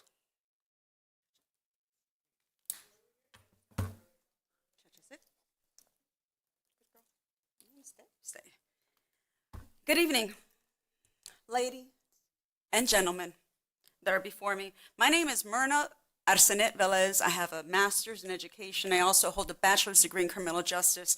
I'm a former federal agent serving our country in the U.S. Border Patrol. And I have educated more than one generation in how to go to be the change in our communities. And I have retired here, as you can see, with my beautiful service dog, Cha-Cha, as a disabled former federal agent and educator, much like yourself, Mr. Kent. I was also an assistant principal. Much like yourself, Mr. Robbins, I was on the Thin Blue Line. And much like many of us, I also served in legal capacities as a paralegal, which, please forgive me, Mr. Rechtenwall, I cannot see well without these glasses on or off, it seems. However, I am here today because I did reach out to you, Chair Brower, regarding this exact issue a month ago. And I asked you exactly few questions. I asked, does this mean that you do not want women in positions equal to your own? Because I asked you directly if you agreed with Mr. Kirk's statements. I asked you, do you dislike Dr. MLK and all of our civil rights inclusive of our amendments? I'm a constitutionalist, by the way. I know that Constitution back and forth, and the amendments, and Supreme Court laws. Are you in support of forcing Christianity in a Christian-led nation in violation of our country's goal to keep church and state separate? And have you succumbed to white supremacist mission, vision, and goals as set forth by Project 2025? And to my horror, Mr. Brower, you thumbs up that. Yes, you did. I'm going to tell you all right now, every single person here, I have emailed you a video from those text messages and that transcript, and I'll be more than happy to share that with you directly and to the media as well. Because it is appalling that my family, who has served this country for 5 generations, that my father, who started the Hispanic Bar Association because there was no room for Hispanics in it, that my husband's family, who has been in this country for 500 years, 500 years, longer than almost everybody in here, I believe, that he sacrificed his spine twice for this country, that we have to see that's a front on a road that we travel regularly on our beautiful motorcycles, because we are entitled to be on that road.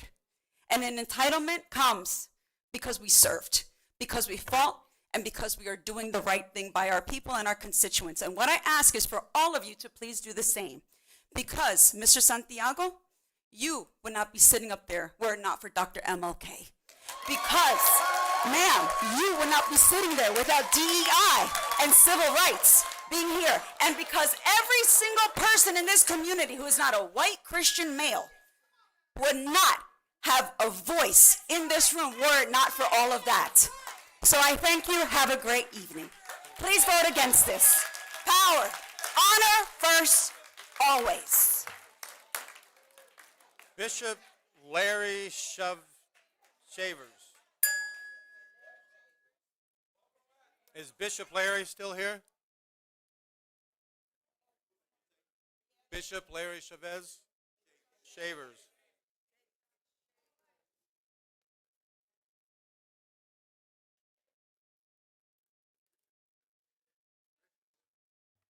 Greetings to the council.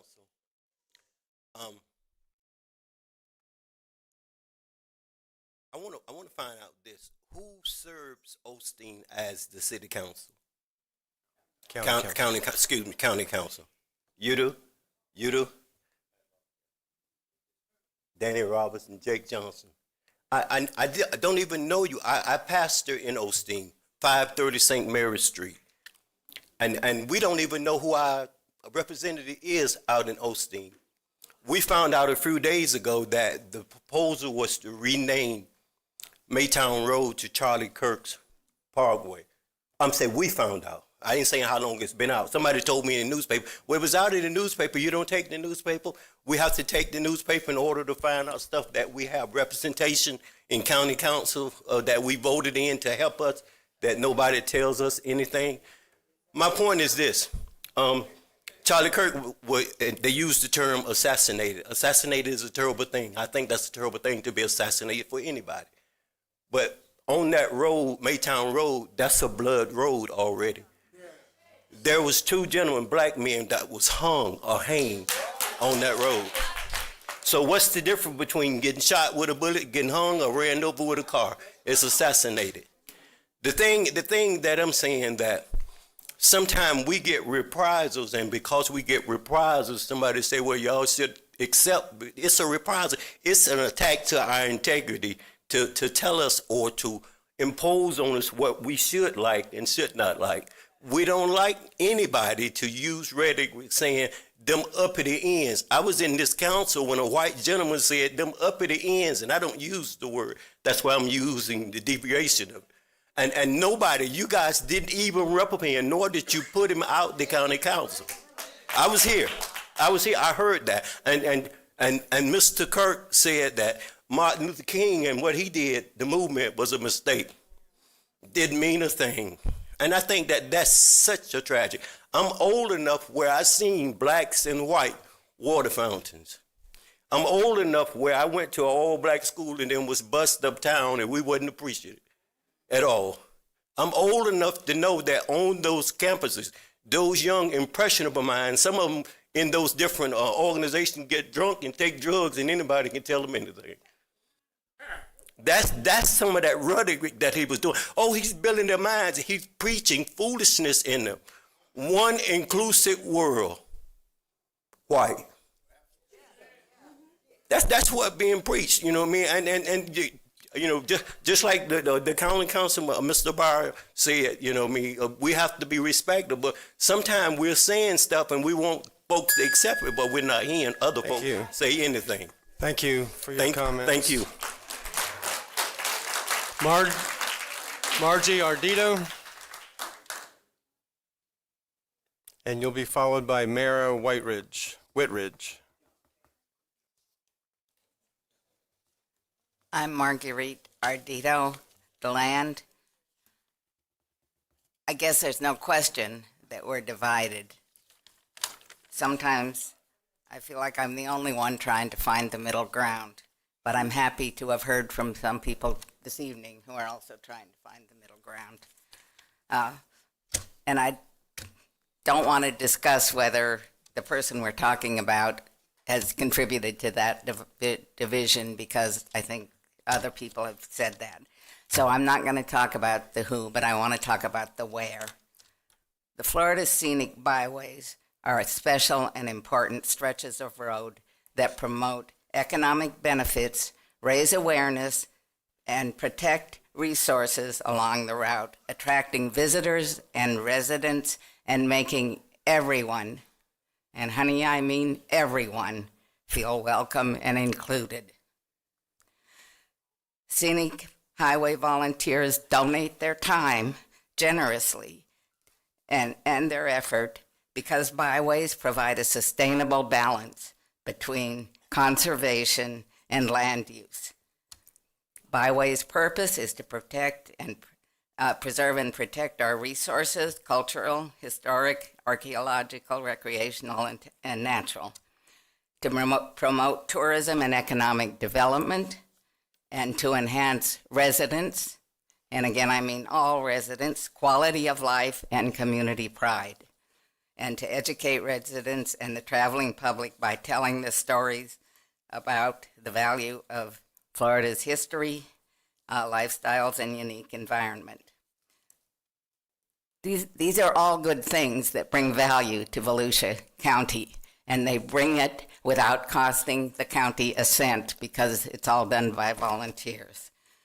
As a dedicated 10-year volunteer for the Riverville Lakes Heritage Corridor, National Scenic Byway, I've worked hard to illustrate the local character and create a welcoming byway for everyone. And I would like to see sections commemorating people who either played a role in the history or made contributions to the area. Memorializing a person with no ties or contributions to the area takes away the opportunity to honor local heroes who deserve recognition. I believe memorials on Florida Scenic Byways should be reserved for those with direct ties and contributions to the area, who highlight the local character and strengthen community bonds, and contribute to the area's Thank you, Maggie. quality of life, making it a place where Thank you all very residents feel welcome. Mara Whitridge, followed by Kathy Hirsch. Mr. Chairman? Yes. If I may, I want to make a motion. Mr. Chairman, I move that we table item number 9 indefinitely and direct staff for future designation decisions to come up with a policy that the county council will only memorialize roads for residents of Volusia County in the future. Okay.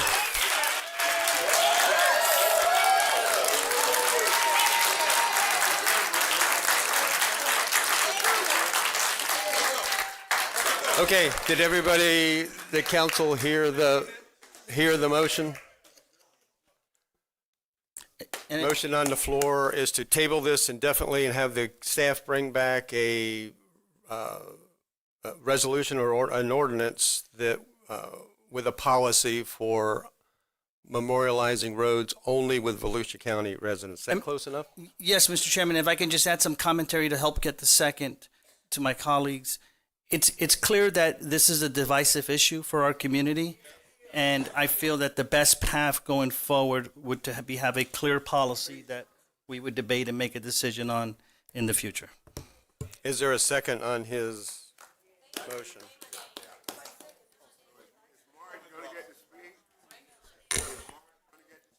I'll second for discussion, Johansson.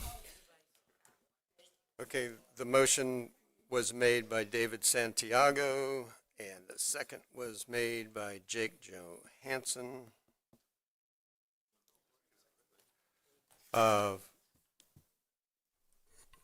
Debate, Danny Robbins. Thank you, Chairman. Mr. Santiago, my only concern with that, and I hear the concerns of everybody here, and I'm trying to process all this, but what happens if we do of our time, I'm 40, what happens if we do have a president? What happens if we do have another MLK? What happens, granted, none of these people can be replaced, but people of that status, do we want to limit us? Because some of these folks are I'm not saying Mr. Kirk wasn't, but do everybody, I gave you all the respect when you're talking. Please allow me to do the same. I'm trying to make the best decision for everybody here, so please respect that, and I'll respect you. Thank you. But I don't know if leaving, cutting us short, heck, we talked about too, a deputy here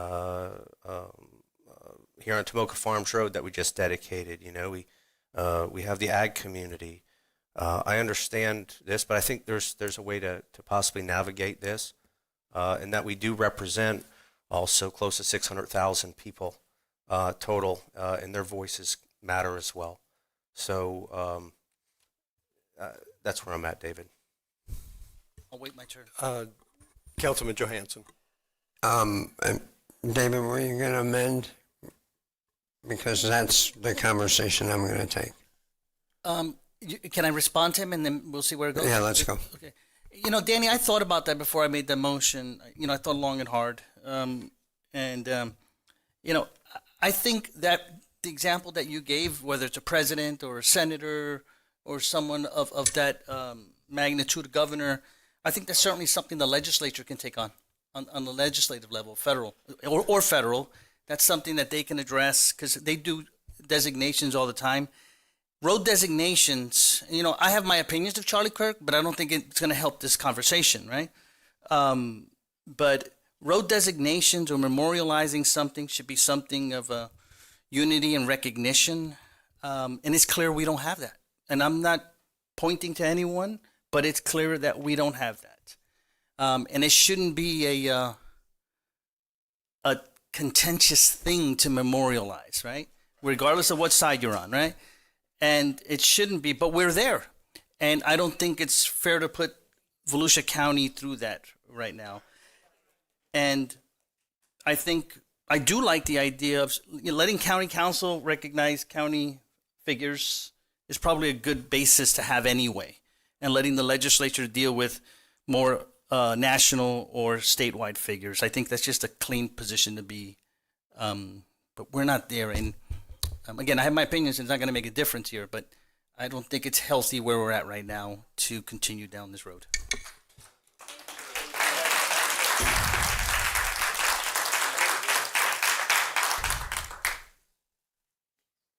Jake, you were Yeah, yes, sir. So I was leaning toward maybe opening up and not limiting it to county. Not because I have an idea, because I don't know what I don't know. But I do think a policy and a procedure that staff can bring back is important. I believe that a lot of this wouldn't have happened if we did a little more coordination with the folks that it's going to impact the most. And so maybe I'll leave it to George and Suzanne, but I won't. Maybe somehow a citizen tiger team can look at a group of 4 or 5 or 6 a year, and we approve or disapprove them, and then they go out, find places for them or not. I don't know. There's about 8 ways to skin the cat, but open it up just in case somebody who used to live here that doesn't live here anymore but impacted. What if somebody from the University of Georgia does something great that helps Volusia County stop flooding tomorrow? We screwed up, right? So those are my thoughts. Mr. Chair, if I can respond to Jake. Jake, I think that'd be a good dialogue when we do get the policy back, so or suggestions. So I'm not closed-minded to looking at other pathways. I just think I'm sitting here. We're not there today. It's clear. No, definitely. We're not there today. And so, but I personally like the Volusia County resident thing only. I think it'll just be cleaner. But we can debate that later on. Thank you, Mr. Chairman. Okay, so your motion stands as first presented. Yes, sir. Do I And you have. do I still get to talk? I mean, you've taken okay. Well, You've taken my 3 minutes. yes, we have, because the meeting just changed and we're dealing with a I motion. understand that. If you on take the- a vote, that's fine. I'm on the- patient. On the table. Any other questions or debate on this? So the motion, 2 new names, Troy, Councilman Kent. Thank you, Chairman. Mr. Santiago, I think the way you made that motion is a little bit dangerous, and I'll tell you why. Dr. Martin Luther King has over 900 streets in America named after him. And if every community made the decision with the motion that you just made, I don't know all of the areas where Dr. Martin Luther King lived in his short time on this earth before he was tragically assassinated. But maybe 5 or 10 streets would be able to be named for him if they implemented something like that. So I think that's a dangerous precedent to set to try to calm down the people that are in front of us right now, you know? So I'm not for that, and that's why, you know, I'm okay listening to everybody that filled out a card and hearing what they had to say before I make my decision. But thanks. Councilman Dempsey. Can we please have order in the House again? Councilman Dempsey. I agree with Mr. Kent, David. I think it's too confining. I mean, there's a lot of great people. I mean, how many people after George Washington? How many people after? Like, I'm sorry. I'm sorry. What I had said is I agree with Mr. Kent in his reasoning. I think it's just too dangerous to just restrict it to just Volusia County people. I understand there's a lot of debate over this particular person, but I mean, how many places are named after George Washington? How many people are named after, Francis Marion? Well, there's a lot of places honoring our heroes, and I just don't want to restrict us to just Volusia County residents. We do a lot of road naming, a lot of dedications. I just don't want to confine it to Volusia County people. So that's all. Okay. If I may respond? Councilman Santiago. Thank you, Mr. Chairman. I think I know where you're going, and folks, I know these guys real well, and I think their heart's in the right place. So let me just say that I think we can land this thing, and I think it's clear to say that, at least from my opinion, I'm done here today on this particular topic. There's no convincing me that we should move forward with this. So if I were to amend my motion, right, to more so direct staff to propose options for us to create a road designation program with parameters that we will debate in the future meeting, in the public, and hear input and make that policy at that time. I'll make that amendment. And I think that's what's going to need it to get the votes for this today, I hope. So, Mr. Chairman, I'll am amend I my second. I'll amend my motion to withdraw that language regarding Volusia County only and add the language to direct staff to set up meeting to create a policy agenda item with options for road designations creations for the county of Volusia. You'll amend, Jake? Amended. And his second still applies. Thank you. Everybody understands the motion on the table. Are there any other questions on it or debate? I will tell you, David, that I appreciate what you're doing, and I think that's a good idea to have a policy. I probably will be the only one that votes against it, just because I think we need a vote on what's already proposed tonight. So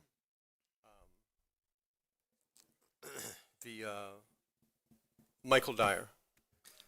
Yes, sir, and I think you're in Mike the Dyer. process of doing this anyway, but we would just complete the public input because you are taking a vote. So it may impact who wants to speak, but for those who put in their cards, they'll have that opportunity. Right. Okay.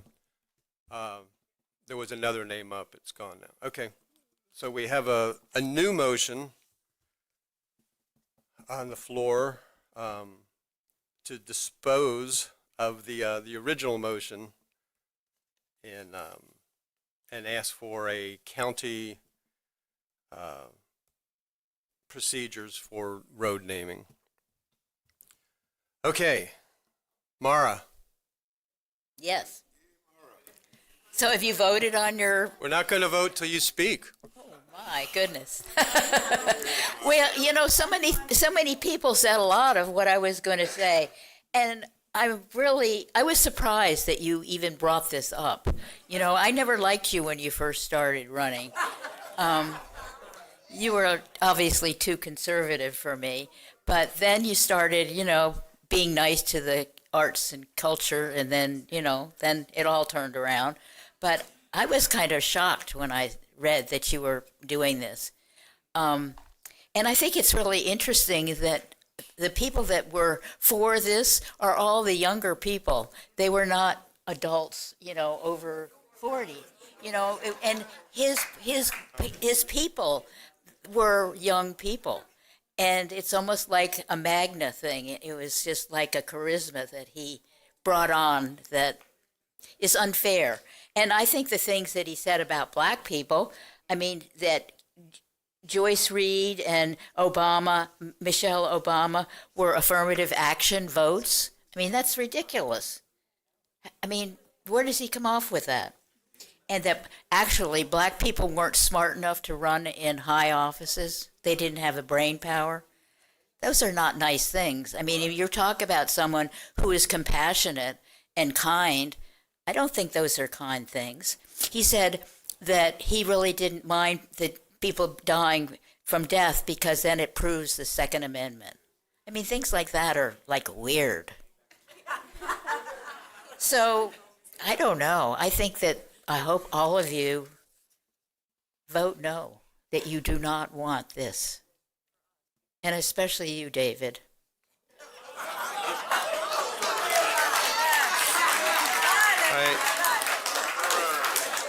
Kathy Hirsch. Can somebody tell her I made that motion?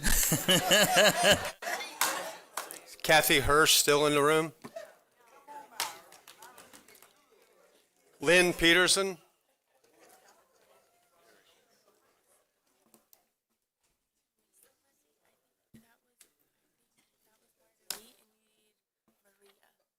No. Good She's evening, already council spoken. members. Lynn Peterson, I live in DeLand.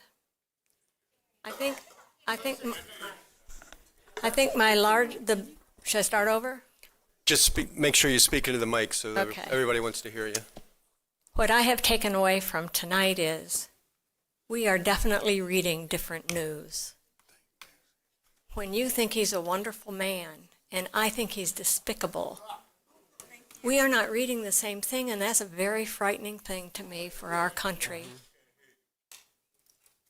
That said, I've emailed you, Mr. Brower, twice because this just scares me to death that this man would be held up as some kind of icon in our county.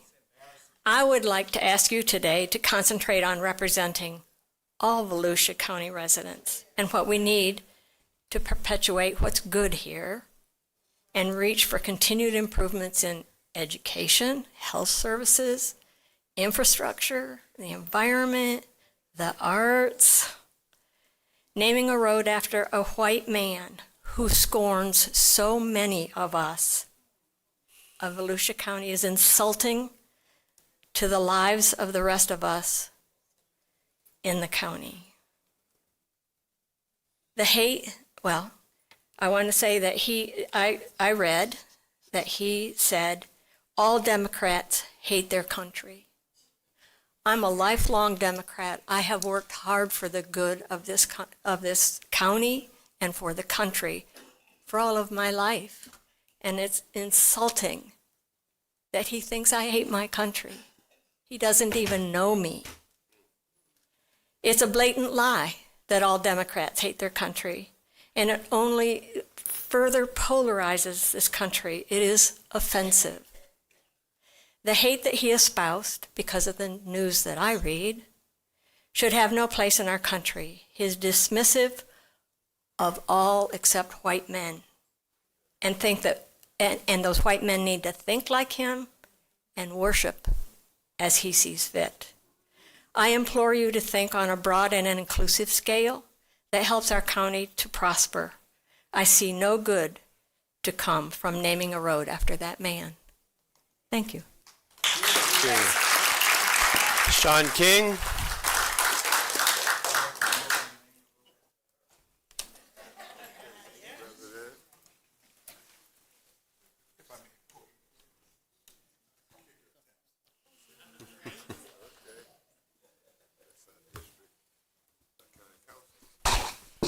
All right. So let's talk about a quote from Charlie Kirk. Black people happening all the time in urban America, prowling blacks go around for the fun to go target white people. Black pilots. If I see black pilot, I'm going to be like, boy, I hope he's qualified. Black women. They're coming out and they're saying, I'm only here because of affirmative action. You do not have the brain processing power to otherwise be taken really seriously. Civil rights. We made a huge mistake when we passed the Civil Rights Act of 1960. The death penalty should be public, should be quick, should be televised. I think a certain age, it's an initiation. Democrats. The Democratic Party supports everything that God hates. Empathy. I can't stand the word empathy. Actually, I think empathy is made up of a new age term. Feminism. Reject feminism, submit to your husband. Taylor, you're not in charge. Gay people, you might want to crack open that Bible of yours in a lesser referenced part of the same scripture in Leviticus. Thou shalt lay with another man, shall be stoned to death. George Floyd, this guy was a scumbag. Guns, and this is a unique and ironic one. It's worth to have a cost of, unfortunately, some gun deaths every single year so that we can have the Second Amendment. Jews, Jewish donors have been the #1 funding mechanism of radical, open border, non-liberal, quasi-Marxist policies. And this one affects me deeply. Martin Luther King Jr., MLK was awful. He's not a good person. He said one good thing he actually didn't believe in.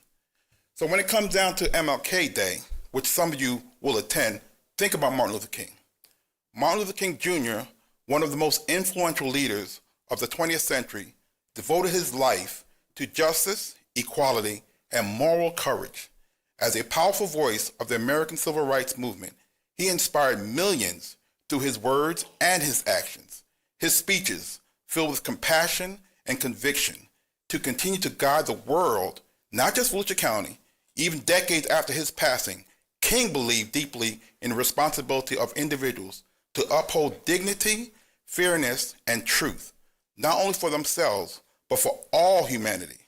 His legacy stands as a reminder that real strength lies not in comfort, but in the choices we make during moral trials. Trials like this. Thank you. Judy, is it Ning? N-G-Y-I-N-G.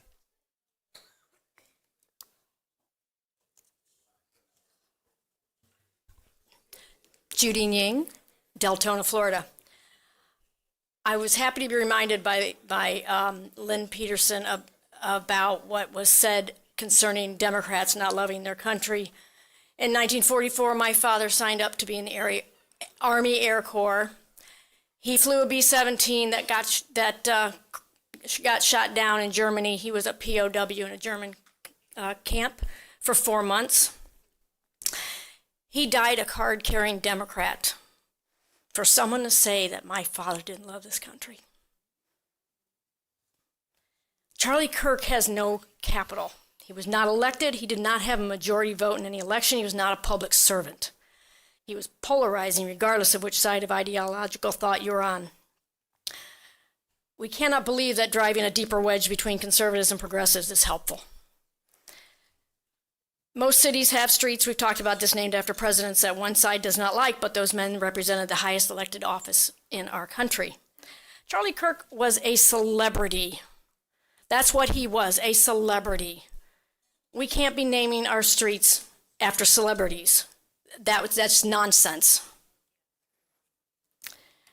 And you cannot make people like Charlie Kirk or accept his ideas by naming a street after him. You can only deepen the divide between your constituents. Thank you, Mr. Santiago, for asking to table this and to have something.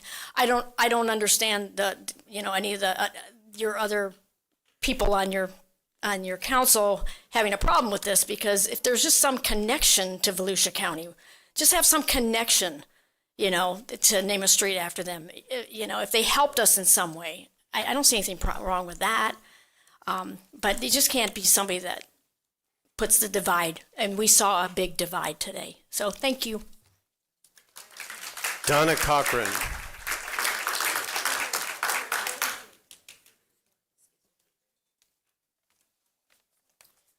Donna Cochran, DeLand, Florida. Designating a roadway after someone is one of the highest symbolic honors a community can bestow. It's meant for individuals whose lives and actions have strengthened the public good, uplifted the people around them, and brought communities closer together. Roadway designations are intentionally guided by clear criteria. The honoree should have made significant positive contributions, should reflect the values of the community, and should have the broad support of local residents. Most importantly, the person should embody unity because a road is something we all share. Charlie Kirk simply does not meet these standards. Beyond being a deeply polarizing national figure, he has a long public record of remarks that many Americans, including civil rights leaders, educators, faith groups, and even members of his own political sphere, have condemned as racially inflammatory and harmful. His commentary on issues involving race has repeatedly generated widespread criticism for downplaying racism, denying the experiences of communities of color, and promoting narratives that many find dismissive or demeaning. These statements have sparked protests on college campuses, backlash from local communities, and national controversy. When someone's words are experienced as hurtful, racially charged, or exclusionary, honoring them with a roadway sends a message, and it is not a message of unity. A roadway designation is not a platform for ideological statements or cultural battles. It is a shared public symbol meant to represent all of us. Placing the name of someone whose record on race has caused significant public pain and division would undermine the very purpose of the honor. A roadway designation should lift people up, not reopen wounds or send a signal that the concerns of marginalized communities can be ignored. Charlie Kirk's pattern of racially controversial remarks and the documented harm and outrage they have caused make him fundamentally incompatible with this kind of public recognition. For these reasons, and in defense of the values we want our community to stand for, this designation should not proceed.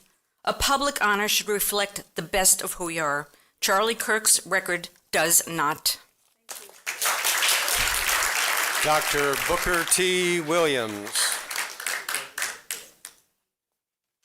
Is Booker T. Williams still here?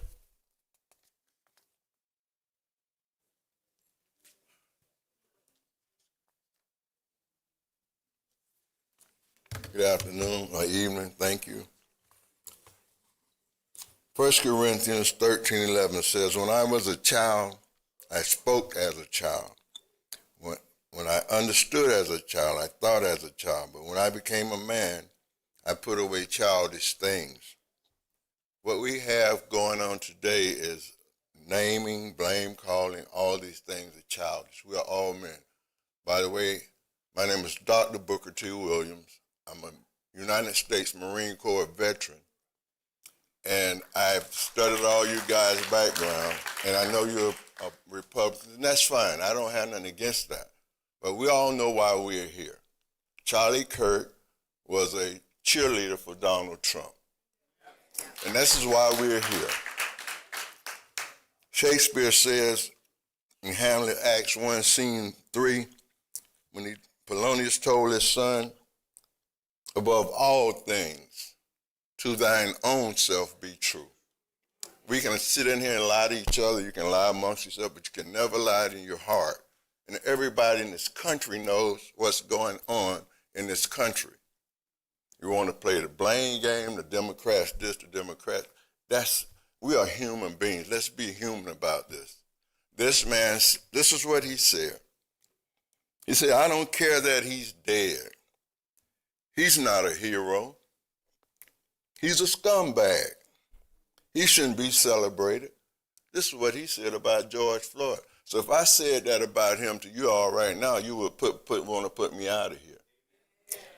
But this is what he said. This is not fake news. This is an affront to us. This is an affront to me as a Marine. Have 90% disabled, serving my country, to have a leader tell me that I'm a loser and a sucker. I can never go for him. So these people in here are upset because you want to name a street after someone that despises us. He's had a coworker that says he hates black people. You know, well, how are we supposed to take this? This is an affront, sir. And to name a street after Charlie Kirk just should never be permissible. We shouldn't even be here. I appreciate you being man enough to do it. It takes courage for you to do this and have to hear this. but this is what it is. The truth crushed the earth shall rise again. Yes. William Cullen Bryant. Thank you.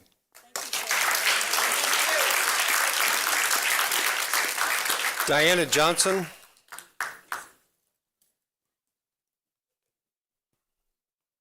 Is Diana still here? Okay. You'll be followed by Carol Meir. And Carol will be followed by Melissa Borghorst.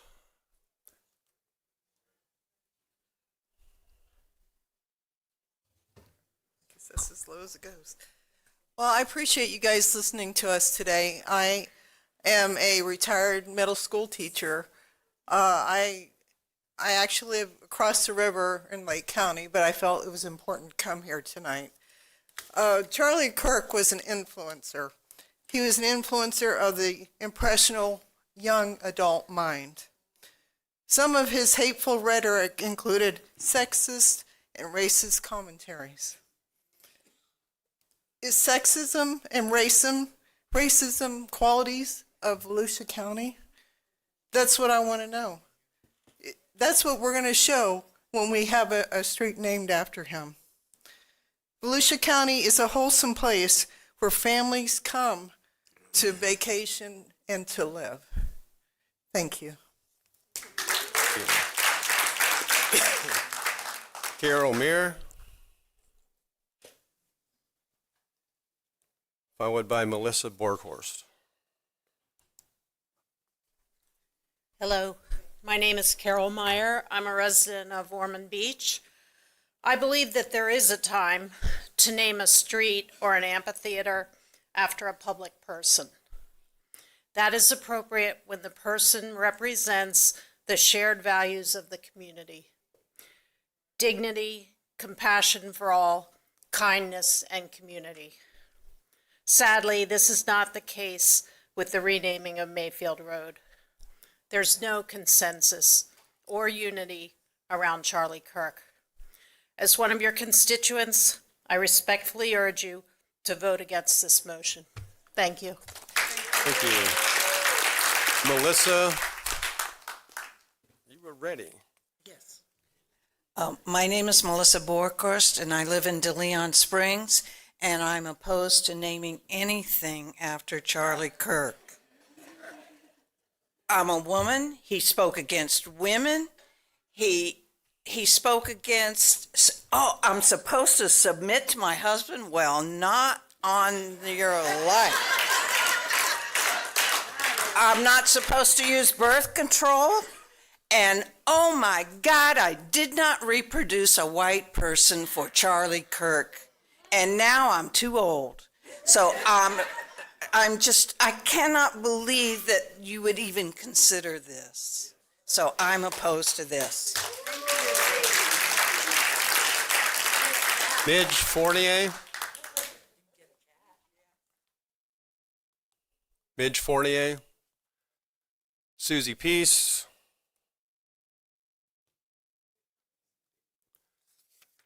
Susie's not here. Erica Morse.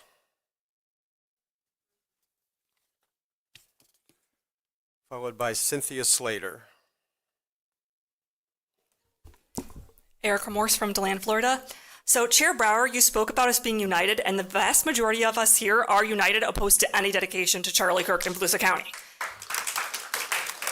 He held views that do not represent me as a Christian or as an American, and to illustrate that, I'm going to read some direct quotes from the man that you want to honor. On October 12th of 2022, I can't stand the word empathy, actually. I think empathy is a made-up New Age term that does a lot of damage. On September 10th of 2025, if I see a black pilot, I'm going to be like, boy, I hope he's qualified. On July 13th in 2023, in reference to black women leaders, yeah, we know, you do not have the brain processing power to otherwise be taken seriously. You had to go steal a white person's slot to go be taken somewhat seriously. On February 15th of 2024, when discussing capital punishment, it should be public, it should be quick, it should be televised. He added, you could have like, brought to you by Coca-Cola, and no, I'm not kidding, by the way. I would totally tune in to see some pedo get their head chopped off.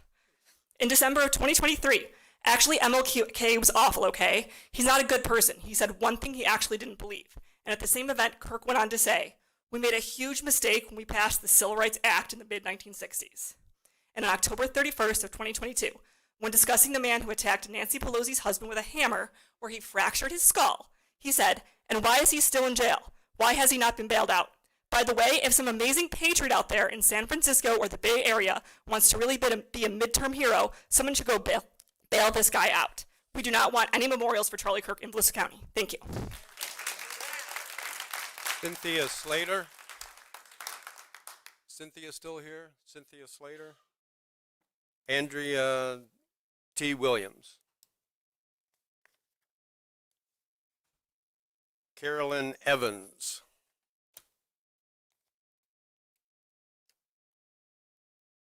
Are you Carolyn? I'm Carolyn Evans. I've lived in Volusia County 39 years. I live in DeLand right now. I moved here from Dallas, and you know what I saw? And I bet none of y'all have seen it. I saw the Ku Klux Klan marching in Osteen, Florida, in white garb. I was shocked. I couldn't believe it. I'm not going to repeat what you've heard from all these other people. I'm going to be real short, but I'm here to tell you, we are not going to name anything in this county for an avowed racist like Charlie Kirk. And you can see his YouTube videos. You can go to his podcast. You will hear it yourself. Avowed racist. He promotes the white replacement theory in many, many times. And he has a real problem with women. We need to be pregnant and home, and that's it. So there are over 50% of the citizens in this county are women. Over 10% are black. We cannot be naming anything, not just roads, anything for Charlie Kirk.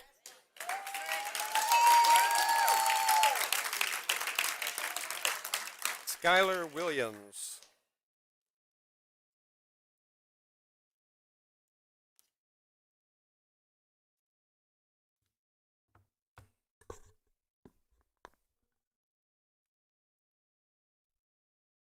Good evening. My name is Andre Williams. My mother is Ella Mae Williams. She was the valedictorian of her class, Euclid High School, 1963. This man is saying that my mother was an S, H-I-T. That's what he believes. That's what he thought. And that's what you want to honor. In a city that I grew up in, at 5 years old, watched the Ku Klux Klan march in a Christmas parade. You want to bring that crap to this county that my dad has put his life for this county. This is some BS, and you guys know it. It does not make any sense that we are trying to honor someone who does not give a damn about anybody that ain't his color. This is sad, it's pathetic, and unbelievable. Reggie Williams.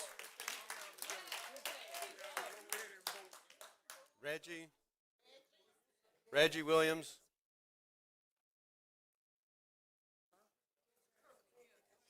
Julia Seraphin.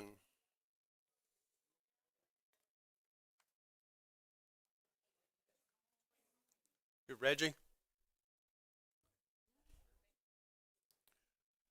Good evening, Council. My son gets emotional, and he should.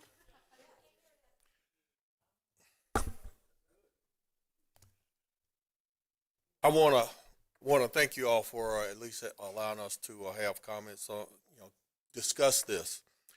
I think the alternative that was suggested to table it was a good alternative.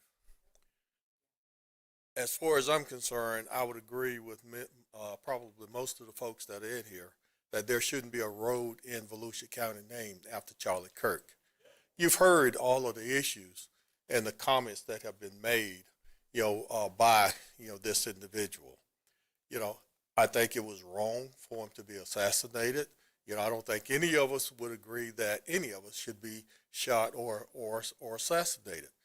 But the values that you, Mr. Meyer, pointed out early on, if Mr. Kirk had practiced those values in truth and honesty, some of the comments that were made would not have been made. And so I'm here, to support, the majority of the individuals that are here, and just say, that nothing, no road, no amphitheater or anything should be named on his behalf. The Bible, a lady said early on, that don't do things that cause division, and we've heard that, throughout this evening. And by naming something in his honor or memorializing it would cause division. The Bible says that a house divided cannot stand. And the reality of it is, we need to promote unity, within this community.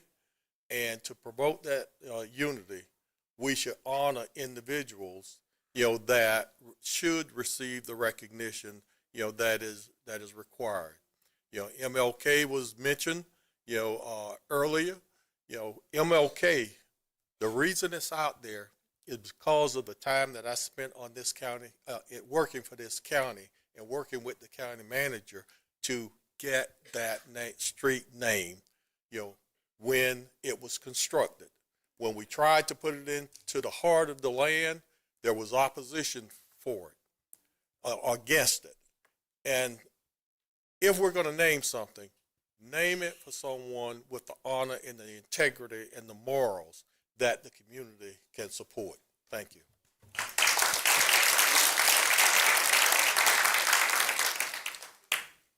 Julia? Great. Good evening. I'm Julie Seraphin from Ormond Beach. Nice to see you guys close up instead of from the back of the room.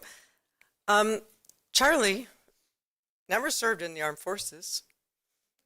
He never served in public office like you all. He was never a champion of any cause that was for fairness like MLK and inclusion. He was never a Hollywood icon with an unblemished record. 90% of the people near my age never even heard of him, which I've heard a lot of tonight. Since his tragic death, though, I've read his speeches, and I'm not going to repeat all the horrible quotes. His speeches and his rhetoric were divisive and filled with racist and misogynistic language. Ask yourselves, what heroic act or service has Charlie Kirk provided to the state of Florida? And then ask yourself, what heroic act or service has Charlie Kirk provided to Volusia County to make him worthy of honoring him in a highway plaque or an amphitheater or anything else? Mr. Santiago, your idea of tabling it is a smart one. You need to come up with some criteria and some policy and procedures, and I hope you all vote to table it. Thank you. Cheryl Larson? Is Cheryl Larson still here? Well, she was for it, so you'll have to.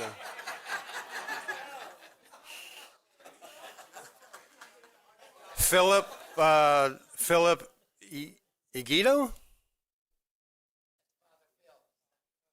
Oh. He went to midnight mass.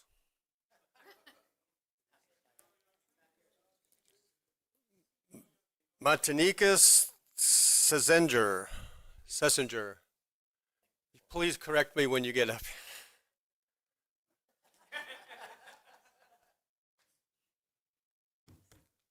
Matenika Sanger, thank you. I wanted to thank you, Chair, for demonstrating your ignorance on the issue here today. I believe that I believe you've missed the point, and I believe that airing that Turning Point USA video demonstrated that. This is not about God or politics. This is not about different views. This is about the cash cow of performative politics. While we argue here, 30 million Americans are losing their access to health care. It is a distraction, and you have fallen for it, and it is unbecoming the chair of our county.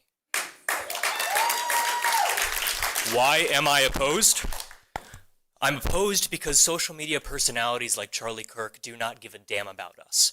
All they care about is ad revenue. Social media companies do not care what fake news we watch on our phones. They only care that we look at them 8 hours a day.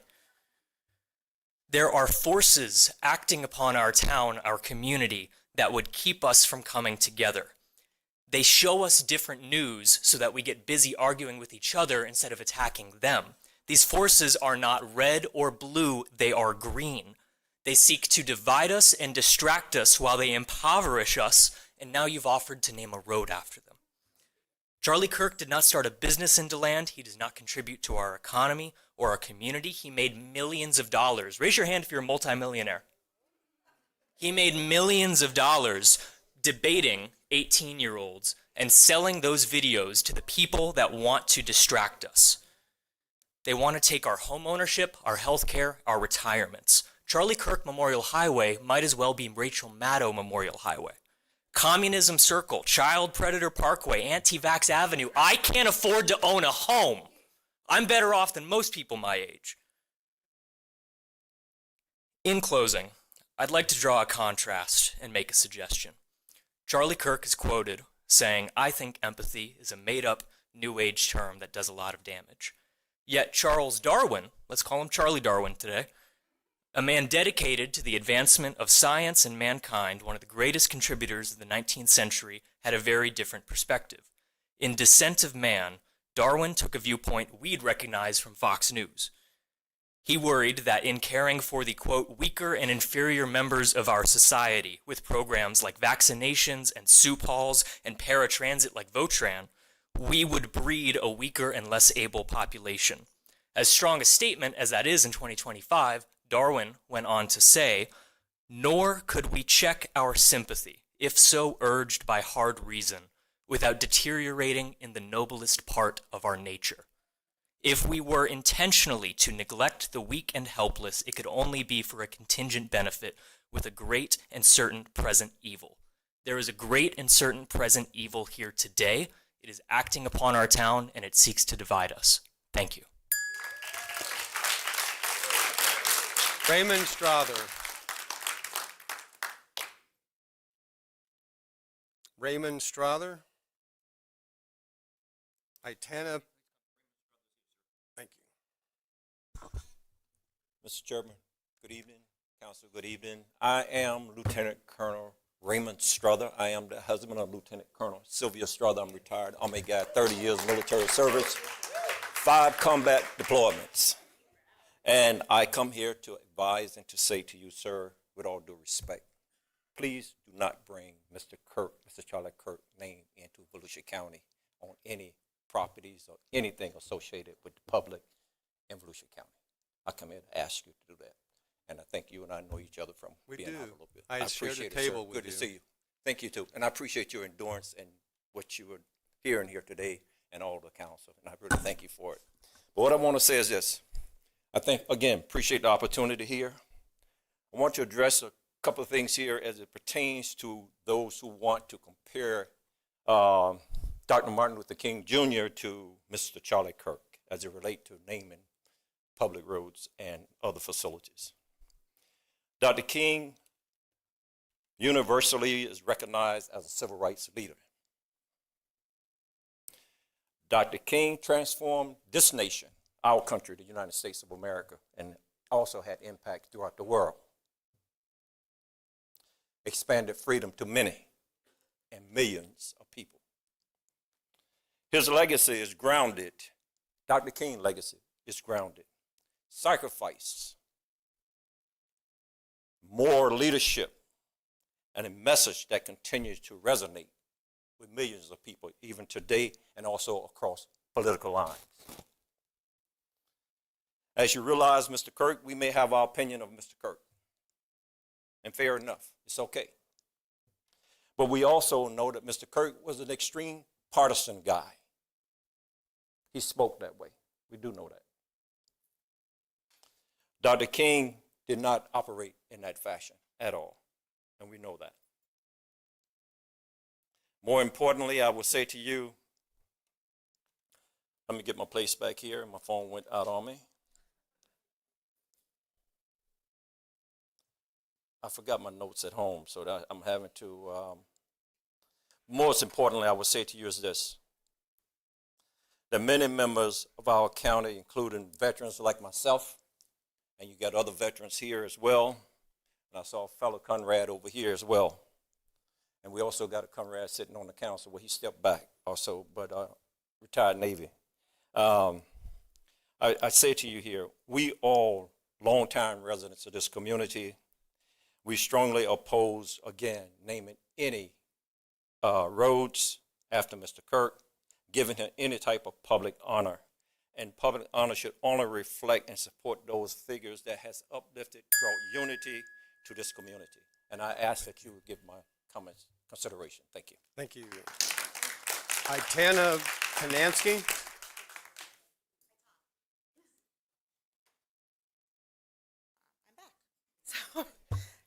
My daughter wanted to come up with me because she's excited about being on TV, I think. That's what she thinks. But so I spoke earlier because I wasn't sure that I was going to be able to actually stay, but I got someone else to pick up my other daughter.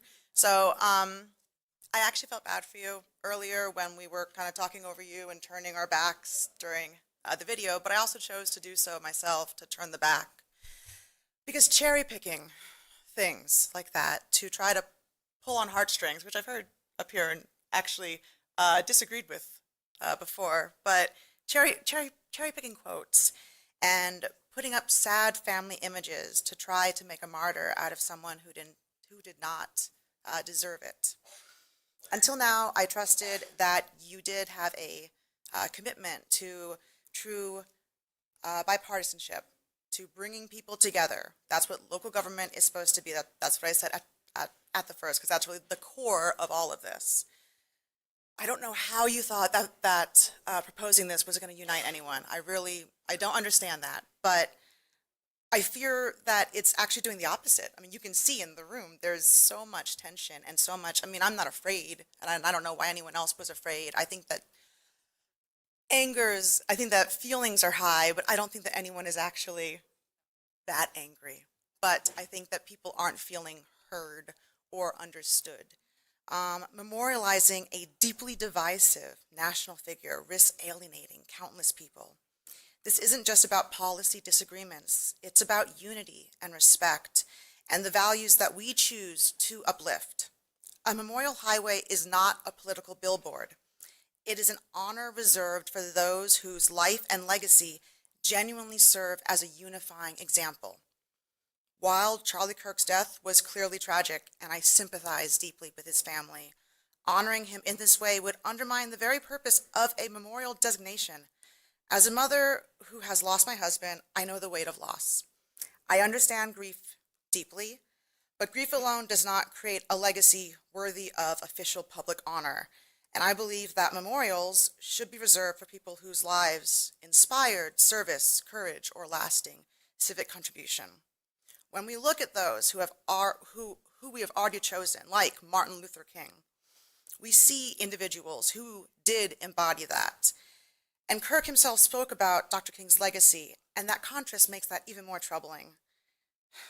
Just in closing, I hope that you really do choose not to go forward with this. I liked the tabling of it, but it's, I think, something that's only causing further polarization than anything else. So, thank you. Thank you. Ellen Wintermuth.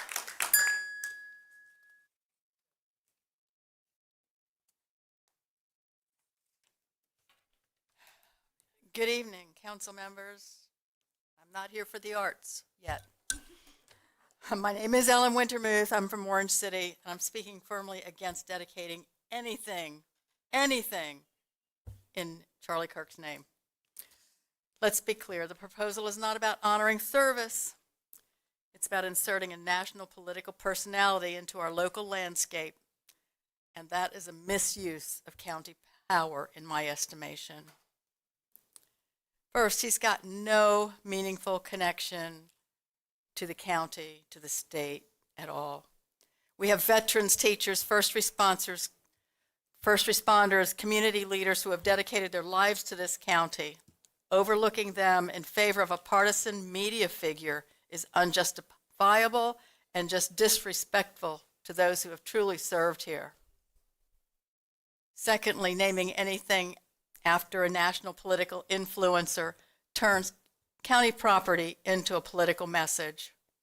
Roads should be neutral and functional, not billboards for any kind of ideology.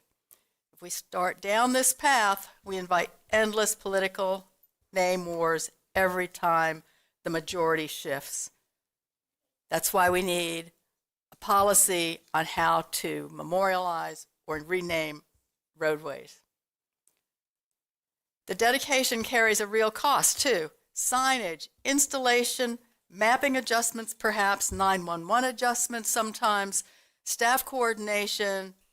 Taxpayer dollars and county resources should not be used for political symbolism. If you can't give me $611,000, you can't redo a road.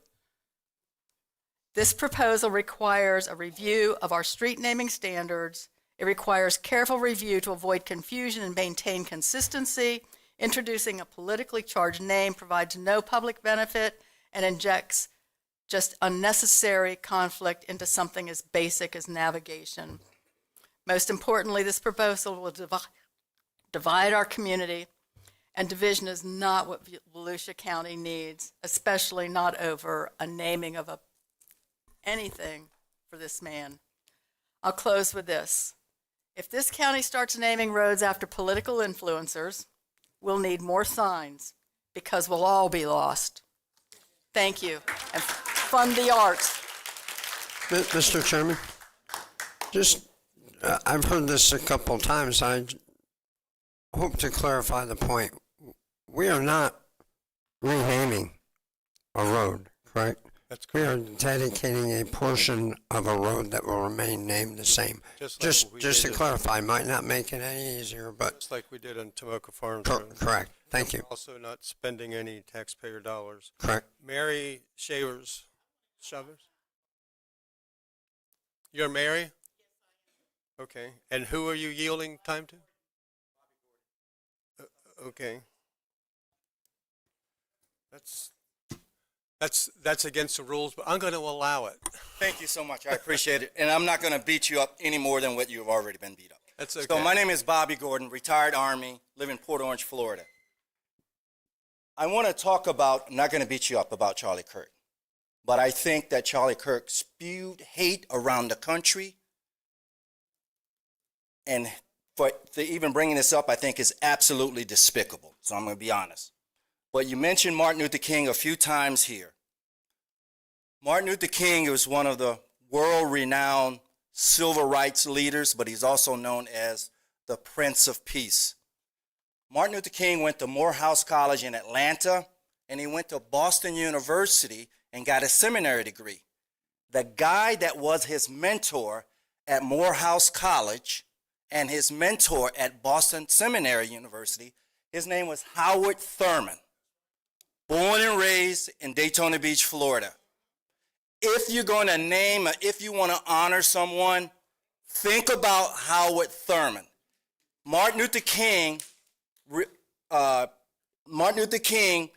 committed to nonviolence because Howard Thurman had went to India and studied under Mahatma Gandhi. And so Martin Luther King really give most of his credit to Howard Thurman.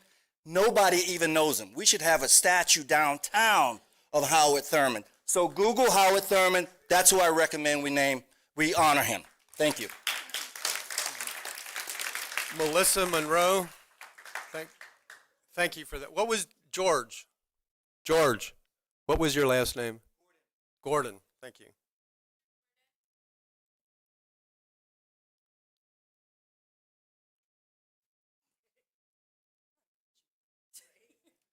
Is Melissa Monroe here? Tim London. Laura London. If Tim's not here, I bet she's not here. Stephanie Brenner. She's here.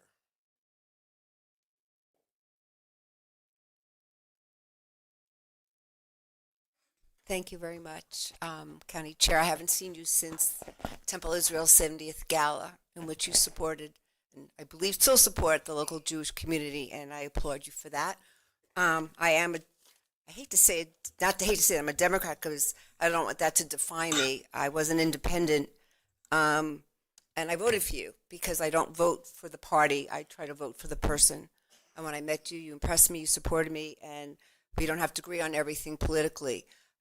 It doesn't matter to me if you're renaming or dedicating. Some people here have talked about it should be from someone in Volusia County, someone who's born here, lived here, whatever. But most people, that one isn't my personal one. I agree with you, Mr. Johansson, that there are many people that we might want to honor. But you have to look at the person and his message and not his method. I mean, President Obama, back in the day when he was campaigning, galvanized young people. Okay, so if it's the fact that Charlie Kirk galvanized young people who are conservatives, that's great, but that doesn't mean that he have to be honored. If we ever dedicate anything to President Obama, it's because of what he accomplished, not because he galvanized people. My friend wrote a lot of points, and I was going to read them for her because she has a disability and can't talk in 3 minutes. I'm from Brooklyn, so I could talk really fast. And most people have stated everything and put out quotes. And I'm not going to repeat them. One in particular, I will, because I don't know if it was mentioned. He also invoked a Bible verse about stoning gay people to death on June 2024 on a podcast, as calling it God's perfect law when it comes to sexual matters. We here as a group may all agree or disagree on sexual orientation and a lot of other things, but I don't see how we could honor and dedicate someone who would think stoning is a good idea, and it's nothing to do with really your religion, because I'm very God-centered. When I came here, I didn't know that Road and Osteen was historically a black area. And I'm here, as you can see, I'm a white person, but to think that it would even be considered in a historical black area with all the rhetoric he has said, anti-black, not to mention anti-gay, anti-women, just about, everything else, anti-women. It's really to stop and think. He may have been a good debater, and maybe he had some good points. I'm not going to debate that. But just think of the people that you're hurting. It's like putting a Nazi symbol or dedicating someone who's a Nazi in front of my temple. It's just plain wrong. So if you like him or not, please do not pass this. Thank you. Yes, thank you. Steve Tonjes. Steve, did you come back? Sarah Jones. Robert Renhe. Sarah's here? Okay. Following her will be Robert Renhagen, Port Orange. Ryan Hagen, you know him? Okay, you will follow Sarah.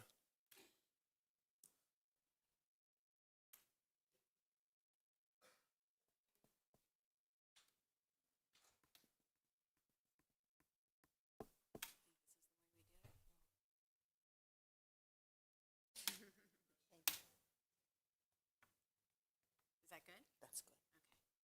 Okay. Let me get this.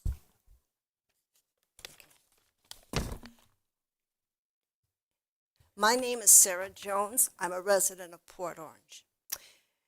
Chairman Brower and members of this council, you are considering changing the name of a historic road to honor Charlie Kirk. I oppose this action.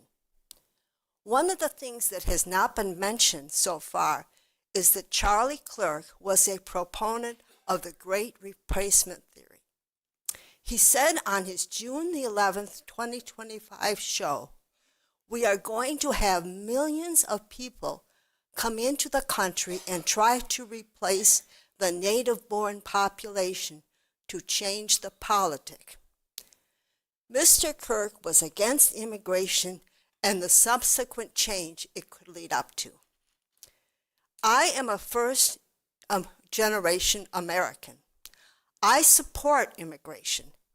Immigration is one of the things that has made America a great land today.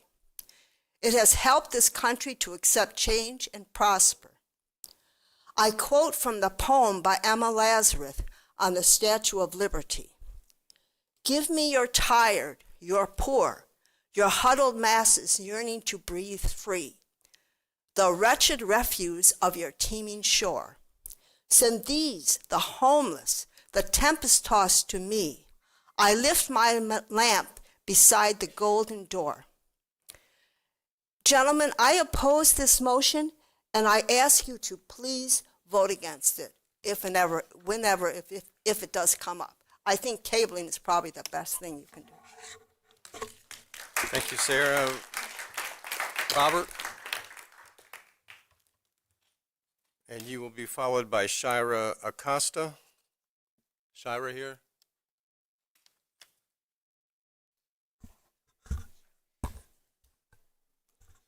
Council members, Robert Reinhagen, Port Orange.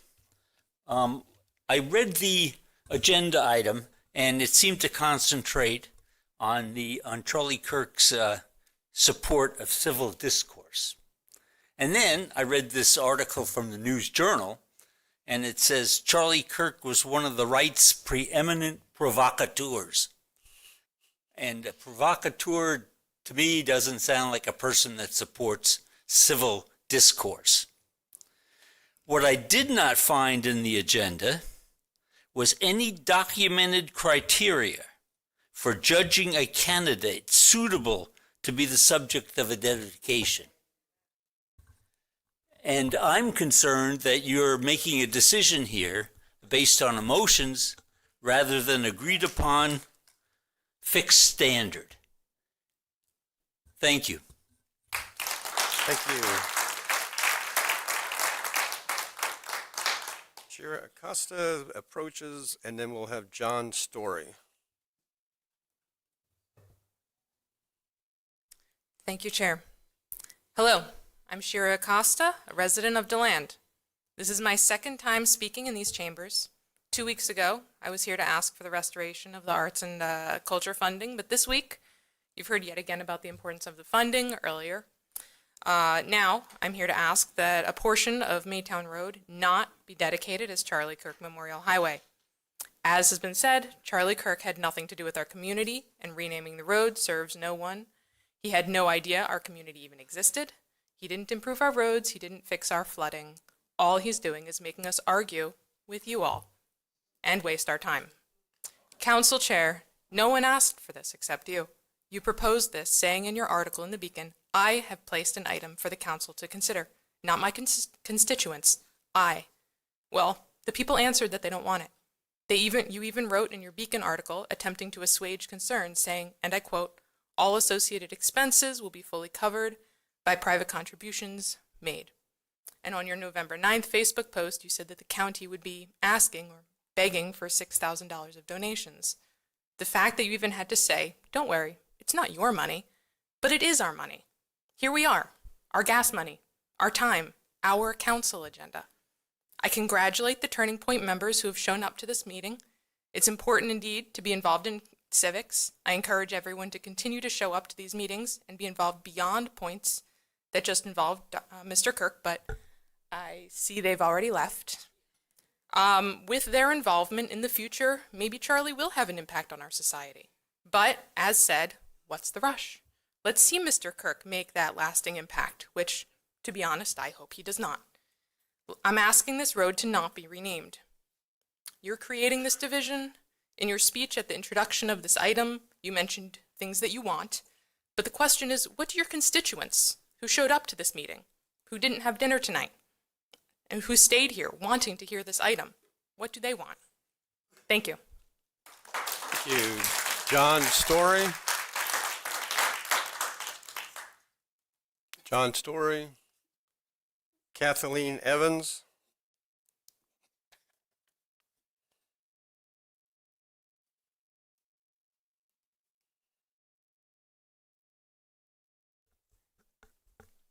Well, good evening. I grew up here in Volusia County. I guess I'm one of the young people that so many people have referred to tonight. And I graduated from Deltona High. And you know, I've always been very proud of where I grew up, Volusia County, Florida. However, after recent events, including cuts to the arts, the negative rhetoric around the LGBTQ community and pride, and now this decision to dedicate a road after an internationally known sexist and racist figure, I'm embarrassed to tell people that I'm from Volusia County, Florida. And that hurts me. I'm proud of where I grew up. I travel locally, regionally, nationally, internationally to conferences. I just graduated with a PhD. And it hurts me to just say how embarrassed I am to say that I'm from Florida. I mean, it's terrible. And, you know, as one of the younger people here tonight, I'm asking you to say no to any kind of designation of roads, buildings to this individual. And if there is a name change, if this name change is truly necessary, as so many other people have asked you to, there's countless first responders, veterans, volunteers that this road, this building, and such can be dedicated to or talked about. I think we're pretty united, us here who have remained here. And I feel like you're not doing a very good job of listening to your constituents, to your people. Listen to us and what we want, and we're asking you for a no vote. Okay? Please, listen to us. Thank you. thank you. David Jaspin.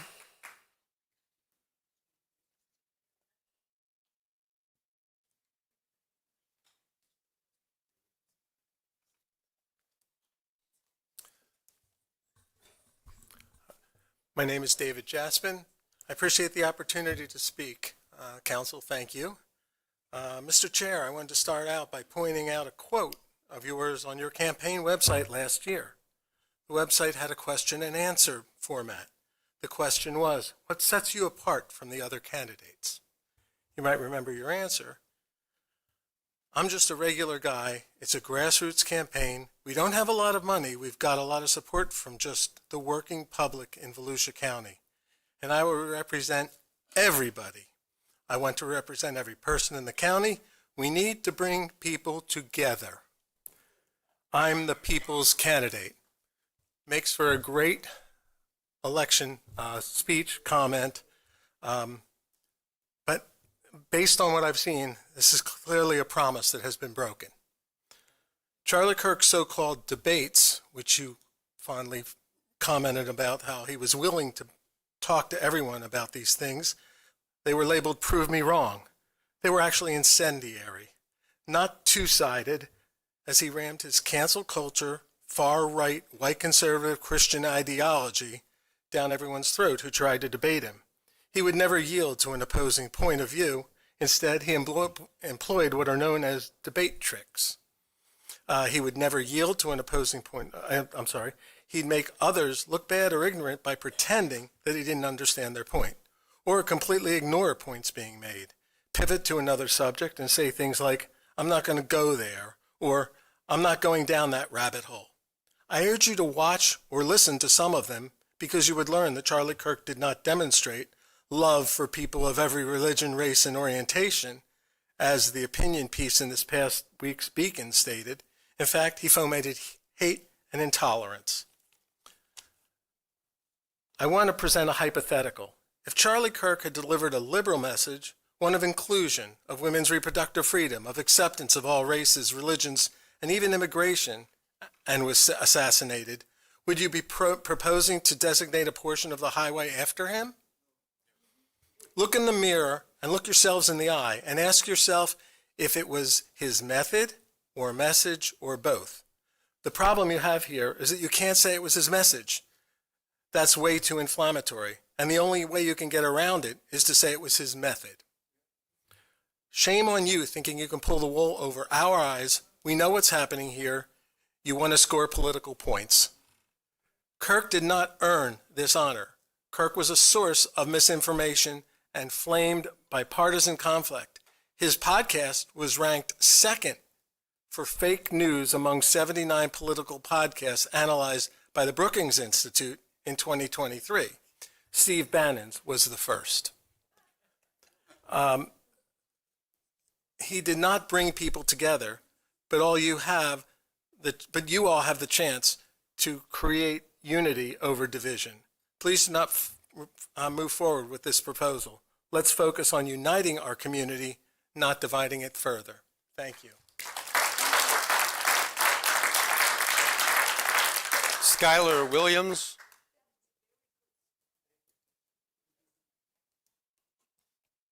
Followed by Deborah Parker. Good evening, everyone. White people are the white devil.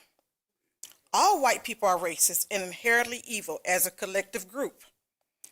The white man is the greatest murderer, kidnapper, robber, enslaver on the earth. The white man has no more position to accuse anyone else of a hate. The demise of the white race is inherent. A black person could never be friends with a white person. They can only be friendly with them.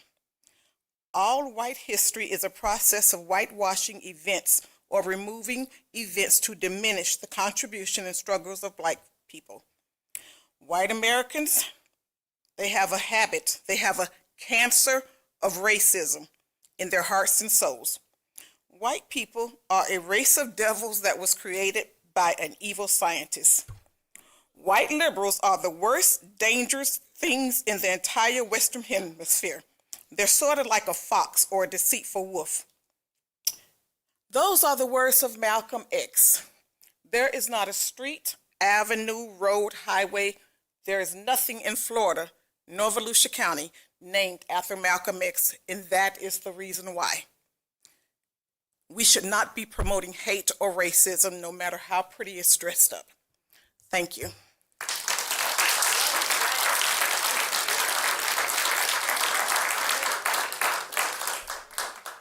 Deborah Parker, are you Deborah?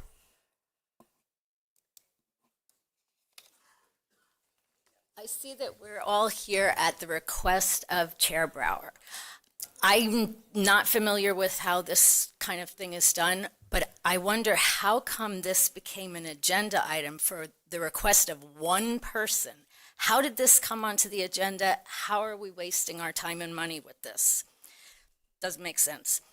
I'm also wondering whether there's a record of streets named for someone who's known to members of the county.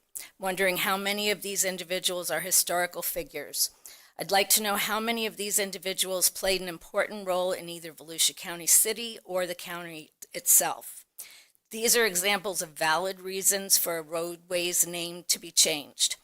I have a feeling that just knowing these facts about such incredible and respected people, such as founders of Volusia County cities, founders of businesses that support Volusia County and residents, educators who made a difference for the masses.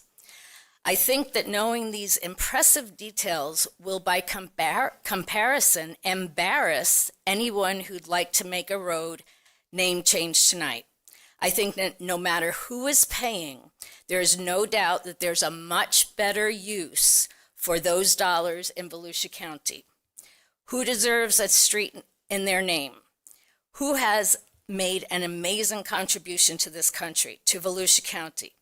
I don't think that anyone would agree that the individual being considered tonight should be honored with a road name change for him, nor anything in this entire county.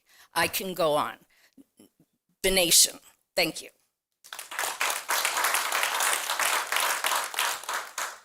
Tina Swift, followed by John Nicholson, followed by Gwendolyn Monroe. Good evening, council, staff, and residents of Volusia County. Tina Swift, Lemon Bluff Road, Osteen. I'm honored to represent the Osteen Preservation and Planning Society and be surrounded by our community leaders from Osteen, Maytown, and Oak Hill. I'm humbled by the unity that we are experiencing here tonight, and to some degree, I'm glad that you, the audience, and those watching online have the opportunity to see what diverse public discourse in a community looks and sounds like. Our community has been fighting for decades to keep its very heart and soul alive. That is why you see the community in force tonight. For too many decades, our farmers and families have watched as our land has been annexed into other cities, as our culture, history, and agricultural way of life disappear right in front of our eyes as the greed and desires of people from outside our county and state pave over paradise. Well, we've had enough. It's bad enough large groups and faceless entities wipe our physical landscape from the map. We will not stand for our history and culture and our people to follow that same broken path. We are a small, unincorporated, mostly friendly, usually quiet town that has worked hard to rid ourselves of the hate and heartache from years past, as Pastor Shavers mentioned. The few roads we have are not merely asphalt, they are lifelines of our identity. In Osteen, we literally have the same families generations later who built Osteen Maytown Road back in the day. Osteen and our sister towns, Maytown and Oak Hill, have strong physical, emotional, and family ties to our roads. Many are still named after the very families who built them. Pell, Smith, Carpenter, Prideaux, Braddock, just to name a few. As you all well know, OPS is fair and balanced in our assessments. Our community is blended with folks on both sides of this religious and political spectrum and on this very topic. And we understand that there's an old Buddhist saying that roughly translates to, as strongly as you believe in something, your neighbor feels just as strongly about the exact opposite belief. Demonstrate empathy to each other, for someday we will need each other. I'm hopeful, Mr. Brower, that this is what you meant and had extreme difficulty in explaining. Dedicating anything to Osteen to any figure who has no connection to our people or our soil denies us the opportunities we have left to honor our local legends, our veterans, and our heroes. I would strongly recommend that the council consider recommitting today to preserving and beautifying our history, our artists, and our culture. That is the heart of the great town of Osteen. Would the chair put as much effort into that as he has put into this proposal? Would the council consider a motion and direct staff to put as much effort into fixing our town's infrastructure issues, preserving our land, rebuilding historic downtown Osteen, and dedicating funding to revitalize Osteen's artisan community, funding our historical and cultural landmarks? Could we do that today? We ask you today to vote no on this proposal. Do not break the promise that you made to our town and our constituents. Do not table this discussion to come up again at some point in the future. End this now, vote no today. Thank you. John Nicholson, followed by Gwendolyn Monroe.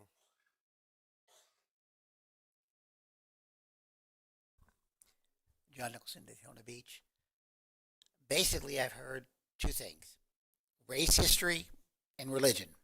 All right? Race history, the past. Well, the past is the past, and both sides misread the past. They don't know their history. Both sides don't understand religion.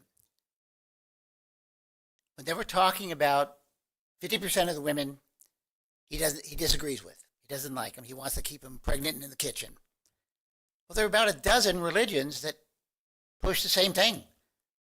Muslim extremists, Hasidic Jews, fundamental Christians. They all talk about women's position in the home and in society. It's not just Charlie Crist. So you can't pick on him alone for something that exists in many cultures. Religion is one thing, race is another. Now, they were talking about things and they were cherry-picking things that he had said. There are several things that he said I have no problem with. And you understand why? Why could you say you don't have a problem with it? Because we did have affirmative action. We did have set-asides. We did have priorities. Those were things in the past that we thought would be good. He said they weren't. I say they weren't, because I was a victim of it. In order to advance black people, white men had to be denied jobs. I could not teach in Dade County because they needed to have a certain percentage of blacks. All right? Yes. Okay, very rude people there. Yeah, please let the speaker finish. We've listened to everybody. These things happened. We look in the past from our point of view, not from the other person's point of view.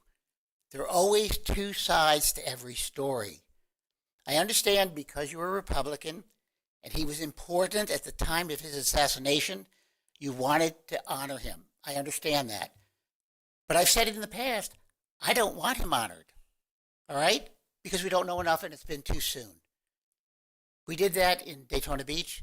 There was a woman, 35 years, worked for the parks. They named 9 things after her. Way too many.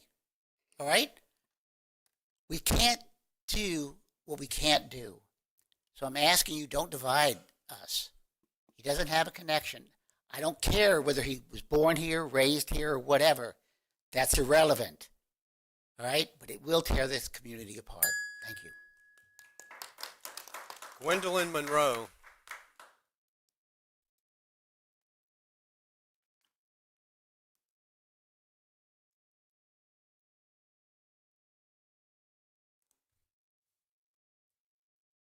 Good evening.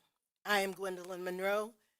I am a longtime resident of the city of DeLand. Mr. Santiago, I'd like to thank you for trying to curtail this. I do not want anything named after Charlie Clerk. I am here speaking to the Volusia County Council, but I'm specifically speaking to Chair Jeff Brower. You are the chair of Volusia County Council. You were elected by the people of Volusia County to serve all the people. As the chair, were you representing the people of Volusia County when you, as chair, requested the resolution to dedicate the portion of Maytown Road as Charlie Kirk Memorial Highway, or when you penned the op-ed in the DeLand Beacon entitled Chair Talks Kirk, where you said, and I quote, "Charlie demonstrated love for people of every religion, race, and orientation." Was that love shown in the remarks by Charlie Kirk as stated by others that stated prominent women, and I won't name them again, lack the brain processing power to be taken seriously? I am in no way a prominent black woman. However, I do possess the brain processing power to be taken seriously. And so in closing, I'll again reference you, Chair Brower, and I quote, "America's prosperity and continued freedom depend on our ability to reject hatred." This is what we are here now trying to do. Reject the hatred and legacy of Charlie Clerk.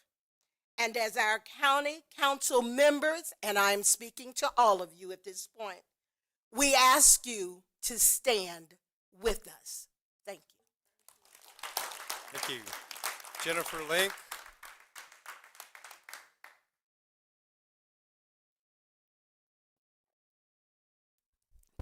Hello, my name is Jennifer Sutton Link. I am an Osteen resident.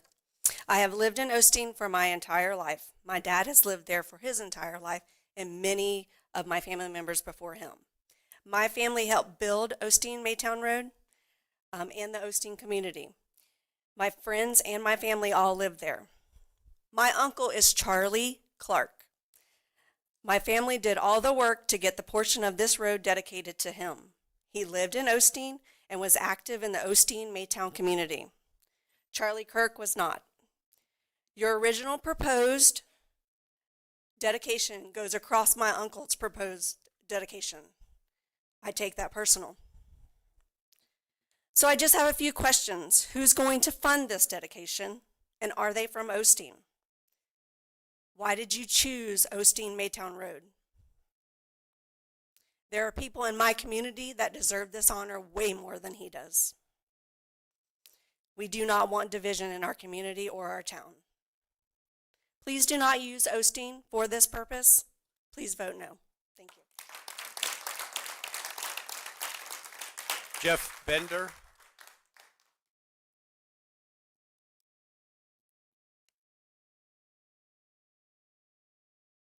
Yes, Council. I said I wasn't going to speak, but I'm not going to touch on all of the things that we've talked about with Charlie Kirk because I think you get the point. But what I would suggest to you is that as a person of color in this community, I don't feel like I'm represented by this board on other issues and things that's been addressed. So what I would just suggest and ask you all to consider so that you would get an opportunity to understand maybe what the community feels and maybe what our ideals are, is when you make your selections to boards, maybe put somebody on those boards that look like us so we don't just have one side of the story, because it's not possible for you to understand what my life has been like as a black person. And so if you don't have that those inclusive comments on the boards that represent this county, you won't know where we stand. So please consider us when you're making appointments to the boards that make recommendations to you all. Thank you.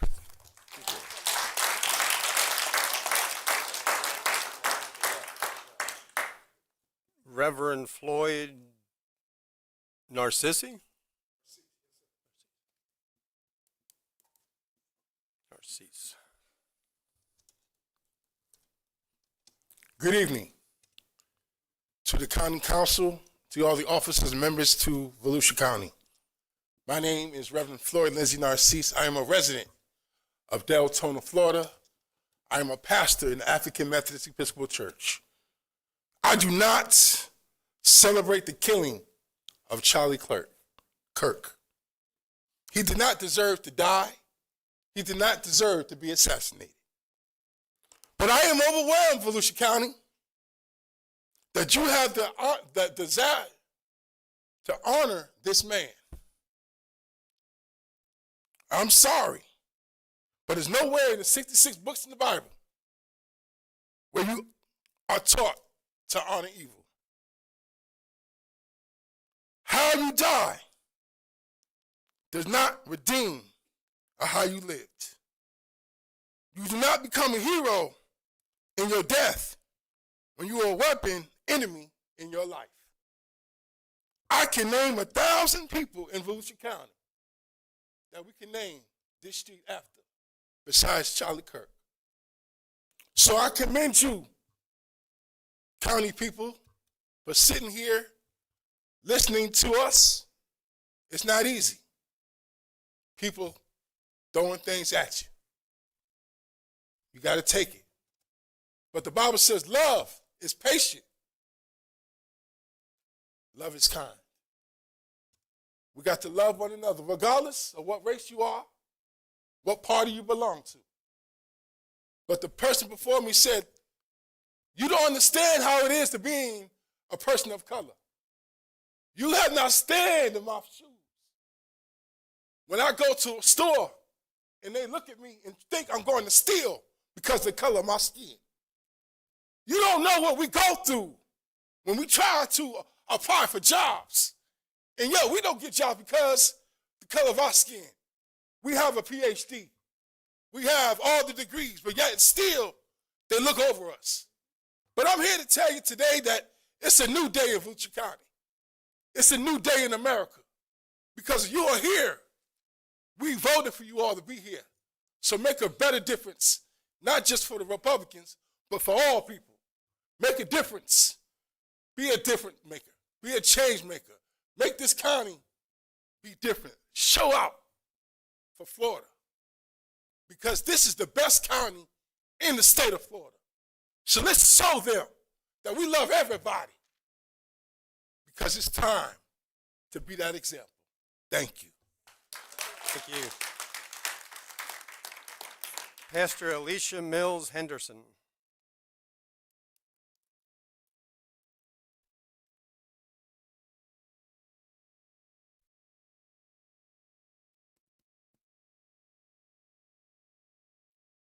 To the council. I came before you today, first of all, to just say I emphatically agree that Charlie Kirk should not be voted for anything. But my main reason for coming today is I have a question about the phraseology of the motion that was made. When the motion was initially suggested, it was suggested with the collaboration of the people. And I think that that motion needs to be stated that the collaboration will be with the collaboration of the people. That there will be something in that motion and in this committee that is going to be made that says that a community that a decision is going to be made for will be contacted by their representatives within a reasonable amount of time, because it's my understanding, and I know for myself as well. And I'm sorry, I forgot to say my name. My name is Pastor Alice Mills Henderson. I am the pastor of New Mount Zion in New Smyrna Beach, Florida. And I just wanted to say that I think it is very important that the phraseology be correct in the motion. So I think it is very important that it be said that it be in collaboration with the community, and that also that the community or whoever it affects directly will be contacted in a certain amount of reasonable time so that they can make preparation to be here.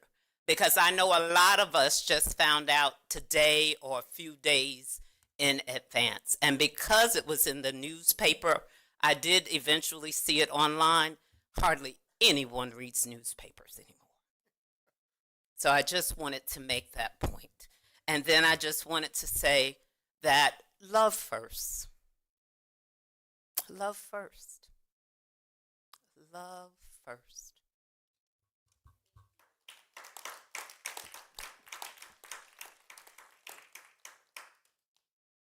Thank you very much.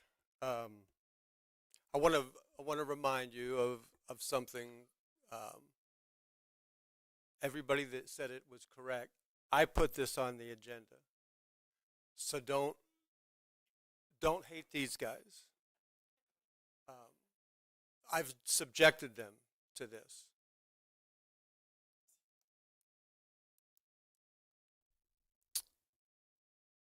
I just want to say something real quick in closing. I want to say it to you two because I met you two. We shared a meal at the NAACP event several years ago. I think I've been to numerous of them.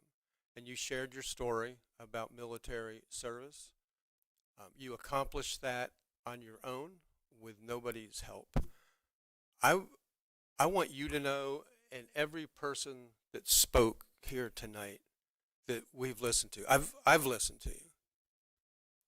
I would have never put this on the agenda if I believed Charlie Kirk hated black people. I don't know Charlie Kirk because I've read about him. I've listened to him for many years. My children have listened to him. My 5 daughters have listened to him, and my wife. Yeah, my wife had 5 daughters.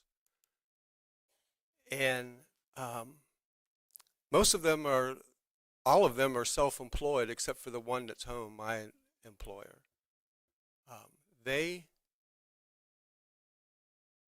There's not a prejudice bone in their body or mind. Charlie Kirk has people that worked with him that were black that he loved and admired. I've never heard him say, and that what was said here tonight, that he said he hated black people. In all the years I've listened to him, I've never heard him even come close to that. And I'm sorry, I listened to everybody here, and I'm going to close this out now. You're welcome. I want to say one other thing that I heard, because it's so unfair to say this about him, but several people have said that he believed that people that are gay should be stoned. You know what he did?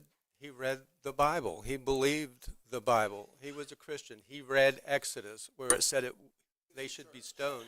And then he would go on every single time. He always talked about grace. That in the Old Testament, that's what it said. And he can't change it. In the New Testament, he would point people to grace because he did love people. And that's how I started this, that we should respect the differences that we have for one another and be able to talk about them. Because when we do what we just did, and I get to look at each one of you, I can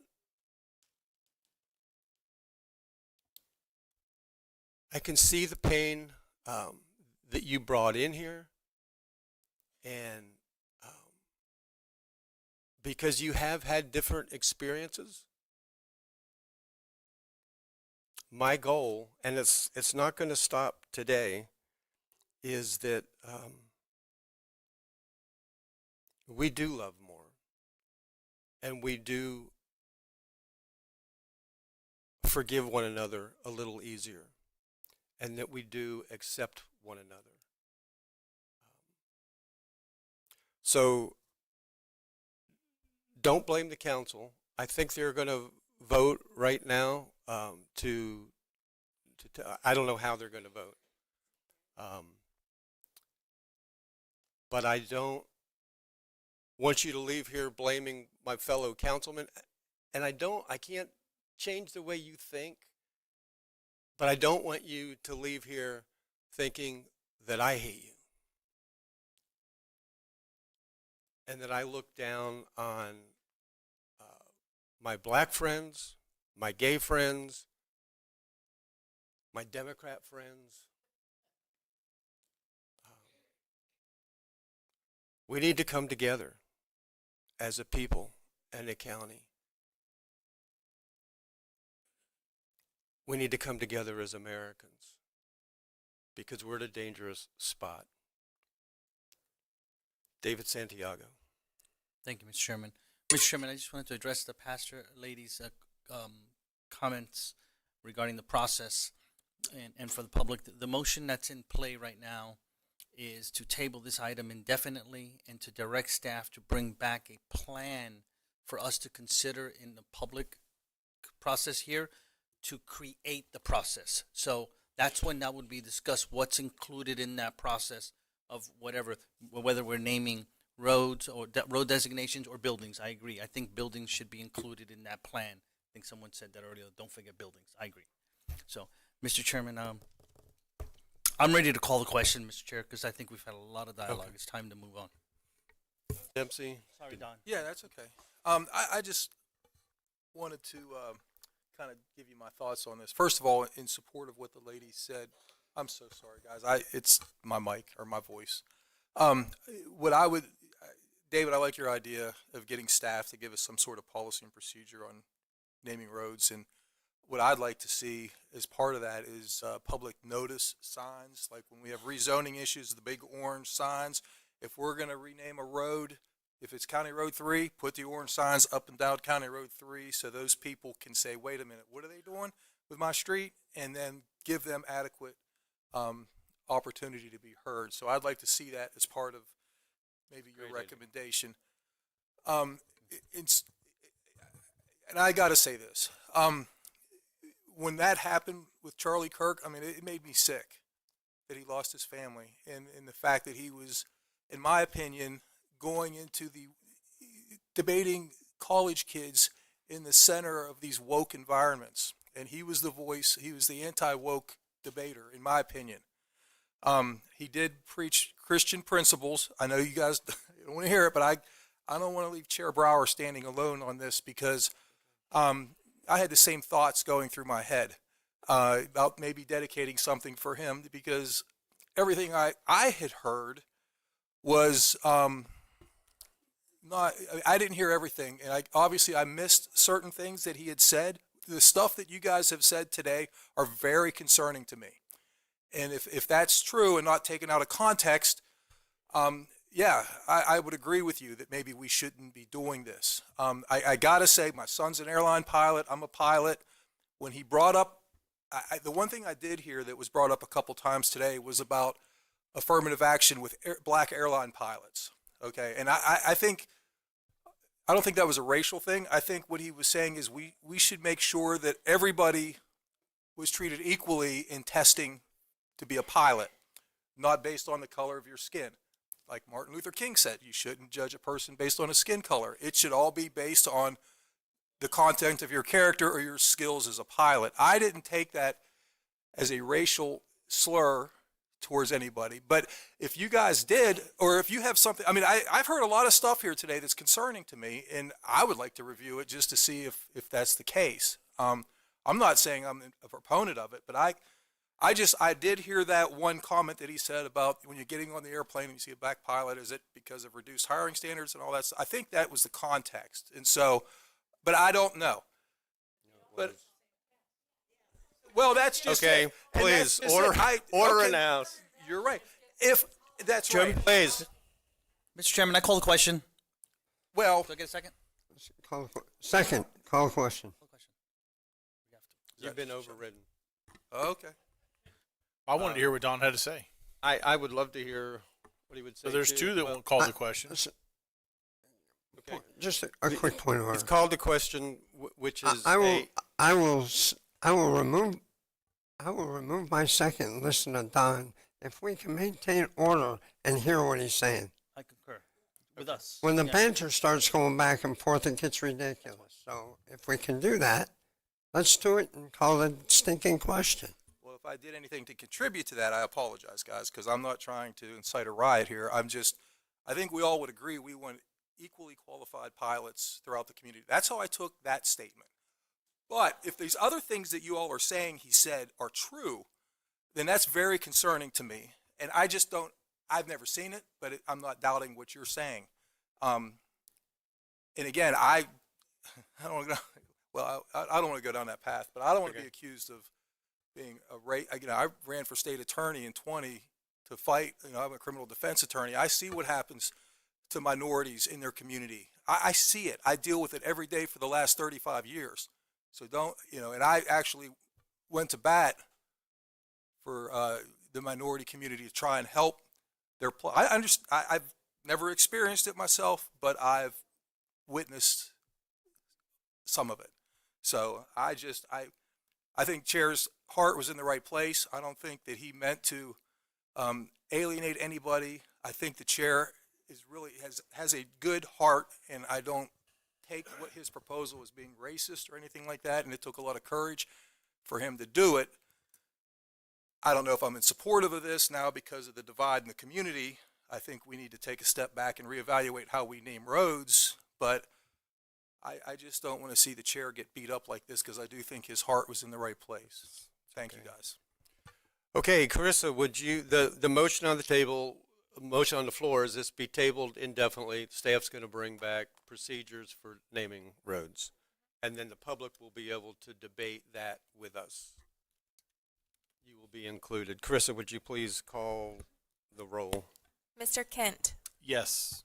Mr. Reinhardt. Oh, sorry. Not here. Mr. Robbins. Yes. Mr. Santiago. Yes.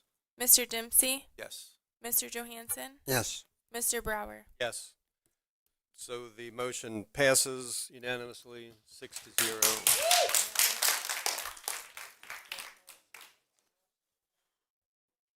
Yes.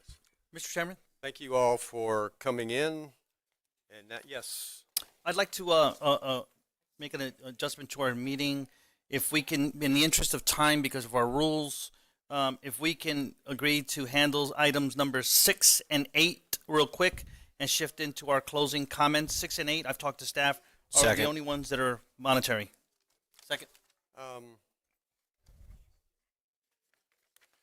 we don't, George, we have one meeting next month.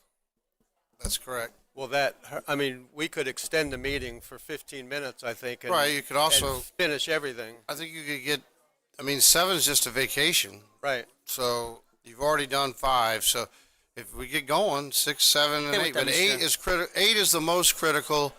Okay. 8 has a 60-day shot clock that we have to deal with the state. So, We're going bring to it up. finish. We're going to finish. and the others could, okay. All right, next. Motion to approve item 6. Second. Hold on.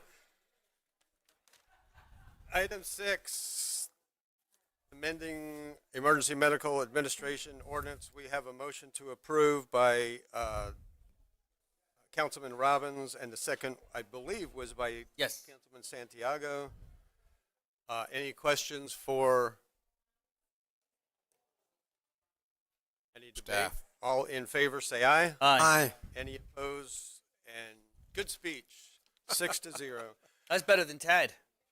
I don't even. Oh, I was Walk going to say I faster, haven't Tad. even Let's go. seen Motion to approve item 7. Gaspier, but Second. Second. item 7 is a resolution of a proposed vacation. And Santiago is taking us all to New York City, apparently. Don? And I'm sorry, I did not hear who the motion was from. Mr. Robbins, seconded by Mr. Santiago. You already have it. Okay. All in favor, say aye. Aye. Any opposed? Good speech, Ted. 6-0. Item 8, budget resolution. Motion to approve. We should listen to some of these. Second. Already heard it. Second, Johansson. Okay, we have a motion to approve by David Santiago. Second was by Councilman Johansson. No questions for him. All in favor, say aye. Aye. Any opposed? That motion carries 6-0. Item 10, District 4 appointment. He better be ready, to the Halifax Area Advertising Authority.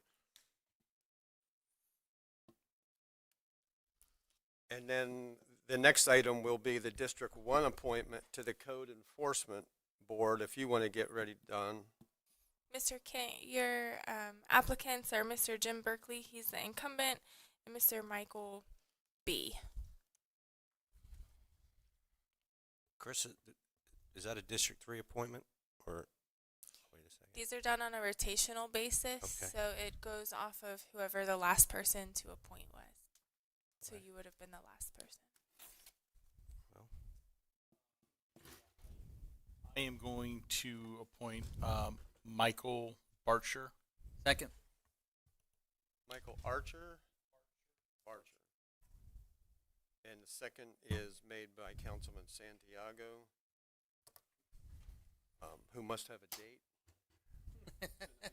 All in favor of Michael Barcher. Aye. Right. Any opposed?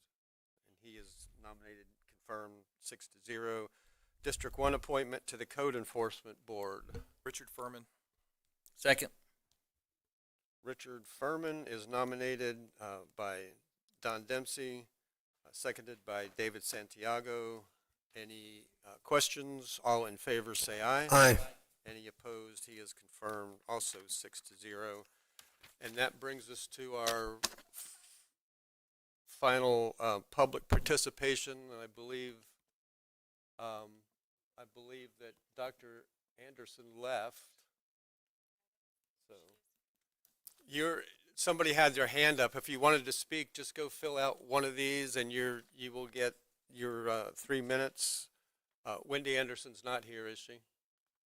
She was going to tell us about Reovation, that after 2 years, we finally got approval from FDEP for a septic system that greatly cleans the water in 2 weeks. Septic system will have clear water with no solids in it for very little cost compared to advanced water treatment systems. So it's good. It'll take a while to get, took 2 years to get the permit just to test it. She did a lot of work with this. The other person is John Nicholson, and then we have one waiting.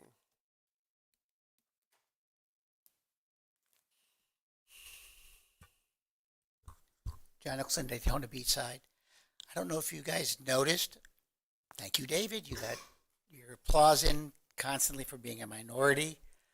But we're not even close to solving our race stuff. It's just, at some point, we've got to just cut the mustard and move on.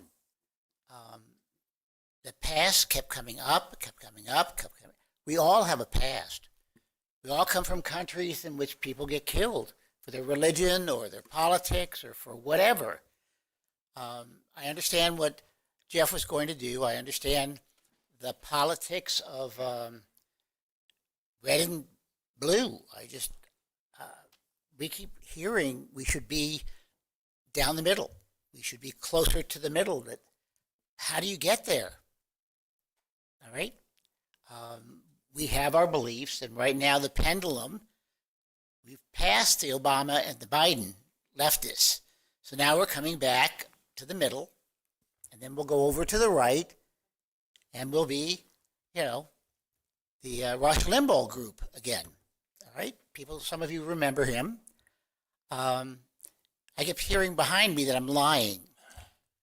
But like the mayor of Daytona Beach says, there's no Mosaic, there's no Margaritaville. Calls me a liar. All right? I'm told that when I said affirmative action, there really was affirmative action. There really was set-asides. And one of the women is sitting there saying, no, that doesn't happen. This is the way it was supposed to be. Yeah, it's supposed to be, but it wasn't. Affirmative action ended up being simply hiring the black person. And you denied the white person the job. It's just the way it was. You want one thing to happen, and things don't happen that way. Lottery. It was supposed to help the schools with sports, arts, etc. Didn't happen that way. Now they're using most of the lottery to give scholarships, Pell Grants. Things change. So at some point, I think we've got to get together and discuss race, set-asides, who gets hired. They don't understand what you're talking about preferences. They don't understand. The whites are arguing that you should be qualified. They don't understand the argument about woke. They don't understand that. You heard them, as far as I'm concerned, being obnoxious and rude the whole time, just shouting out, because they don't accept your point of view. And there are a lot of Republicans, conservatives, that don't accept the liberal point of view, that women could be able to do anything they want to do. Gays can do anything they want to do. Thank you. Thank you. Time is up. George Ann Kaiser. What time did you get here today?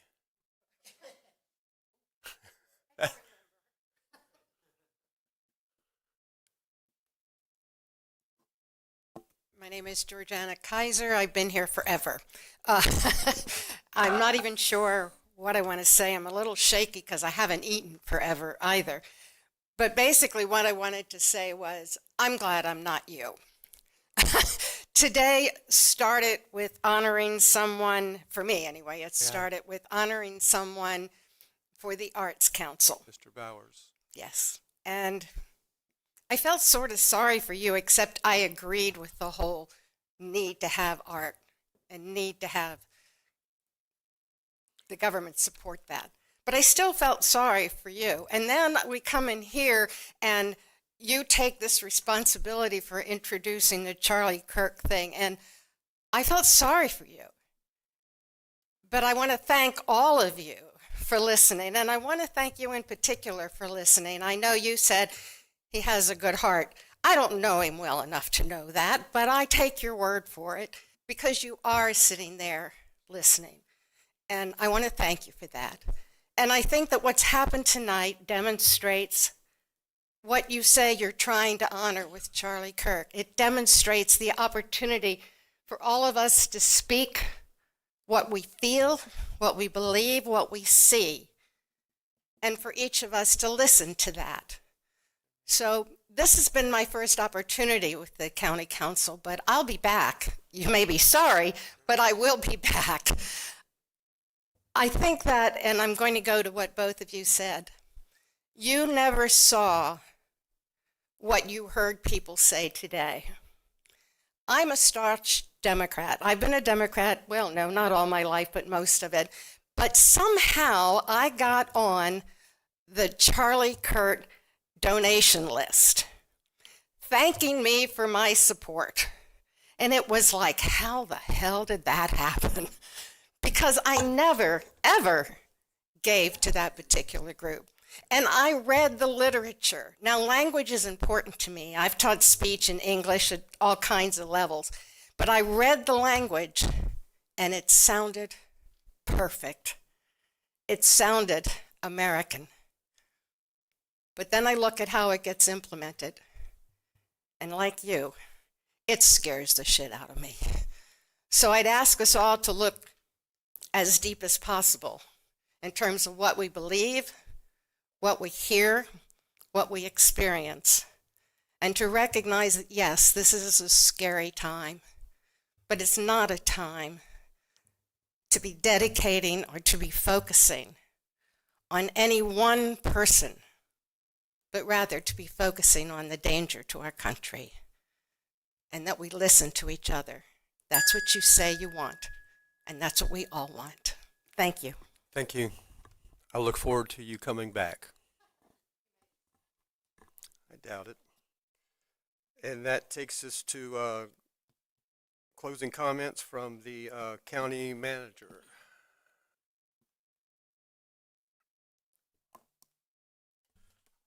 The only thing I have is that I will be out of town for a few days, Friday and through next Wednesday. So Suzanne will have the reins, and just letting everybody know that. Thank you. Have a great Thanksgiving, George. County Attorney Michael Dyer. I have nothing. Thank you. You wore out? Yeah, I think I don't need to drag it out longer. Well, never mind. Troy, you are up first tonight. Councilman Troy Kent. Yeah, I'll be very brief this evening. Just a couple of items. The first one's for you, Chairman. Again, you showed real leadership again, and I'm pleased you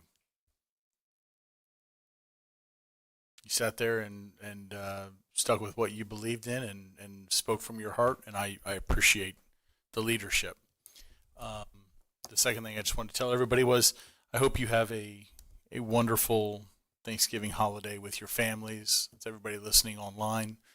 I hope you get some rest and you eat too much food and you love on your family and your friends and you enjoy them. And my last comment is to my father who's listening online, go to bed, Pops.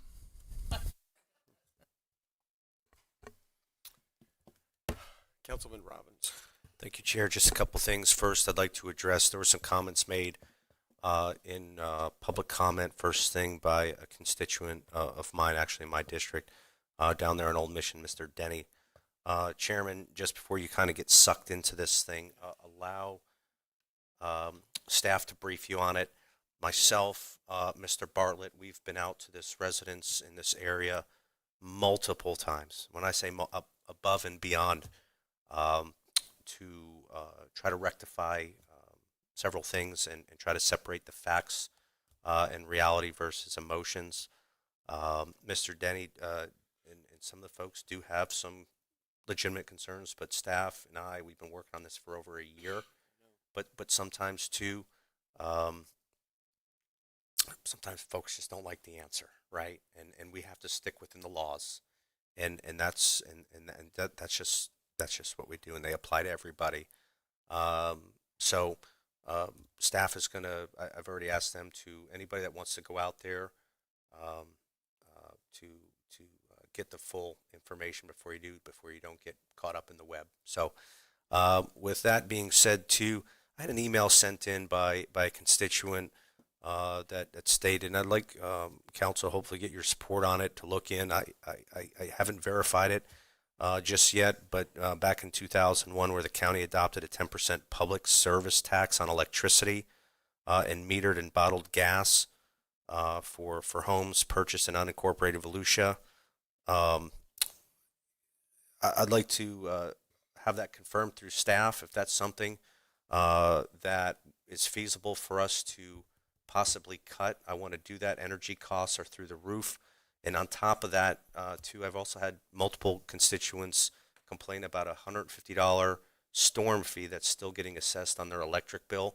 If we have an FPL representative that we work with, kind of lump this in our investigation to see if we can save that and bring down some of the energy costs for our people. It is FPL?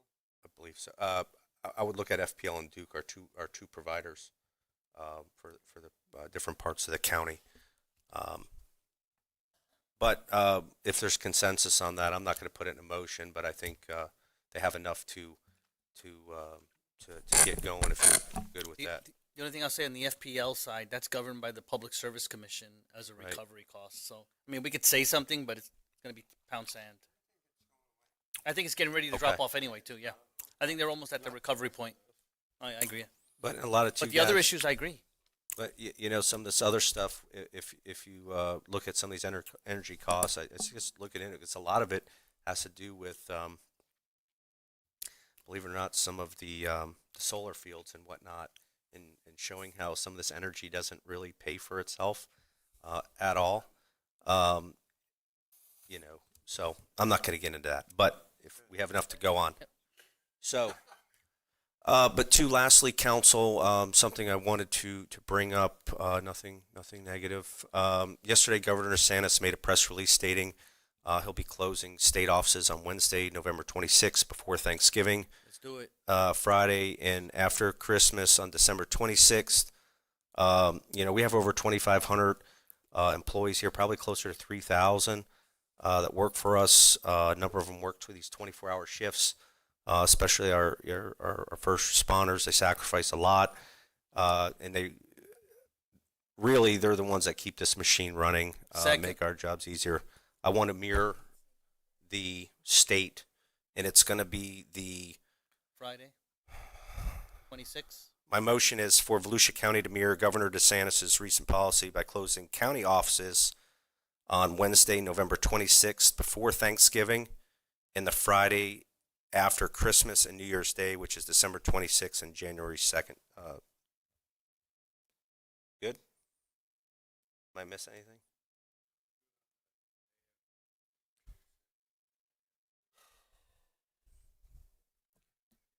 The day after Christmas, and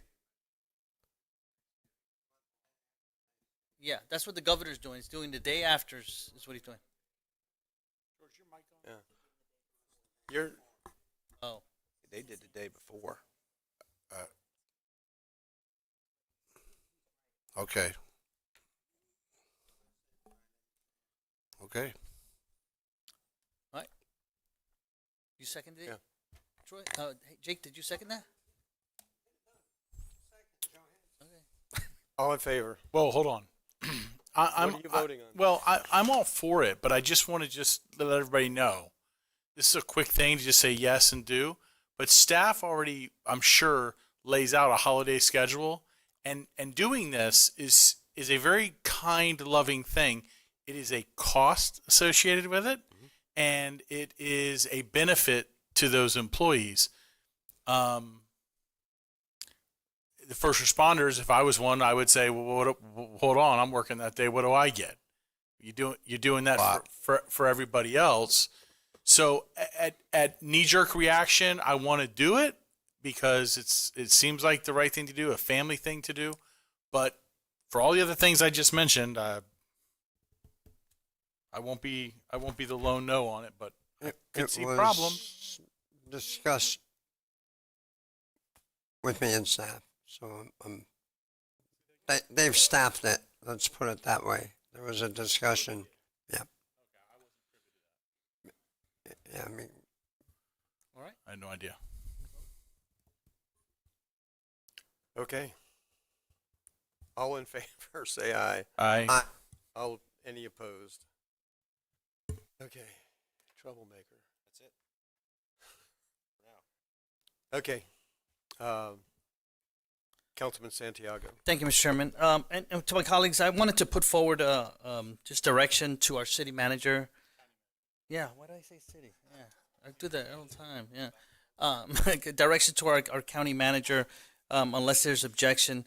The city of Deltona, which I represent, recently approved the purchase of an additional transport unit to place into the city for transport for emergency issues. And they're in the process of, they've already talked to staff, and they seem to be at an impasse right now. I'll just leave it at that. And I'd like to see if you guys are okay with us directing George to go and find a solution to this and maybe negotiate some terms that work for the county and for the city. And to bring, obviously, that would come back to us, wouldn't it, George? Oh, yeah. Okay.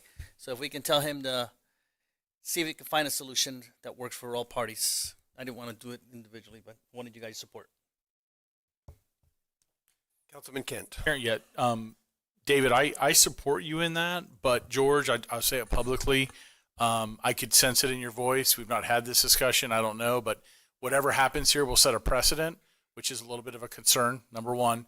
And, you know, I'm a county councilman now. I'm not an Ormond Beach City Commissioner anymore. So I'm a county councilman, so that's who I'm representing. And I hope you can come up with a solution that makes all parties happy. But if there was an impasse, there was a problem, and maybe we need to have a talk. You need to call me and update me. Yeah, I was going to say, I'd be happy to brief any of you. There's definitely a lot of history. There's a program that's actually in place. There's agreements that are in place. But I'd be more than willing to go down and talk to the manager and see if we can come up with something that works. Because there's no doubt that we're always trying to improve the system. So if I can make it an improvement, then I'll be back with to talk to you guys about that. So. And I love that David's working for his community. You know what I mean? Like exactly. You can't knock that. So yeah, just a little better communication I'm going to need on that stuff. Yep. That's all I got, Mr. Chair. Unless there was objection, I think you're clear, George. Danny stole one of mine. Don't give him another opportunity. I'm done. Yeah. Okay, Councilman Dempsey. Just want to wish everybody a happy Thanksgiving. And Matt Reinhardt, I know you couldn't be here. He's vacationing at Alcatraz for the holidays, but I want to wish. I think he's starting a chicken program over there. Up there, exactly. Yeah. But I have nothing. Thanks, guys. Councilman Johansson. Thank you, sir. A couple of things. I want to straighten out some rumors and maybe have a philosophical discussion, unfortunately. Number one, Charlie Kirk does not have a road named after him at Daytona State College, verified by the president before the end of this meeting. So there are no streets named after Charlie Kirk at the university right now. Number two, Amy Munizzi and one other person came up and talked about the helicopter issues and the A1 property. A couple weeks ago, we had a bunch of people come up and complain that we were messing with their freedom to speak because we changed a bunch of Chapter 72 stuff to special exception or by right, and they wouldn't have an opportunity to voice their opinions and disapprovals. Yet, here we are with something that happened, and we had two people were able to voice their opinion and probably force us all to have a little essay, situational awareness on it. and make sure staff's taking care of it. Luckily, staff was already taking care of it. But the public does have say, and a lot of times they get to us, just like Belvedere, before the stinking thing ever comes to us. So they have a lot of say in it. And then again tonight with the item 9. The third thing is I won't discuss the decorum. You guys know what I think about that. But a lot of people today, 4 or 5 of them, felt a little disenfranchised because they didn't know about the government, or they didn't know who represented them in our case, or they didn't. They were very upset with us because we don't place a diverse group of people on boards, and that makes me feel like, and I mention this a lot, no matter how many times you get the information out there, funny looking at you, Michael, when I say it, no matter how many different ways we get the information out there, there's people out there who become involved but don't know. So, I'm sure Danny and I will do our part down in District 3 to make sure that as many folks that we feel didn't know in the future. But it's important that we keep on getting that drumbeat of what's going on out there and who can be in it, because we don't appoint the people on boards that don't apply for these positions on these boards. And Carissa, 8 Ways to Sunday, puts out, we need people for these boards. So go home, for those of you that are still here, pass the word that all you got to do is put your name on one of these board applications, and next thing you know, you're working for free for the county. Having said all that, have a great holiday. Thank you, Danny, for echoing the state's holiday policy, and I hope staff has opportunity to spend time with their family, and we look forward to seeing everybody after Thanksgiving. Thank you. I just have a couple quick things that was said tonight concerning the arts. From an art teacher, that there would be no more arts in public school. None of us are on the school board, but I'm pretty sure they have a larger budget than we do. Does anybody know? It's been a long time since you've been there, Michael Dyer, but the school has an art program, don't they? They do. We could find out how much of their budget is for arts education, but yeah, I don't think you need to spend time on it. I kind of wanted to make that point that I don't believe any of the grants in that $611,000 went to arts in the school to make sure we had arts in school. We do, but I think it's important that it is in the school, and I'm pretty sure that the school board provides for that. The only other thing, 2 other things, Michael Dyer and I are going tomorrow, not together. I don't want to start any rumors, but we are both going to the Florida Association of Counties meeting in Tampa, specifically to work on the Senate Bill 180 amendment process. I think the counties in Florida, the last meeting we went to, it was a unanimous vote that we needed to amend it. This time we'll be finding out, I think, what amendments will be used. The amendments that Michael Dyer and his staff of attorneys wrote seem to be at the top of the list. There'll be other things discussed, but I want the public to know that we're not, anybody on this council and nobody on the staff is not just letting this go by. We are all very concerned with losing local control, being able to be your voice as a charter county. So we'll be doing that, and we'll report back how that went. And last thing, and I don't want to start a big discussion on this, so George, Suzanne, I would just ask you maybe assign somebody to me. I've been to Miller Lake more times than I can count. I've met a lot of the people there. I've watched the situation across the street with a professional center, and I'm really uncomfortable with what the St. John's Water Management District or Florida FDOT, whoever's making the decisions to ship more of our water across the street to Miller Pond. I think they're correct that they will be flooded forever. They've already, it may not be in their houses. It only went in a few houses. I don't know how many it takes to get St. John's attention. But they've lost more than half their properties that we're still taxing them for. I agree with them when I hear them say we need to object to the permit. So I would like to talk with you, Ben, whoever you assign, George. And if you can, you set me up with somebody from St. John's. I mean, I can call Mike. I know him well. Yeah, we can put together, I can get Ben, and we've been dealing with the engineer that is over that program, Cam Dewey, and so who actually attends, I know the roundtables,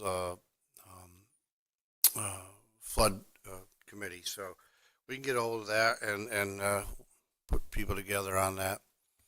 I think there is a difference of opinion from engineers. I actually made note of what he said as far as he had his own engineer, Mr. Hill. I would like to find out who that is and talk to them, because when our engineers looked at it, it looked like they were trying to make an effort to hold water back, not necessarily put more. Eventually, the overflow is always going to be to the lowest point, and that is Miller Lake. So, but I think the attempt was to do a better job of holding some of the water up. But that's okay. I mean, I'd like to hear what their Hills engineer says, and I was going to have Mr.